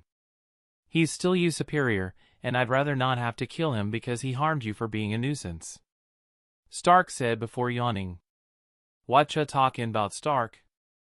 With my new power, ol' ugly face won't stand a chance, Lilinet said with a big smile. I already told you that you're only as strong as Noitora. You don't have that much power, Stark replied. Lilinet's response was to stick her tongue out. Are we reviving all the Espada today? Ichigo asked Aizen. It depends. On? It depends on how well Oroheim does. I don't know how long it will take her to revive Barragan from a small fraction of his mask. Wonderwise remained quiet throughout the conversation, only staring at the ceiling. "What's his problem?" Ichigo asked. "Wonderwise is complicated," Aizen replied. "He's a Vasto Lorde, but he seems harmless." Ichigo asked. Suddenly Wonderwise turned to stare at Ichigo and began to reach for his purple claymore type Zanpakuto. Ichigo raised an eyebrow, while Halibel, Stark, and Lilinet merely watched the odd Arrancar. "Stop, Wonderwise," Aizen said quietly as they all continued to walk. "Oh," was all that Wonderwise said as he put his hand back down. "He only liked Tosen," Aizen explained. "Tosen?" Ichigo said. "I would have thought Halibel told you about him and Jin," Aizen replied. The truth was that Halibel did tell him about Tosen and Jin, but thought it would be better to act like he didn't know much. "He was Aizen-sama's ally," Stark said. Ichigo made to ask something else but stopped when they heard a shout. "I hate him. Orihime seems upset," Aizen said. As they approached the door they could feel Ryatsu. "Should I go in first?" Ichigo asked, remembering that Halibel said this girl would do anything he said. "Wait out here until I call you," Aizen said as he opened the door and walked in with the other four Espada. The room was very dark, but they could see Orihime with the help of the moon. "You sound so distressed, Orihime," Aizen said softly as he stared at the trembling girl. He watched as she slowly got up and noticed the Ryatsu coming off of her was getting higher. He raised an eyebrow. He had never seen her release so much Ryatsu. "Aizen," Orihime said angrily. "Don't be upset," Aizen said while walking towards her. "Stay away," she exclaimed before placing her hands over her Shun Rika. "Koten Zanshuan, I reject," Orihime yelled. All of a sudden a bright light shot out and flew straight to Aizen. Aizen was shocked at the incredible speed of her attack and swiftly moved out of the way as it barely missed him. He knew the moment she started the incantation that she had used all her hate towards finishing him off with that attack. Foolish girl. When her attack reached the wall behind him it exploded on contact. As the wall exploded Aizen watched as Orihime's facial expression turned from angry to hopeless within seconds as her attack failed. What did I expect to happen, she thought hopelessly. He was a captain. I'm just. He watched as tears began streaming down her cheek and she fell to her knees once again. I'm impressed, Orihime. I have seen you use that attack against Yammy and it was incredibly slow. I actually had to dodge it, Aizen said as the bright light went back to Orihime's hair clip. Does that attack require you to hate the person you're attacking? If so, I can see why it was so fast, Aizen continued. It was then that he noticed Orihime glaring at his arm from behind her tears. Wondering what it was, Aizen looked down and saw that his sleeve was ripped and he was bleeding slightly. I didn't know you hated me so much. You put your entire being into that attack, Aizen said casually, but he was really surprised that she had even nicked him with that attack. He could take down some of Soul Society's strongest without being touched, but this girl got him. To have so much hate, he thought, as he continued to look at the weeping girl. I'm sorry, but I need you to use your powers for me, Aizen said. Orihime shook her head defiantly, while wiping away her tears. I won't help you. Don't be unreasonable, Orihime, Aizen replied. I won't cause any more problems for Kurosaki-kun, Orihime said sadly as she looked behind Aizen and saw his other Arrancar leaned against the wall. Are you going to torture me? Orihime said fearfully. She wondered where all that anger she had used early was. I would never do that to you. Orihime knew she couldn't believe a word he said. Kurosaki-kun will come for me again, she said, hoping she had said it threateningly. That leads me to another reason why I wanted to visit you. I have someone that wants to talk to you, Aizen said. Orihime looked at him confusedly. You can come in now, Aizen called out. Orihime looked behind Aizen as someone suddenly walked in. Orihime couldn't make out who it was due to the lack of light. She can't see you properly from there, Aizen said. Ichigo walked forward and slowly put half of his body into the light so that the human half of his face was showing. Unohana suddenly gasped and placed a hand over her mouth. She couldn't believe who was standing in front of her. Kurosaki-kun. She whispered. She was so happy at that moment that she didn't stop to see everything that was wrong in this picture.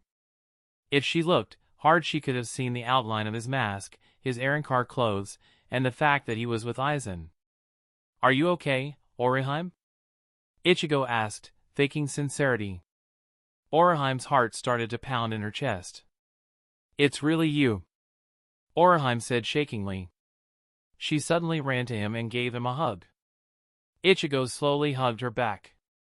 Stark, Lillinette and Wonderwise were looking bored, but Halibel suddenly found out why she never liked Unohana. "I can't believe you're here." "How?" She stopped suddenly when she finally realized the clothes he was wearing. She pushed herself away from him and stared at him. "Why are you wearing those clothes, Kurosaki-kun?" Ichigo didn't answer, which made Unohana start to feel uneasy. "Why are you with Aizen?" Unohana asked. Ichigo again didn't answer. She was about to say something else, but stopped when Ichigo finally stepped into the moonlight fully. Unohana felt her stomach drop when she saw the mask fragment. She could remember when he was fighting Ulquiorra and that mask covered his full head, but at that time he was also out of control. Unfortunately, she didn't understand what was going on. All she knew was that this wasn't Ichigo. Even when he became that monster she could sense him, but this Ichigo she couldn't. "You're not Kurosaki-kun," Unohana said while backing away. "Calm down, Unohana," Ichigo said softly. If he could act like he was caring, then she would open up to him. "Stay back," Unohana said as she walked away from him. "I am the real Ichigo. Aizen kidnapped you. I tried to find you, but somehow became an Arrancar. I'm still the same Ichigo," he explained. Luckily Ichigo was talking low enough so that Aizen couldn't hear. "Kurosaki-kun wouldn't side with Aizen," Unohana said. She didn't want to believe what he was saying. "I had to, or Soul Society would have killed me. Please believe me, Unohana." She didn't know if it was because she wanted to believe him or because she wanted to stop feeling so confused, but she was starting to think he was telling the truth. Maybe he's telling the truth. Soul Society kills hollows, so it would make sense why he's here. Why would he join Aizen though? She thought sadly. "Will you help us, Unohana?" Aizen called from behind Ichigo. Unohana, who had locked eyes with Ichigo, looked away sadly. "I will help Kurosaki-kun," she said. Aizen smirked and started to walk towards Unohana, but before he got to them, Ichigo leaned forward and whispered in her ear. "I'll talk to you tonight." Unohana nodded, feeling in her gut that this was wrong. She guessed the only reason why she finally decided to help was because she would be with Ichigo. "Here you go, Unohana," Aizen said while handing her the vial. Unohana slowly grabbed it and dropped the white piece of the floor. "I shouldn't be afraid. He may not be the same, but he is still Kurosaki-kun," she thought. Soten-Kishun, I reject." Within moments the white piece was engulfed in a bright gold barrier. "Thank you, Unohana," Ichigo said with a smile. "Will you hurt our friends? I know Rukia will be sad." Unohana said quietly. "They are trying to kill me, I have to fight them," Ichigo said, not caring who Rukia even was. "I could let them kill me, if that's what you want," Ichigo said, while making Unohana feel guilty. "I don't want Kurosaki-kun to die, but now that I'm helping you, we'll both be traitors," Unohana said suddenly. "Don't worry, you're with me now. I won't let anything happen to you." Unohana couldn't help but smile. "Then, I will stay with you." Everyone began to notice the mask fragment growing larger. "We'll be back, Unohana," Aizen said as he started walking towards the door. Soon after Ichigo and the other Arrancar followed, leaving Unohana to think about what had just occurred. "Quite the actor," Stark said unemotionally. I got the job done, Ichigo said with a shrug. We'll come back in 30 minutes. Aizen said as they split up at the nearest fork in the hallway. Ichigo remained with Halibel, Stark and Lillinette, and Aizen went with Wonder Weiss. So are you happy that the Espada are reviving? Ichigo asked. It is only a small part in what we need done, Halibel answered abruptly.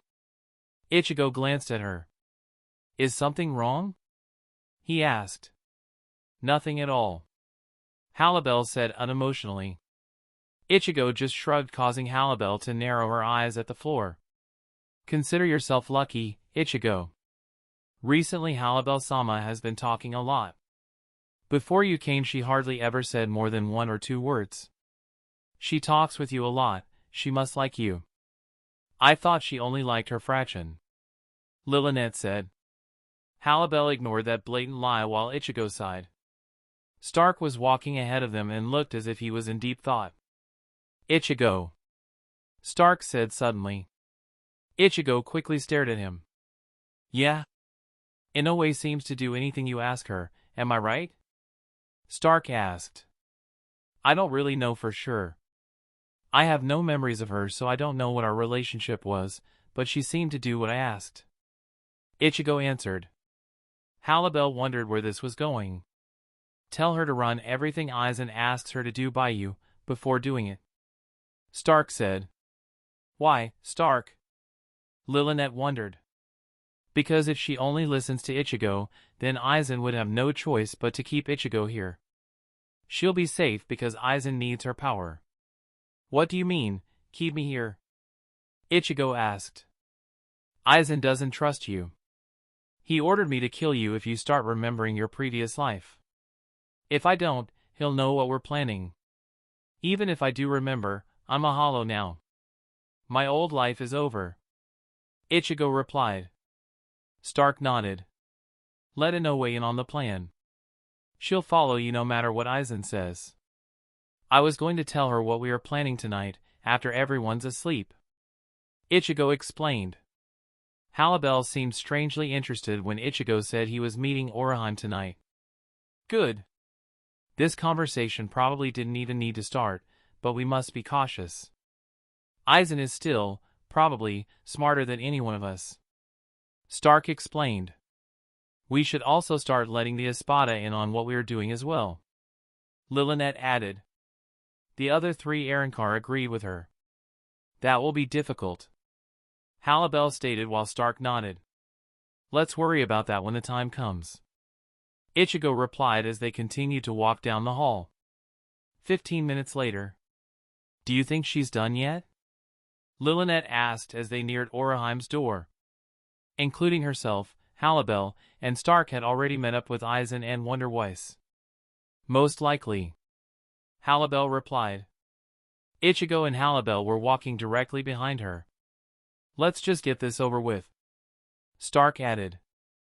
Aizen approached the door and knocked. Unohana, we're back, Aizen said.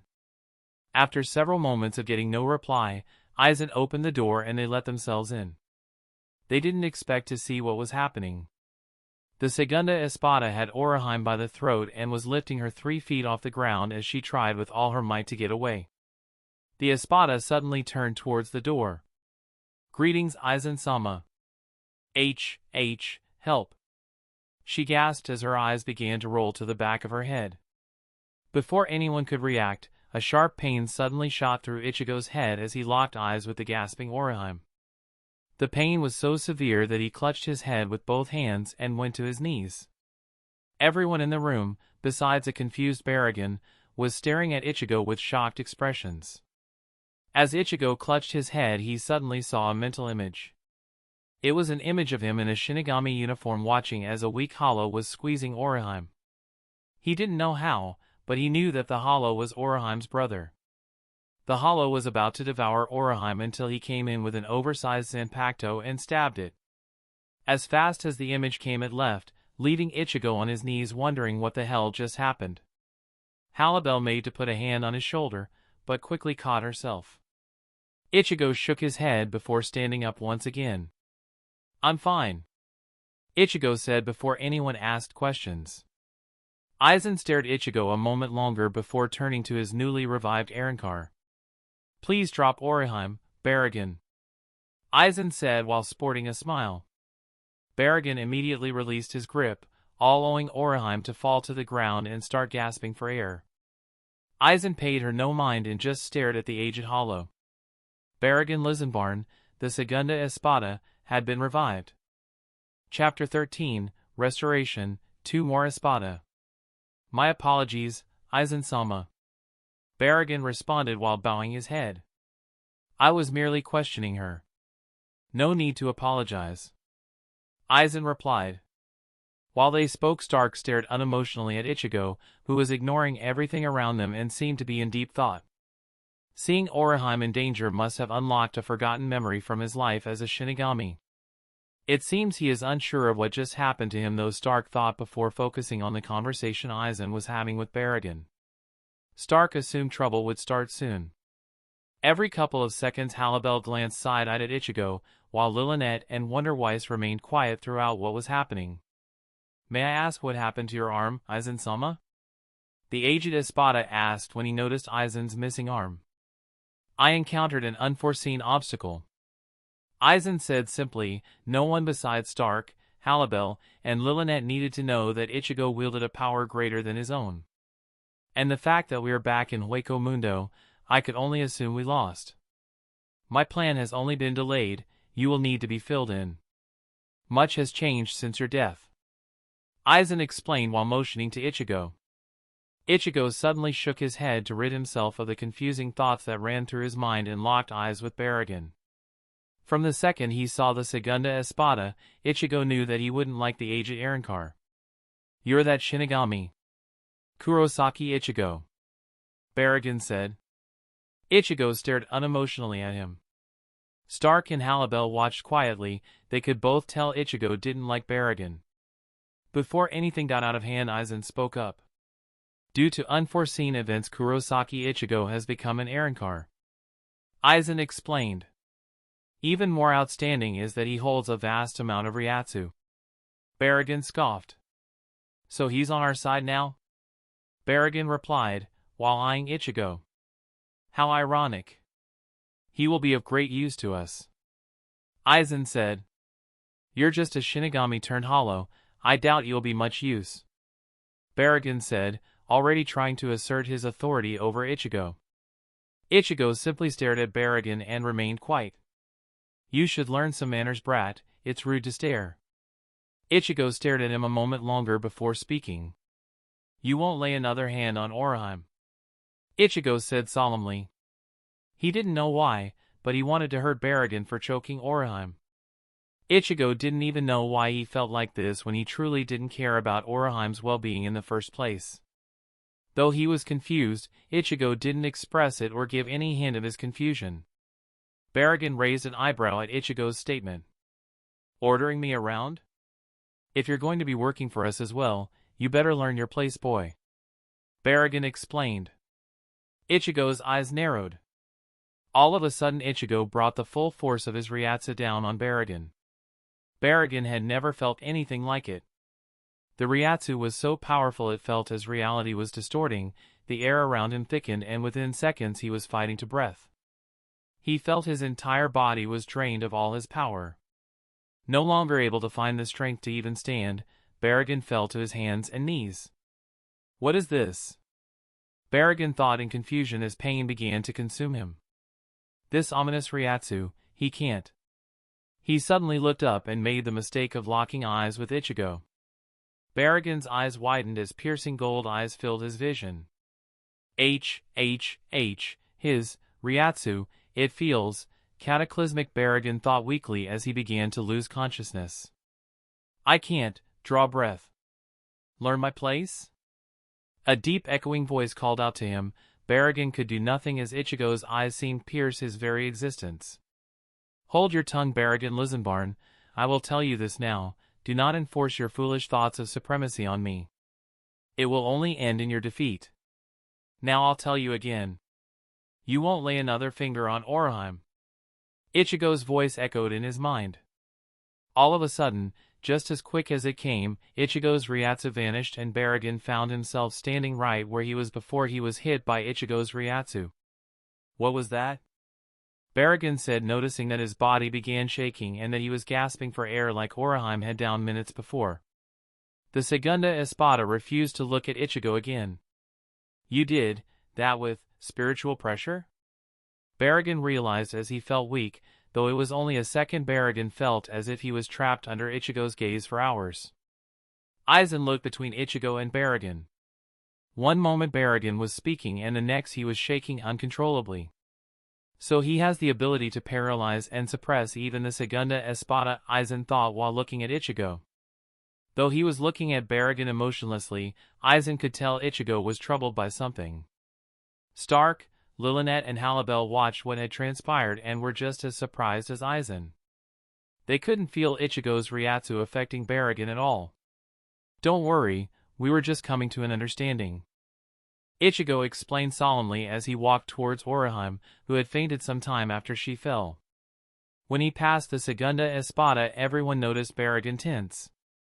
We should let her rest, and then she should heal your arm. Don't you agree, Aizen-sama? Ichigo asked as he picked Orihime up and placed her on her bed. Aizen nodded before turning around and leaving the room, followed closely by Wonder Weiss. He had much to think about. He now knew that Ichigo seemed to still hold onto a piece of his old self. This was problematic. Ichigo was too powerful to have as an enemy. He had to decide if Ichigo was worth having around. As he left, Stark walked up to Barragan. Welcome back, Stark said while patting Barragan on the back. Barragan, who was still froze, immediately shook his head and looked up at Stark. I have much to think about, Barragan replied as he started to walk out of the room. His encounter with Ichigo unnerved him. Expect us at your room tonight, we have much to discuss, Stark called out to him. Barragan ignored him and left the room. Lilinet unexpectedly began jumping up and down. Huh, what did you do, Ichigo? He was scared to death, Lilinet exclaimed.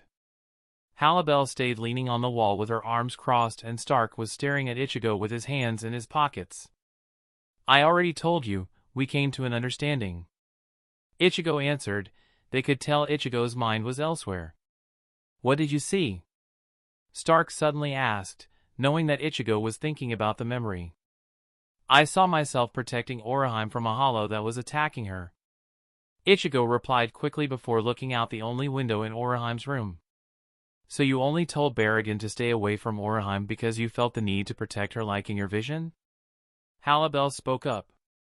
Ichigo nodded. Halibel was happy to hear that, though she didn't show it. Don't worry, I'm not changing, Ichigo said. I'm not worried. I know that even if you remember your past life, you will still stay on our side, Stark explained. Ichigo nodded. Come to think of it, Barragan didn't notice my transformation, Lilinet said out of nowhere. Everyone there ignored her as she grumbled on about inconsiderate Arrancars. Halibel, we'll meet with Barragan tonight while Ichigo is here with Orihime, Stark said abruptly. I'm tired out, he finished before using Sonido. Damn it, Stark, don't leave me, Lilinet exclaimed, seconds later, before using Sonido herself. When they were alone, Halibel turned to Ichigo, who seemed to be in deep thought as if something unexpected had occurred. What's wrong? Halibel asked unemotionally as she stared down at Orihime. Halibel didn't like her. It's nothing, Ichigo said as he continued to look out of the window. Fine, Halibel said before turning around and started to walk out of the room. She wasn't good with talking about internal problems and feelings, especially with the one guy she was uncomfortable around. Have you ever? Ichigo spoke up suddenly. Halibel stopped in her tracks. Felt like you would lose control of yourself when you wanted to fight someone? Ichigo asked. Halibel stared at him a moment. No. She noticed Ichigo tense. Did you feel like that when you were suppressing Barragan? Halibel asked. No, Ichigo said abruptly. Halibel knew it was a lie, and she honestly didn't know what he was talking about. Not knowing what else to say, she changed the topic. Ulquiorra will be revived next. Barragan was forced to accept you because you gave him no other choice, but Ulquiorra is different. I killed him, right? Ichigo asked. Halibel nodded. He's weaker than Barragan, so he should be no problem. Ichigo reasoned. It appeared so, but Stark, Barragan, and I knew he was hiding a huge amount of power away. He never explained what it was, but if he had told us about it, I'm sure he would have had a higher rank. Just how much of a higher rank I don't know, but he was stronger than he let on. Of course he won't be a problem for you, but I just wanted to let you know. Halibel explained. You can tell me more later, I'm going to sleep a bit before coming back. Ichigo said. Halibel locked eyes with him, but immediately looked away. She strangely felt her stomach tighten when she looked at him. Ichigo looked at her oddly before walking out. The truth was he suddenly felt weakened. Why did I feel like I was going to lose control of myself, he thought confusedly. I just need to relax, he thought as he walked down the long halls of Las Noches towards his room. 5 hours later. Barragan stared out at Las Noches from the balcony in his room, letting his mind process what had happened hours before. He had been in the exact same spot ever since he first entered his room. How could someone release such a huge amount of ominous Ryatsu at once? Was the thought that plagued the Segunda Espada. There was one thing that Barragan knew for sure though. Aizen had never displayed as much power as Ichigo. He remained quiet a bit longer before he felt a quick spike in Ryatsu near him. I didn't bother to ask why your hollow hole was missing, do you know why? Barragan voiced seemingly to himself. I felt, the moment I first opened my eyes, that several Vasto Lords were in Las Noches. I don't know how, but I knew it could only be you that were the Vasto Lords. Barragan finished. Suddenly Stark appeared before Barragan. He was staring at the Segunda Espada seriously. Then I don't have to waste time and explain. Stark stated solemnly. Of course you do, I want to know how I can obtain such power as well. You can't. Halibel said as she suddenly walked from behind Stark, with her arms crossed. I thought as much. Barragan said with a grunt. If you had our power, what we're hoping to use your newfound power on? Ichigo? Stark asked. Barragan remained quiet. Don't oppose him, Barragan, you won't win. Halibel added. How did a punk like him become a Vasto Lord as well? He is a special case. Stark answered. Nevertheless, he should learn some manners. The aged Espada stated. Forget about him. What has happened since my downfall, he finished. What that Stark began to explain, in little detail, about how the war came to an end. He made sure to leave out Ichigo's rampage through Las Noches and their plan to stop Aizen. Barragan knew he was leaving much out. Who took Aizen's arm? Apparently I did. Ichigo voice answered. Barragan tensed when Ichigo used Sonito to appear in front of him, leaning on the rail of the balcony. This kid took Aizen's arm? Barragan thought. Have you told him yet? Ichigo asked Halibel. The Segunda Espada raised an eyebrow. Stark was getting to it. Halibel replied. Have you finished speaking to Orihime? Stark asked. Among other things. Ichigo answered. Halibel and Stark looked at him as if asking for an explanation. I'll explain later. Tell me what? Barragan demanded. You have nerve if you think you could speak to us like that. She said dangerously. Do not forget, my rank surpasses yours, Halibel. Barragan reminded, momentarily forgetting about his feelings of uneasiness being around Ichigo. To me, your number means nothing. To say you are in any way my superior is ridiculous. Halibel replied. Barragan made to speak, but was silenced by Stark. The reason for our visit. Stark started. Isn't because we wanted to catch up? Then what is the reason? This war with the Shinigami has revealed many things, the most important of which is Aizen's usefulness. Stark explained. Barragan immediately knew what those words meant. You mean to betray Aizen? Barragan asked. When the time is right. We need to know whose side you will be on when it happens. Stark replied.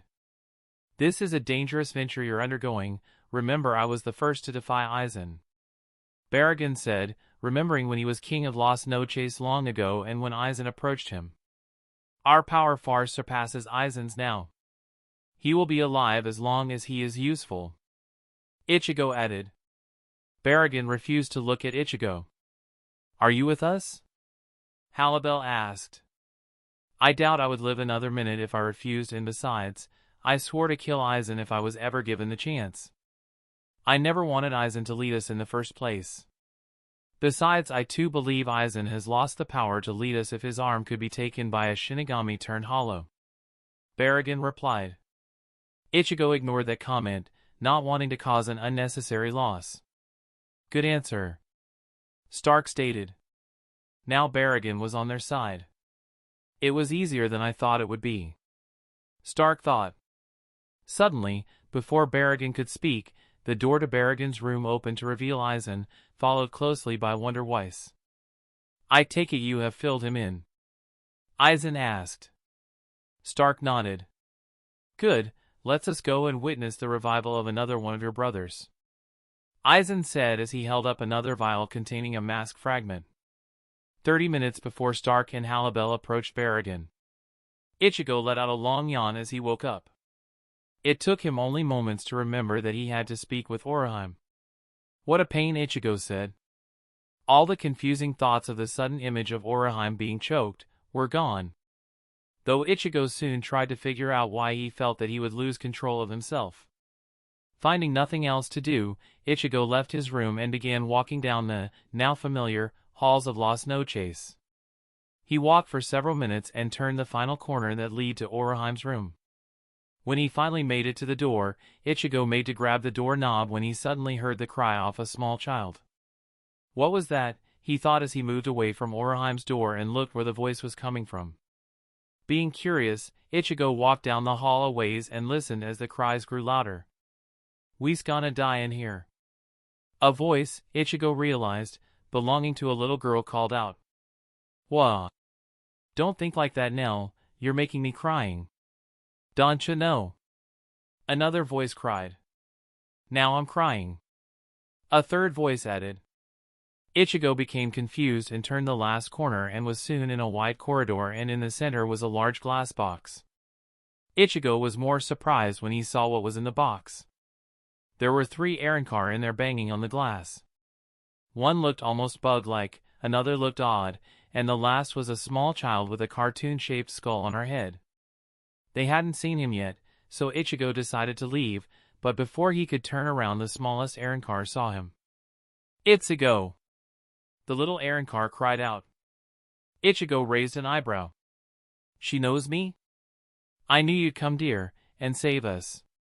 Whatcha got a hollow mask one dear side of your face for Ichigo? The Arrancar asked. Ichigo remained quiet. The small child, who had started laughing, noticed Ichigo wasn't moving. What's the matter, Ichigo? Don't you remember me? Don't you remember Nell? Suddenly Ichigo's eyes widened. Ah, I wondered what she was doing here. So you were the one that brought her. Well, judging from the look on your face, you must have been lugging her around without knowing who she really is. A very thin and lanky Arrancar with black hair told Ichigo. What do you mean? Ichigo thought as he looked at the shivering little hollow. The Arrancar let out a chuckle. Here's the story, she's Nell. Neliel to Oderschwank. A former Espada. Ichigo's eyes widened. Ichigo quickly shook his head to get rid of the vision. Damn, another one, Ichigo said as he grabbed his head. Why is this happening? He thought angrily. Ichigo, what's wrong? Nell shouted. Ichigo suddenly locked eyes with her. He could feel his anger rising. Help us, Ichigo! Nell cried. Ichigo glared at her, held up a hand and began charging a Zero. Nell's eyes widened. Not like Dad, Ichigo! Nell cried. She didn't realize Ichigo was aiming directly at them and not trying to break them out. Get out of my head, Ichigo told her. Nell looked at him in confusion. Ichigo made to release the zero when he suddenly realized what he was doing and cancelled the zero within seconds. What was I doing? Ichigo thought to himself. I almost lost control again. Ichigo? Nell asked. Throughout their conversation the other two hollows remained quiet. You used to be an espada? Ichigo asked, trying to get his mind off what had happened and remembering that Aizen said during the meeting that the previous third espada had been captured. Nell shook her head. Nope, I'm Nell, she said with a smile. Ichigo wondered why Aizen would lie. Before anything else could be said, Ichigo turned to leave. He had much to think about. Wait, Ichigo. What about us? She cried. Ichigo didn't know why he said what he said next. I'll come back and free you. Nell smiled. Nell and her buddies will wait for Ichigo. Nell yelled. Ichigo simply walked away. Stark and Halibel don't need to know about this vision. I need to know why I'm starting to lose control though, Ichigo thought.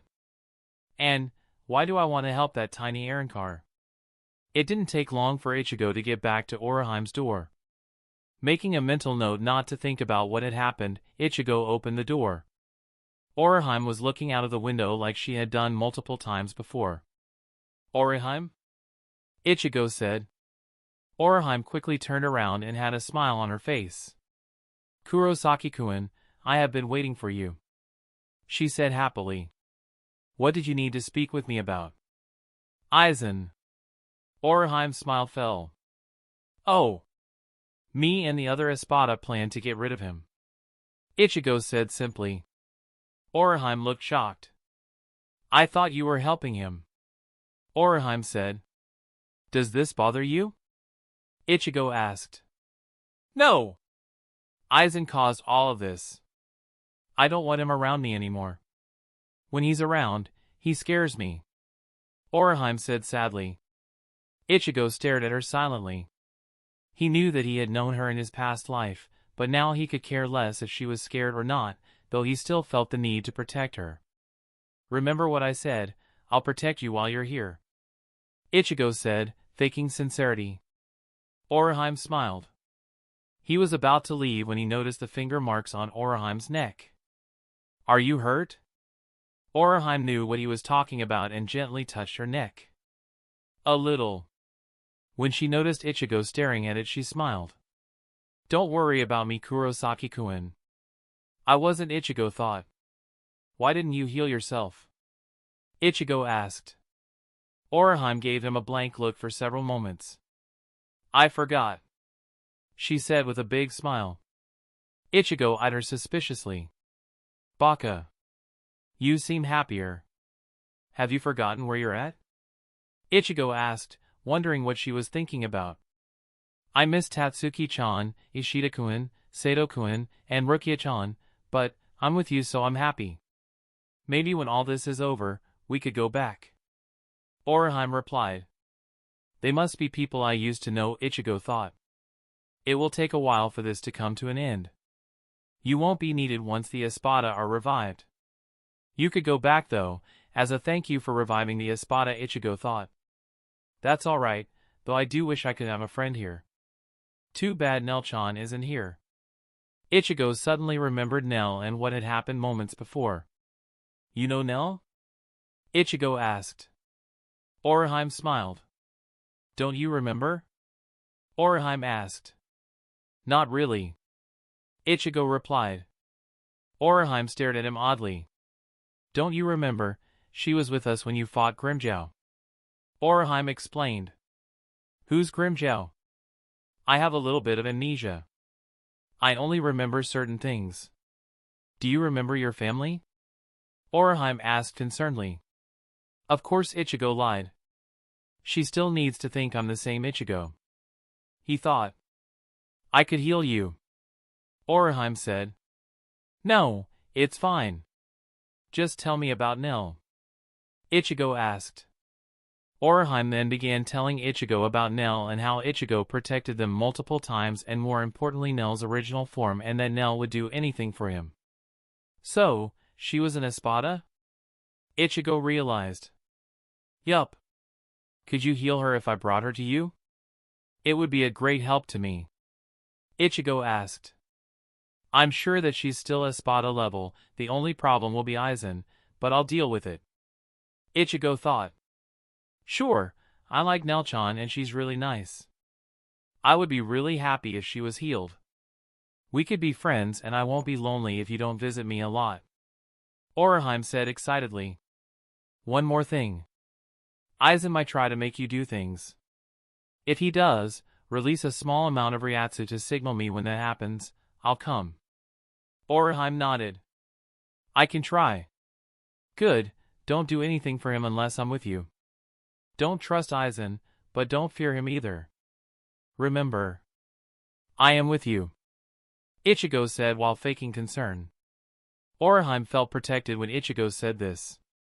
Okay, Kurosaki-kun. Orihime agreed. Remember, we didn't have this conversation. Ichigo stated. Orihime saluted him happily. I'll bring Nel by later. Ichigo said as he started to walk out of the room. Bye-bye Kurosaki-kun, Orihime said happily as Ichigo used Sonido. Halibel and Stark are already with Barragan, Ichigo thought as he left. Back in Barragan's room. Suddenly, before Barragan could speak, the door to Barragan's room opened to reveal Aizen followed closely by Wonder Weiss. I take it you filled him in? Aizen asked. Stark nodded. Good, let's us go and witness the revival of another one of your brothers. Aizen said as he held up another vial containing a mask fragment. You can tell me about Ulquiorra along the way. Ichigo told Halibel. Halibel nodded. Aizen lead the 5 Arrancar out of Barragan's room. So what else do I have to know about Ulquiorra before he revives? Ichigo asked. He's cold, indifferent, and dispassionate. He isn't one to be easily provoked. Halibel said. So he should be fine with me becoming a hollow. Ichigo asked. I don't know. Halibel said. How was he killed? Ichigo asked. Ichigo knew that he killed the 4th Espada because Halibel had told him, but he wanted Aizen to think otherwise. Aizen glanced at Halibel. Not sure, we weren't here when he died. Halibel played along. Aizen took his eyes off Halibel. What else do I need to know? He has a habit of stabbing his opponents with his hand where his hollow hole resides. Halibel added as an afterthought. That's interesting. Ichigo replied. He will only listen to Aizen-sama. Halibel said. Ichigo knew that, what Halibel said, meant they would have a problem convincing Ulquiorra. Get used to hearing the word trash a lot. A feminine voice added. Lillinet appeared next to Stark. So you're coming? Stark said lazily. Sure. Lillinet said simply. Stark sighed. The group walked a couple more minutes before arriving at Orihime's room. Aizen knocked. Orihime, we're coming in. With that, Aizen opened the door. Orihime was sitting at a desk, eating. When she heard them walking she turned her head. Kurosaki-kun. Orihime said with a full mouth. Ichigo waved his hand in her direction. Orihime, we are in need of your services again. Aizen stated. Orihime swallowed what was in her mouth and quickly glanced at Ichigo before turning her gaze to Aizen. Okay. She whispered. First, if you would heal my arm. Aizen said as he walked over to her. Orihime slowly walked up to him and held up her hand. Do this for Kurosaki-kun, she thought. Soten Kiss-hun, I reject. Suddenly Aizen was engulfed in the familiar golden light. Almost immediately Aizen began to heal. Your power never ceases to amaze me. Aizen commented. Orihime refused to look at him in the eyes. Within moments Aizen was back to perfect health. He smiled as he held up the arm he once lost. You're getting faster at this. Aizen commented once again. Orihime ignored him. Now if you could revive Ulquiorra. Orihime's eyes widened. Ulquiorra. she said. She remembered how he had killed Ichigo and how heartless he could be. No, Orihime said while stepping back. Aizen stared at her and Ichigo looked at her oddly. What is she doing? Ichigo thought. Come now, Orihime, you said you would help. Aizen stared at her and suddenly began releasing Ryatsu. Orihime was affected by it within a second. Fortunately, before she could even gasp, Ichigo stepped in. Aizen felt a hand on his shoulder, causing his eyes widened. How fast? Perhaps, if I asked her. Ichigo said. Aizen remained quiet a couple of seconds before moving out of the way. Ichigo smiled as he walked over to Orihime. Are you okay? Ichigo asked. Orihime nodded. See, I told you that I would protect you. Ichigo whispered in her ear. Orihime smiled weakly. Halibel, who only saw Ichigo lean in close to Orihime's ear, arched one of her eyebrows. Just heal Ulquiorra, it will be fine. Ichigo said. Orihime nodded. Ichigo grabbed the vial from Aizen and gave it to Orihime. Sotenkishin, I reject. She whispered. Once again a bright golden light appeared and engulfed the vial. Ichigo smiled as he walked back and leaned on the wall next to Halibel. She will do anything for you. Halibel stated unemotionally. Ichigo nodded. She must have had a bad run-in with Ulquiorra. He was the one that captured her. Stark reasoned. She's pathetic. Halibel said. Ichigo looked at her. Halibel didn't seem the type to insult someone. You okay? Ichigo asked. Halibel looked at him in the eyes. Yes. She said abruptly. She could feel the familiar tightening in her stomach again.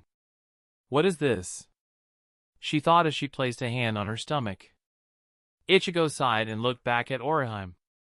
Ichigo was surprised. Half of the Arrancar's body was already healed. Surprised?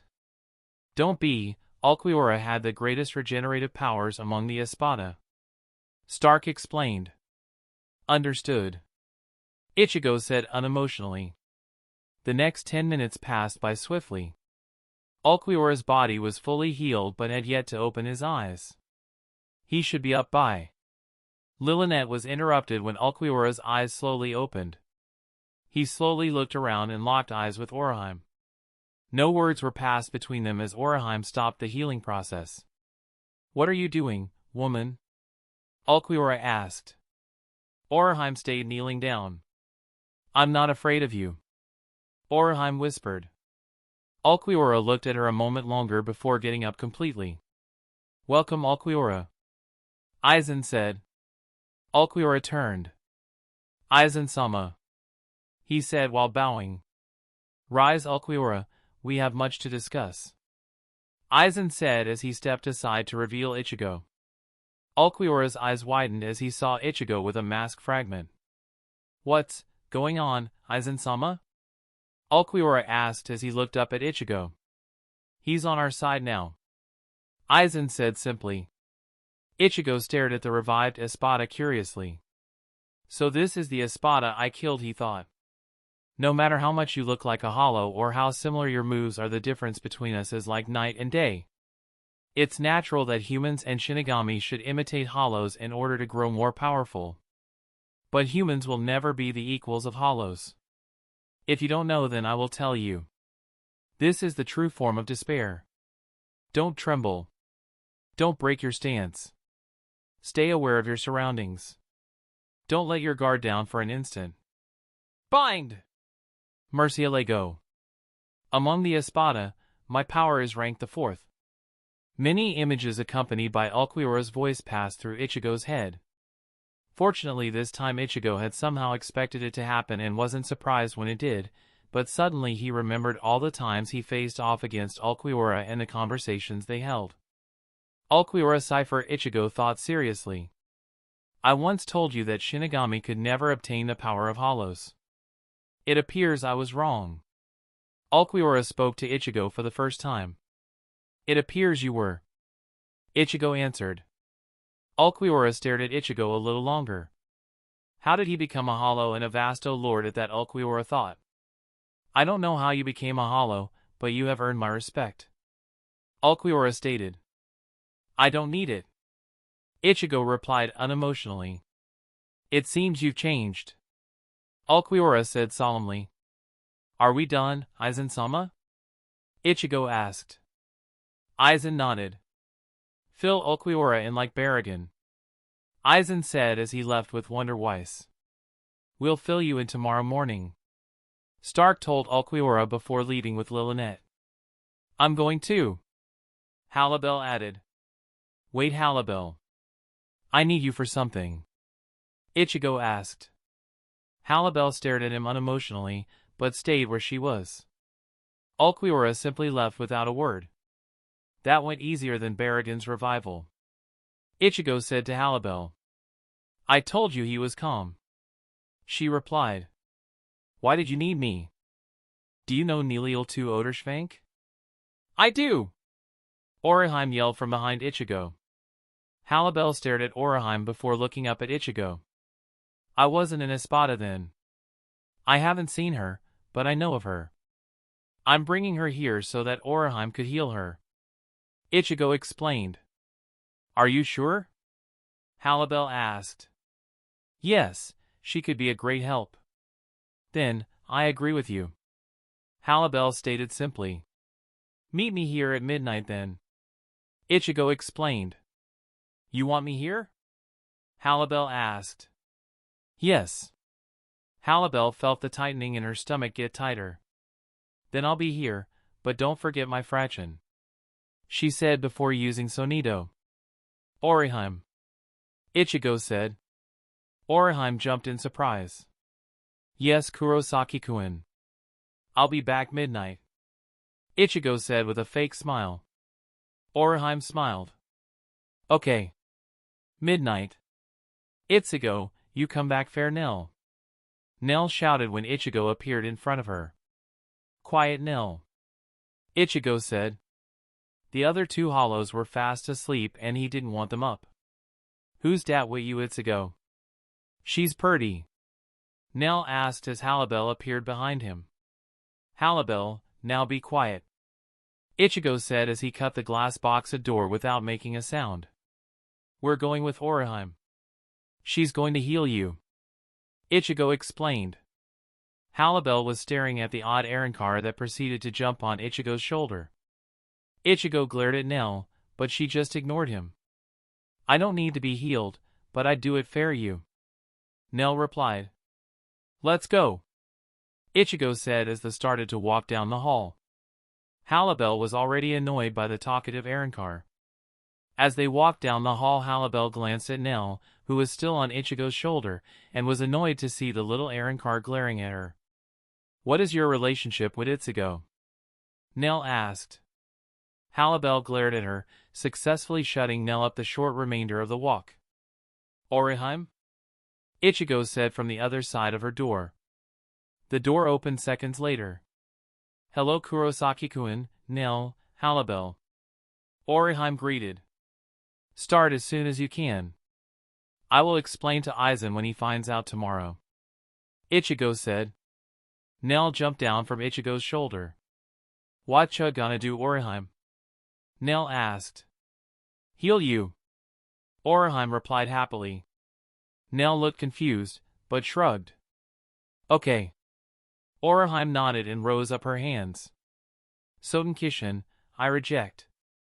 Orihime muttered. Purdy. Nell said as the golden light engulfed her. You sure this will work? Halibel asked. It should. Ichigo replied. Now we wait.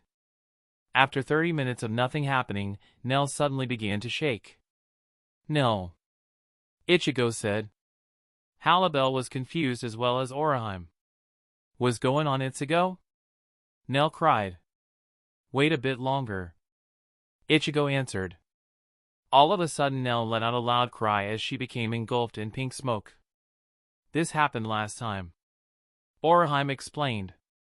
Ichigo smirked as he felt the different reiatsu that Nell began emitting. It appeared that you were right to heal her.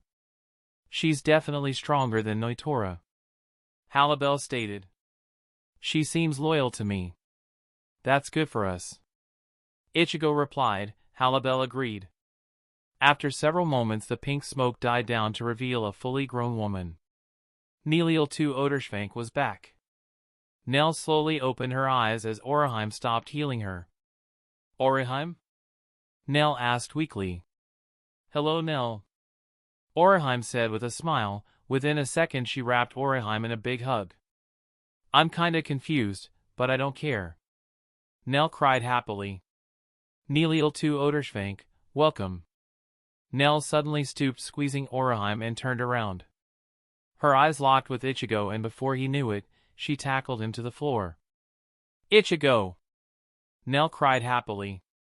Halibel glared at the former Espada. Get off! Ichigo growled. Nell ignored him and continued to hug him. It was then that Halibel reacted faster than she ever had and grabbed Nell by her shirt and threw her off Ichigo. He said get off, Halibel said solemnly. Ow! Nell cried as she hit a wall. Ichigo stared at Halibel oddly, but didn't comment. Are you okay, Nell? Orihime said. Nell rubbed her head. I'm fine. She was about to yell at Halibel, but realized something. Where are Pechi and Dondochaka? Nell asked. Nobody answered. What's going on here? Everyone turned to the door and saw Aizen standing there.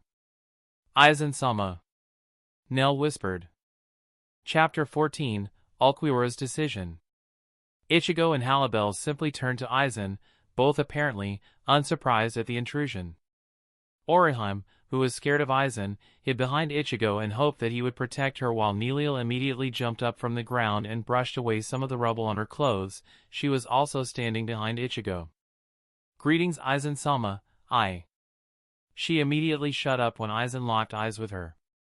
She knew from experience Aizen was angry. What did I do? Neliel thought curiously. Perhaps I didn't make myself clear the first time, Aizen stated unemotionally as he began to release his Ryatsu. He was immediately surprised to see that nobody was affected by it. It didn't take long for him to realize that Ichigo was blocking his Ryatsu form, hitting Neliel and Orihime, who would have been the only ones affected by his Ryatsu. You should relax, Aizen-sama, too much stress isn't good, Ichigo said impassively as he felt Orihime grab his sleeve for reassurance. What is the meaning of this, Kurosaki? Aizen asked. I would have assumed it was obvious, Aizen-sama, Ichigo replied.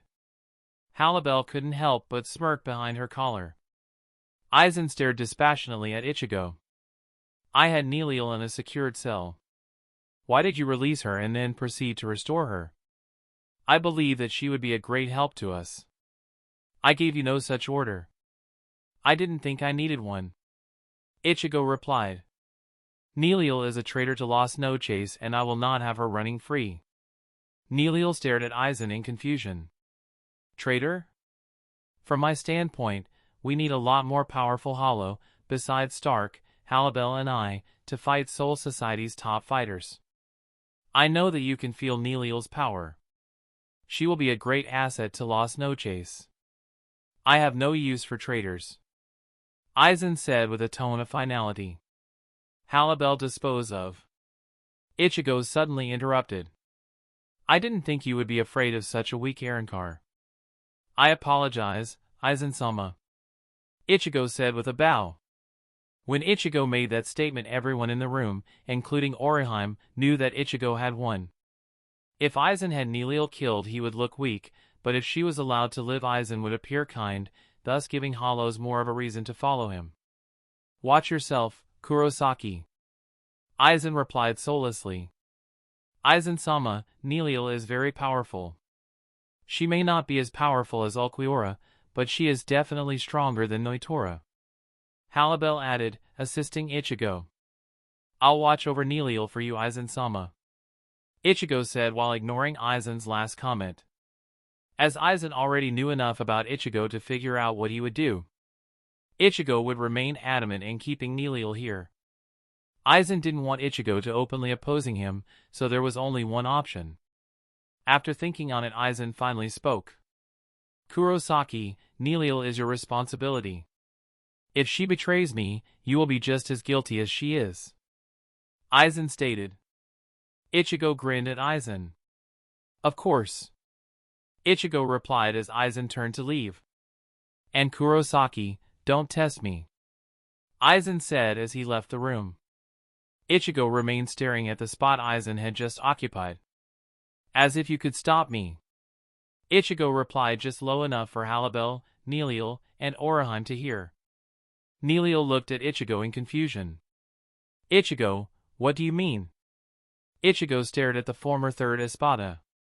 Neliel was very confused. She couldn't seem to remember clearly. Can you remember anything?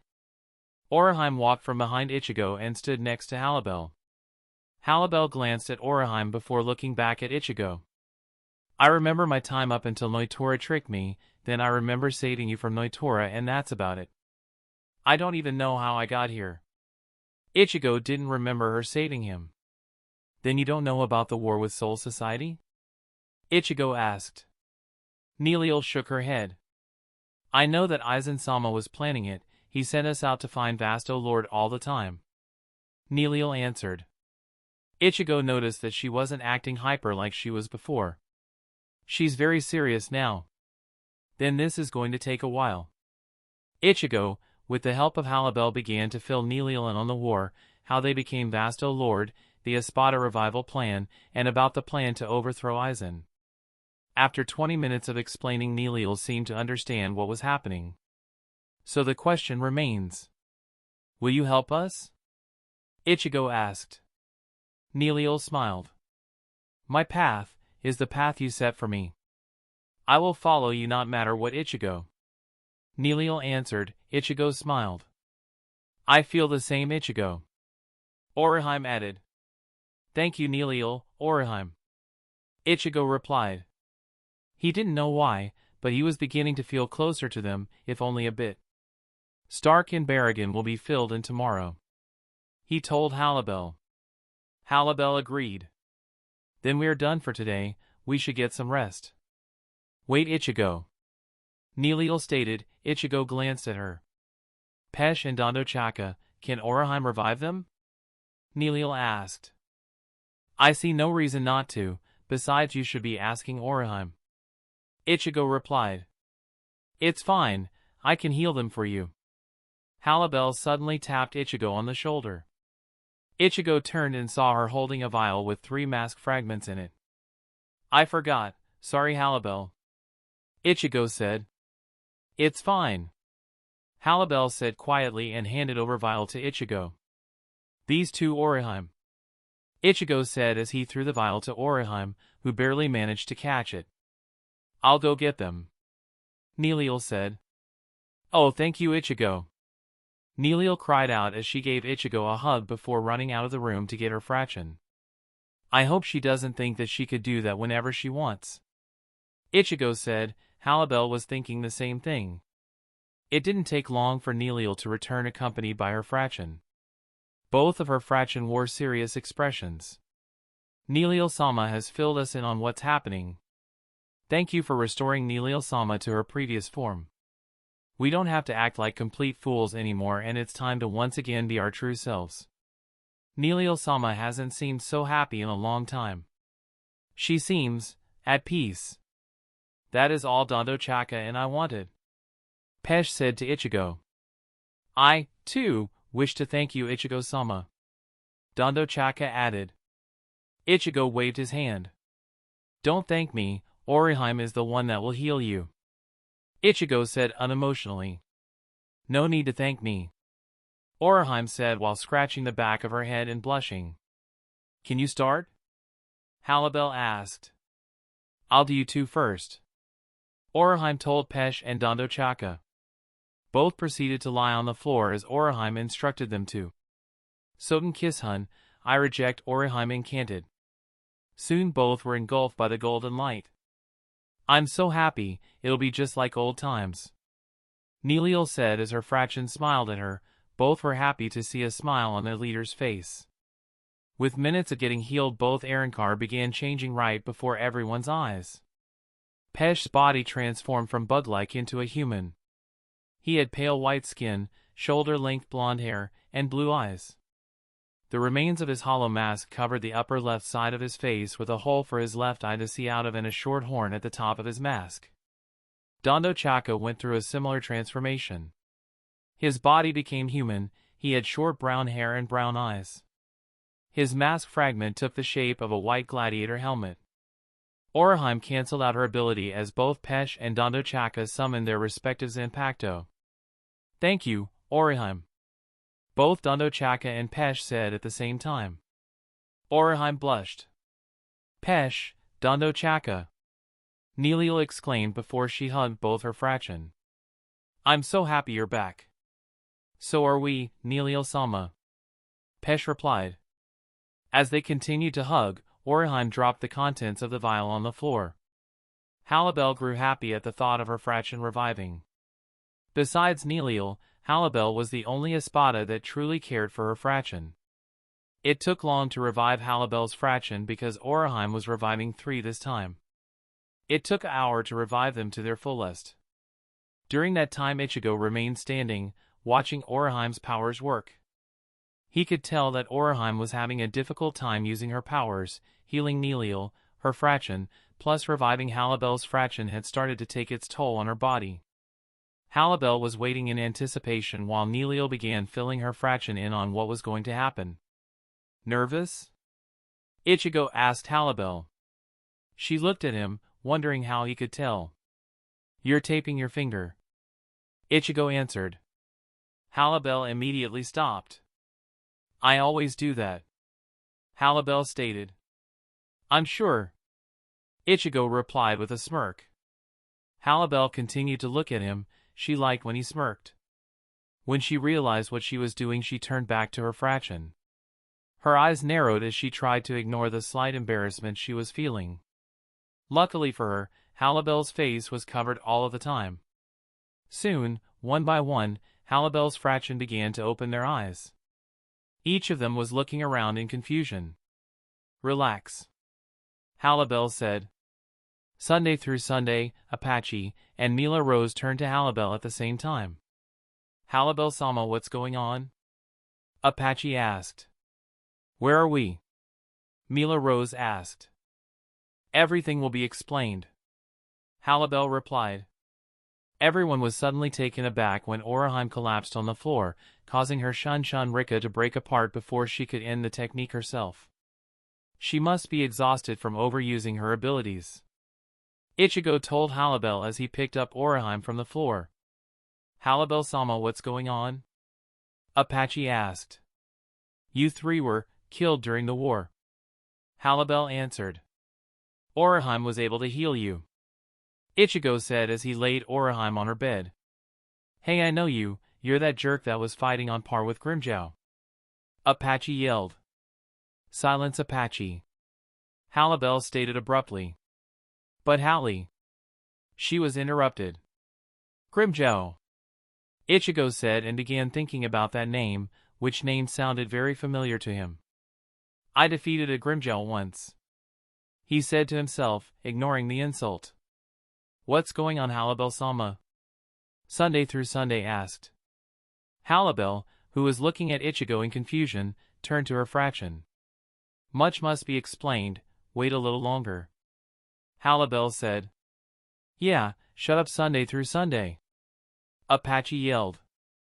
"Quit being a witch, Apache," Mila Rose yelled. "Don't you start something too," Apache yelled back. "All 3 of you shut up," Ichigo said with a tone of seriousness. It was enough to shut them up in a second. "The girl that just revived you is sleeping. Show some respect," Ichigo ordered. "Who are?" "Silence, Mila Rose," Halibel stated. "Neliel, can you stay with Orihime tonight?" Ichigo asked. "Of course, Ichigo," Neliel replied as she finished explaining everything to her fraction. "Good, I'm going to bed," Ichigo stated. Halibel's fraction watched as he stopped to the right of Halibel and whispered something in her ear as he placed a hand on her shoulder. Apache's eye narrowed. Apache made to yell, but Sunday through Sunday stopped her. Halibel-sama doesn't seem to mind, she stated. After a moment Halibel nodded and Ichigo walked off. Let's go girls, I have much to fill you in on, Halibel said and turned to leave the room with her fraction following close behind her. She felt oddly happy when Ichigo touched her shoulder. Fill them in on everything. Make sure your fraction can keep a secret, they are very loud and annoying, they could let something slip. After I wake up we will convince Ulquiorra to join us, Ichigo said low enough so that only Halibel heard him. 10 and next morning. Knock knock. Ichigo awoke at the abrupt noise. He slowly opened his eyes as he let out a loud yawn. I must have overslept, Ichigo mumbled to himself while he thought for the dream he had. It was a vision of when Ulquiorra showed him his segunda etapa. Ichigo was somehow sure he could use the information to bring Ulquiorra to their side. As Ichigo stopped thinking of the vision and walked over to his door and opened it, Lilinette was the one knocking. What do you want? Ichigo asked tiredly. You're late, Stark sent me to come get you, Lilinette answered with a small blush. Where are they? Upmost room of Tower 3. Lilinette replied. Before she could say another word Ichigo used Sonido. He's so cute, Lilinette squealed before using Sonido herself. Ichigo appeared right outside of the room's door and knocked. It's Ichigo, Ichigo said as he opened the door. Upon entering, the first thing he noticed was that the room had many different layers and platforms so that not one platform was the same height. He then noticed all the Espada and the remaining fraction were present. You're late, Barragan announced. He was residing on the upmost platform. What a surprise, Ichigo thought sarcastically. Really, I hadn't noticed, Ichigo replied as he jumped up to the platform that Halibel and her fraction were on. Quiet, Barragan, Stark said as Lilinette appeared next to him. Ichigo looked around and saw Ulquiorra standing completely still with his eyes closed. He probably doesn't even know why he's here, Ichigo guessed. Ichigo was slightly surprised when he saw that Wonderwise had joined them. Why's he here? Ichigo asked Halibel. I'm not sure, he just appeared next to us. We didn't bother to ask him anything, Halibel answered. Hi Ichigo, Neliel cried from the opposite side of the room. Ichigo-sama, Mila Rose said abruptly. Ichigo and Halibel turned to the fraction. Apache and Sunday through Sunday were pushing Mila Rose towards Ichigo. I know, she whispered to her fellow fraction. What is it? Ichigo asked. Halibel-sama filled us in on everything. We wanted to apologize for our behavior, Mila Rose said solemnly. Ichigo stared at them a while before looking away. Forget about it, Ichigo replied. Halibel's fraction released the breath they had been holding. Halibel had told them that Ichigo's power surpassed Aizen and that they should respect him. They were worried he would despise them for their behavior. Isn't this dangerous? I'm sure Aizen is wondering where we are, Ichigo stated for everyone to hear. Aizen has locked himself up in Sale's lab. We are not to disturb him, Stark replied. We should get to the reason why we are here. Shall we let Ichigo do all the talking? We all know he has a problem with not letting us in on his plans, Barragan stated while motioning to Neliel. I have no problem with Ichigo reviving the previous Tercera Espada, nor does anyone else besides you, Stark stated. Do you have a problem with her, Barragan? Halibel asked.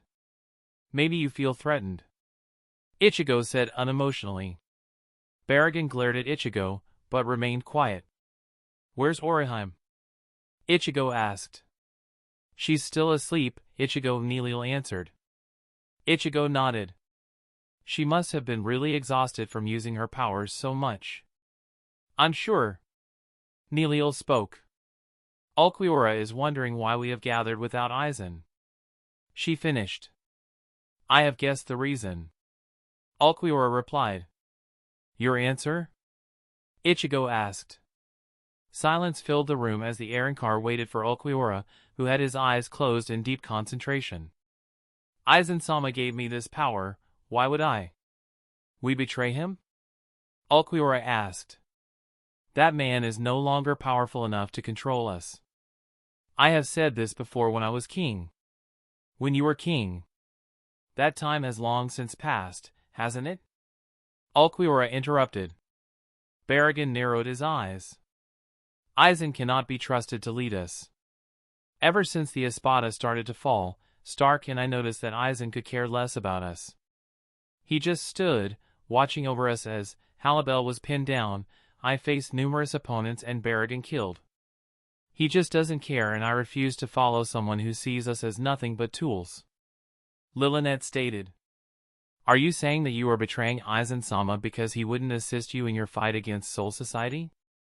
Ulquiorra asked. You and Stark are the only Espada who would be saddened by another's Espada's death. Lilinet glared at him. That may be, but the battle may have been in our favor if he had assisted us. What Lilinet is trying to say is that we need to cast Aizen aside because of his failure to lead properly. Stark replied. Can you do better? Ulquiorra questioned. I never said I could. Stark countered. Then why would we follow you instead of Aizen? I'd rather follow Stark than Aizen. I think Stark could be a good leader. Ichigo commented. If you would stop sleeping so much. Lilinet whispered to Stark before giggling. Nevertheless, those who remain loyal to Aizen say. Loyal you say. Is it not you, Ulquiorra Cipher, who has been hiding your true power from Aizen? You told me this yourself, Segunda Etapa. You're the only Espada to have such a transformation, yet you hide it from Aizen. You also told me that Shinigami are weak and will never be as powerful as Hollows, yet you kneel before one willingly. You speak of loyalty to Aizen-sama, yet you had doubts of him way before we did. Ichigo revealed. Everyone was surprised to hear about Ulquiorra's hidden power. Segunda Etapa, a form greater than Resurrection? Barragan guessed, while the other Arrancar were thinking along the same line. Ulquiorra stared at his former rival, their eyes locked. Ulquiorra knew the truth, and Ichigo's statement could not be countered, but he wasn't the type to rush into things. What can Stark, or even you, offer us, which Aizen-sama can't? Stark would be the obvious choice to succeed Aizen, but Ichigo seems to have greater potential. I was indeed wrong about him. Ulquiorra thought to himself. Nothing. If you want live your life following a Shinigami, be my guest, but know this, Ulquiorra Cipher, times are changing, the time of Hollows has come. Who else agrees with me? Ichigo shouted the last part. I do. Neliel. Us. Pesh and Dondo Chaka. We do. Sun, Apache, Mila Rose. Me too. Lilinet. I, Barragan. Me. Halibel. I agree. Stark. Wonder why let out a low groan. When everyone, but Ulquiorra, answered, Ichigo turned to him. Well? Ichigo asked. Ulquiorra remained quiet for a moment before answering. Chapter 15, Ichigo's Task. Ichigo, Neliel, and her fraction were currently standing over Oraheim's unconscious body while Aizen stood next to them incanting a Keto spell on Oraheim. She had been unconscious ever since reviving Halibel's fraction a week ago. It had already been established that Oraheim wasn't suffering from anything other than exhaustion. She wasn't in critical condition, it was just that she had used her power more than she ever had while reviving the Arrancar. Though Ichigo could somehow sense that she would be fine, he would still visit her at least once a day. Neliel was the one that never left Oraheim's bedside. She believed it was her fault for making Oraheim use her power. Even though he didn't show it, Aizen was more worried than anyone else. If Oraheim died, he would have to start from scratch. How is she, Aizen-sama? Neliel asked. The same. Aizen answered as he placed his palm over Oraheim's forehead. To bad Sale isn't here, he would have found a cure for her. Lilinet said as she walked into the room along with Stark. We couldn't trust him though. Who knows what he would do to her? Stark replied. It's my fault entirely if I hadn't pushed her to. Neliel was interrupted. It wasn't anyone's fault. Nobody knew she would go into a coma from overusing her power. Ichigo said solemnly as he remembered how he discovered Oroheim's predicament. After Ulquiorra agreed to join them, Stark and Halibel were left to fill him in on recent events while Ichigo was free to check on Oroheim. When he tried waking her up, she didn't respond. Ichigo called Aizen, who immediately began trying to heal her.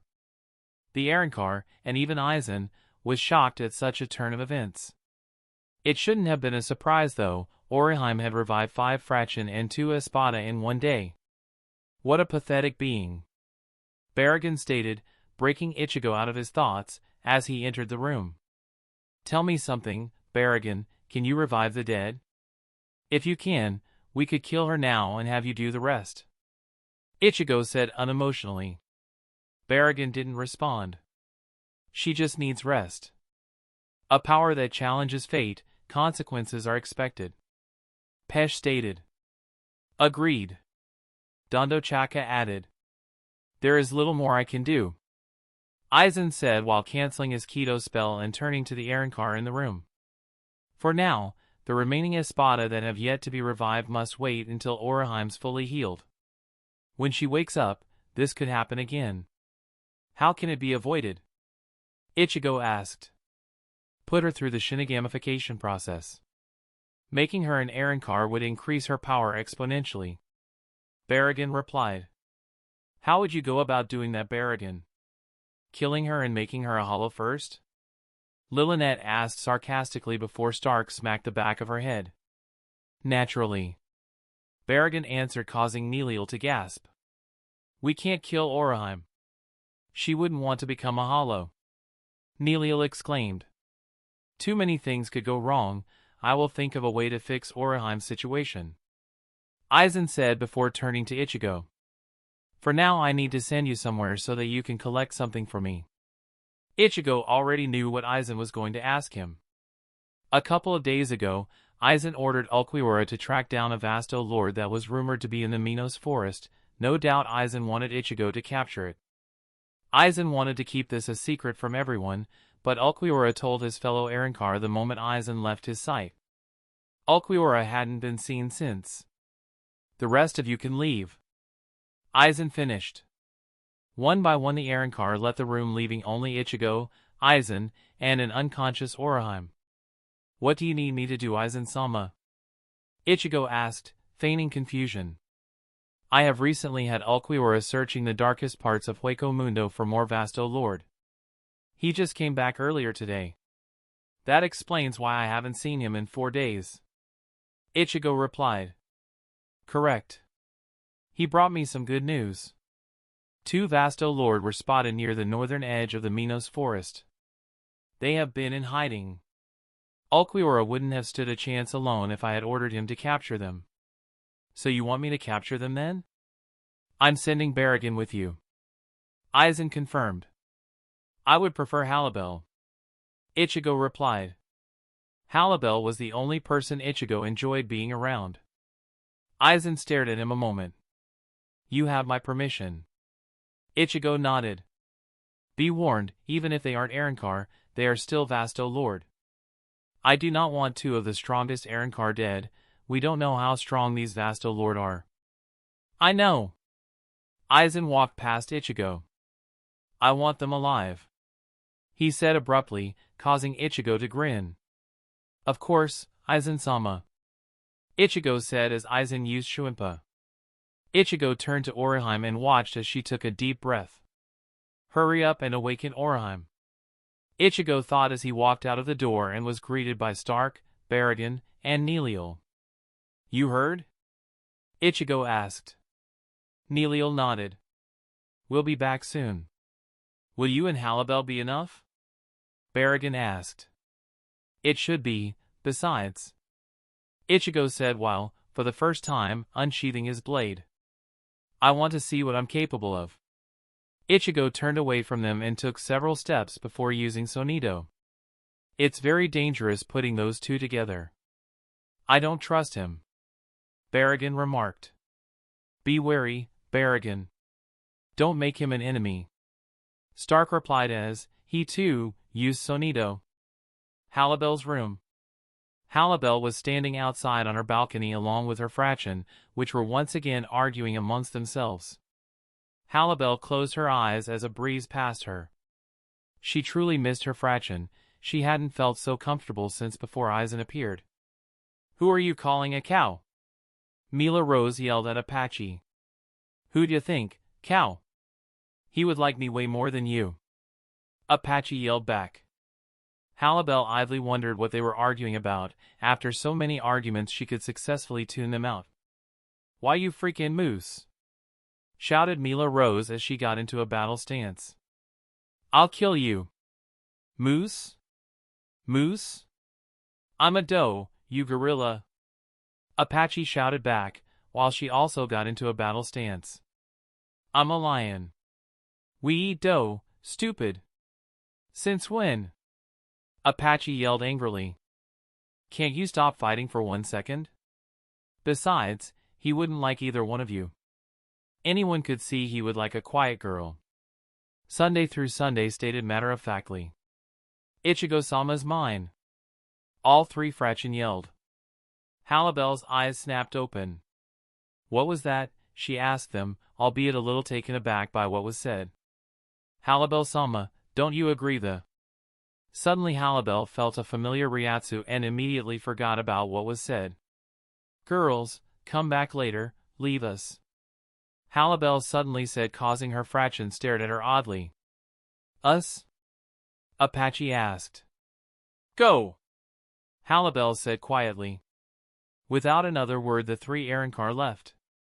They're gone. Halibel stated while crossing her arms. I know. Ichigo said as he appeared in front of Halibel, sitting on the rail of the balcony. Do they always argue? They're annoying. Ichigo sighed. What do you need? Halibel asked, suddenly feeling nervous. What? I can't just visit you? Ichigo smirked. Ichigo had never bothered to just visit Halibel, but she was his favorite person to be around. Halibel stared at him, looking very serious. She could feel the familiar tightening in her stomach. Ichigo sighed. We're to track down 2 Vasto Lorde that reside near the northern edge of the Minos forest. Ulquiorra was successful. When do we leave? Now. Then let's go. Halibel replied as she used sonido. Ichigo quickly followed after her. Northern edge of Minos forest. Halibel and Ichigo arrived in the Minos forest at the same time and looked around. They were both in a small clearing surrounded by trees. Which way? Ichigo asked. Your guess is as good as mine. Halibel replied. Let's go this way. I can feel powerful reiatsu coming from over there. Ichigo said while pointing in front of him. Halibel stared to walk ahead of him. Have you ever fought a Vasto Lorde before? No, I was never sent to look for them. Halibel answered. I wonder how strong they are. They shouldn't be too much of a challenge for us. Halibel stated. Of course, I am the strongest Arrancar in Las Noches. Ichigo boasted seriously, causing Halibel to smirk. After walking for 10 more minutes without either of them speaking, Ichigo decided to say something. You know, I've never seen your face before. All I've seen are your eyes, and no matter how beautiful they are, I would like to see your whole face. Ichigo said suddenly. Halibel glanced at him somewhat confused, though she did feel her face get hot with that beautiful eyes comment. Ichigo was met with silence. So, are you going to show me? Ichigo asked. This isn't the time. Halibel stated as she turned right. She was slightly taken aback when she almost walked into Ichigo's face, which was a mere inch from her. He's fast. The sooner I see your face, the sooner we can find the Vasto Lorde. Ichigo said seriously. Truth be told, Ichigo was rather bored, even if they had just started searching. Why are you interested in my face all of a sudden? Halibel said while crossing her arms. Nothing really, but you don't want to show me. So my curiosity is getting the best of me. Ichigo said as he brought his hand up to the bottom of her shirt, but was stopped when Halibel grabbed his arm. It was then that Ichigo saw her zipper and grabbed it. "You're not going to stop until you see?" Halibel asked. "No." Ichigo replied. Halibel released his arm and allowed him to slowly unzip her Arrancar jacket and revealing her entire face to Ichigo for the first time. Upon seeing her face, Ichigo grinned. "Cheater, I can't see your face." Ichigo solemnly. Halibel looked away, his gaze was making her feel uncomfortable. "You look very dangerous." "I like it."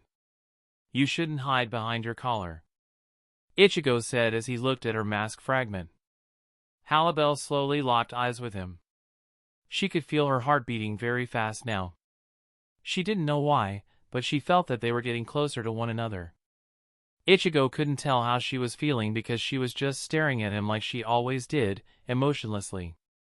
"What's going on?" she thought in all seriousness. "Why am I?" All of a sudden she felt a spike of Ryatsu close in on them. "Halibel, look out!" Ichigo suddenly shouted as he pushed her away and jumped out of the way himself. Both watched as the ground they were just standing on was hit by a red beam that Ichigo could tell was a Zero. That was a powerful Zero, Ichigo thought. When they both landed, Halibel and Ichigo unsheathed their blades. "Who's there?"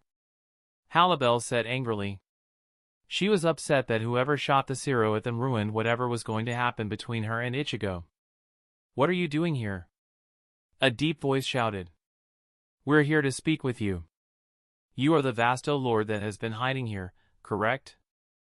Ichigo replied. "Leave now. Don't bother me with your foolish words," the mysterious voice roared.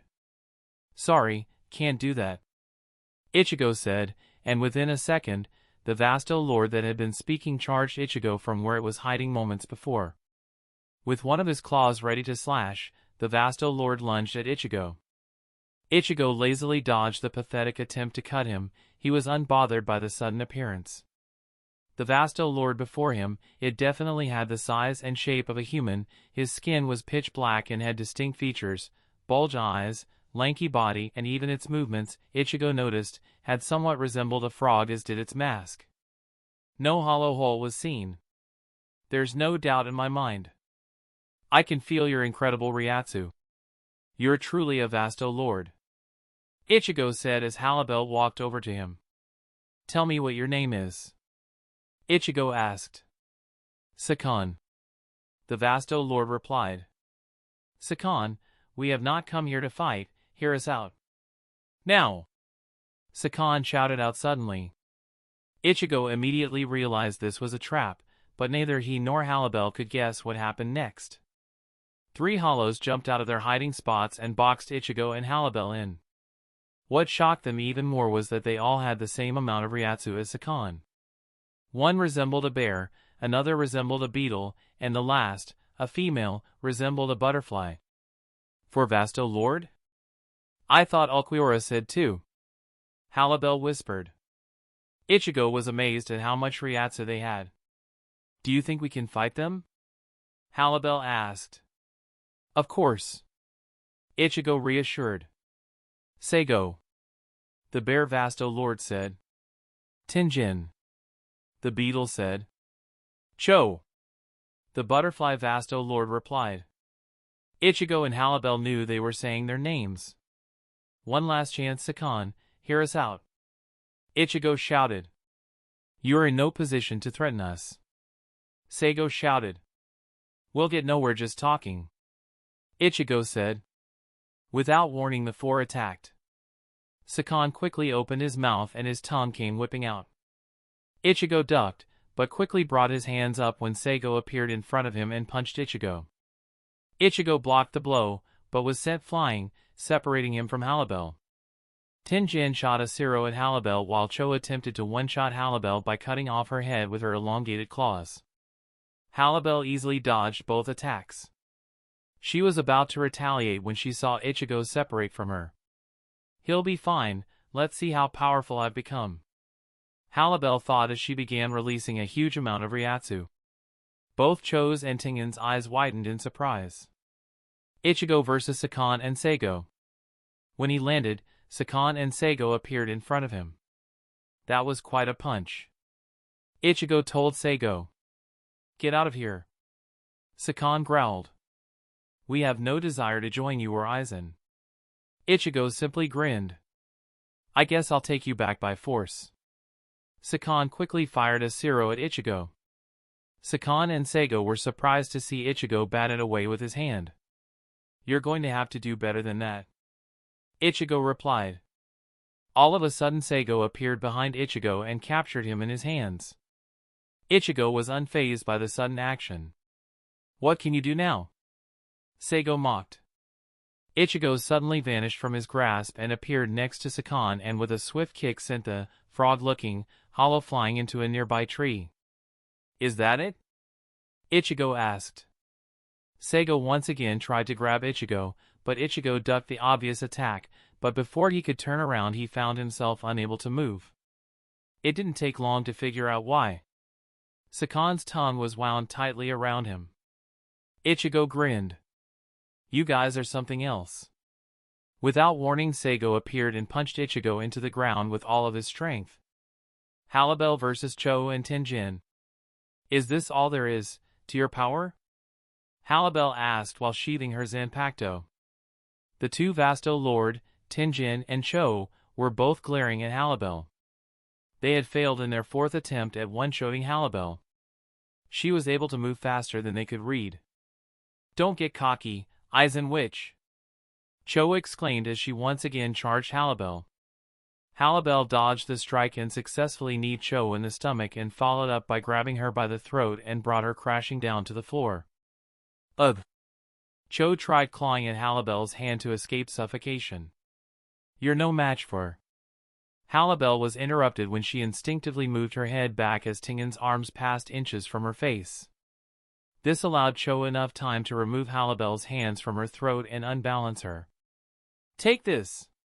Cho yelled as she brought her hand to Halibel's face and shot a point-blank Zero. Halibel would have been hit if hadn't used Sonito to escape the blast. "So you're skilled," Halibel stated, causing Tenjin to grin. "More than you know." He responded and proceeded to shoot what seemed to be a web at Halibel's feet. It was surprisingly fast and caught Halibel off guard. "TCH. Nowhere to run now," Cho said with a wicked smile. Halibel simply stared at the two Vasto Lorde. "Let's end this," Tenjin said with an annoyed tone. "You said it. She's a pain." Both began charging a Zero. This Zero was different in the fact that both Vasto Lords put their entire beings into it. Their Ryatsu was rising by the second. You can only blame yourself. Watch the full power of a pure Vasto Lorde. Cho mocked. Halibel continued to stare at them. "Goodbye, Aizen witch," Tenjin said as both Vasto Lorde released their Zeros. Tenjin and Cho grinned as their Zeros approached Halibel. "Take TH." Cho immediately stopped talking when both Zeros passed harmlessly through Halibel. "What the hell?" Tenjin shouted as their eyes widened as Halibel simply vanished. An afterimage, Cho thought in disbelief. "What makes you think that I would fall by such an obvious attack, no matter the strength behind it?" Halibel whispered as she suddenly appeared directly behind them. Halibel began releases so much Ryatsu that it knocked them off balance. "How fast?" Cho whispered shakingly. "I promised Ichigo I wouldn't kill you," Halibel said as the Vasto Lorde heard the unsheathing of his Zanpakuto. "Incapacitating you is a different matter altogether." Zero. Before the Vasto Lords could react, they were struck by a massive arc of concentrated Ryatsu and sent them crashing into the section of trees around them. "How weak! I didn't even use a tenth of that technique's full power.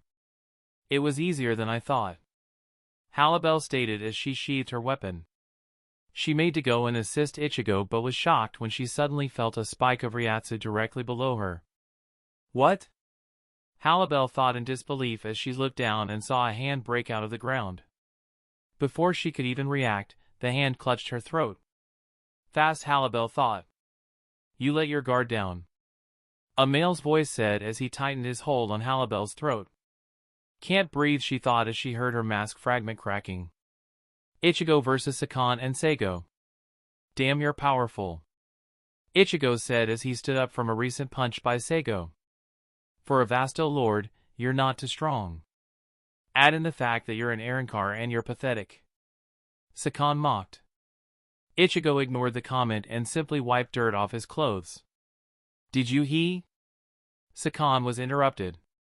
Give me a break, there are two of you, Ichigo replied. I'll give you that. Ichigo was about to say something else, but had to dodge a sneak attack from behind, by Seigo. Ichigo then blocked a follow-up kick. You're getting faster, Ichigo commented as he grabbed Seigo's leg and threw him into a tree. Ichigo then had to once again dodge Sakan's tongue. Ichigo noticed that the tree, Sakan's tongue hit instead, started to dissolve. So you have some techniques, Ichigo said. You'll be dead before you see another, Sakan replied, and Seigo jumped out from beneath the ground and attempted to punch Ichigo. Ichigo did a backflip to escape the powerful fist. Traveling underground? Ichigo asked. Ichigo made the mistake of staring at Seigo too long. Sakan used the opening and appeared before Ichigo and sent him flying with a powerful kick to the stomach. Ichigo crashed into several trees before falling onto the ground. The trees falling caused the dirt to lift off the ground and made it hard to see. Got him, Sakan said joyfully. Think you got him for good? Seigo asked. I used my full power. If he did survive, he'll be severely hurt. If he dies, more will come until Aizen comes himself, Seigo said. And that's the time we kill him. Aizen thinks he can take over Lost No Chase with a bunch of traitor hollows. He's wrong, Sakan answered.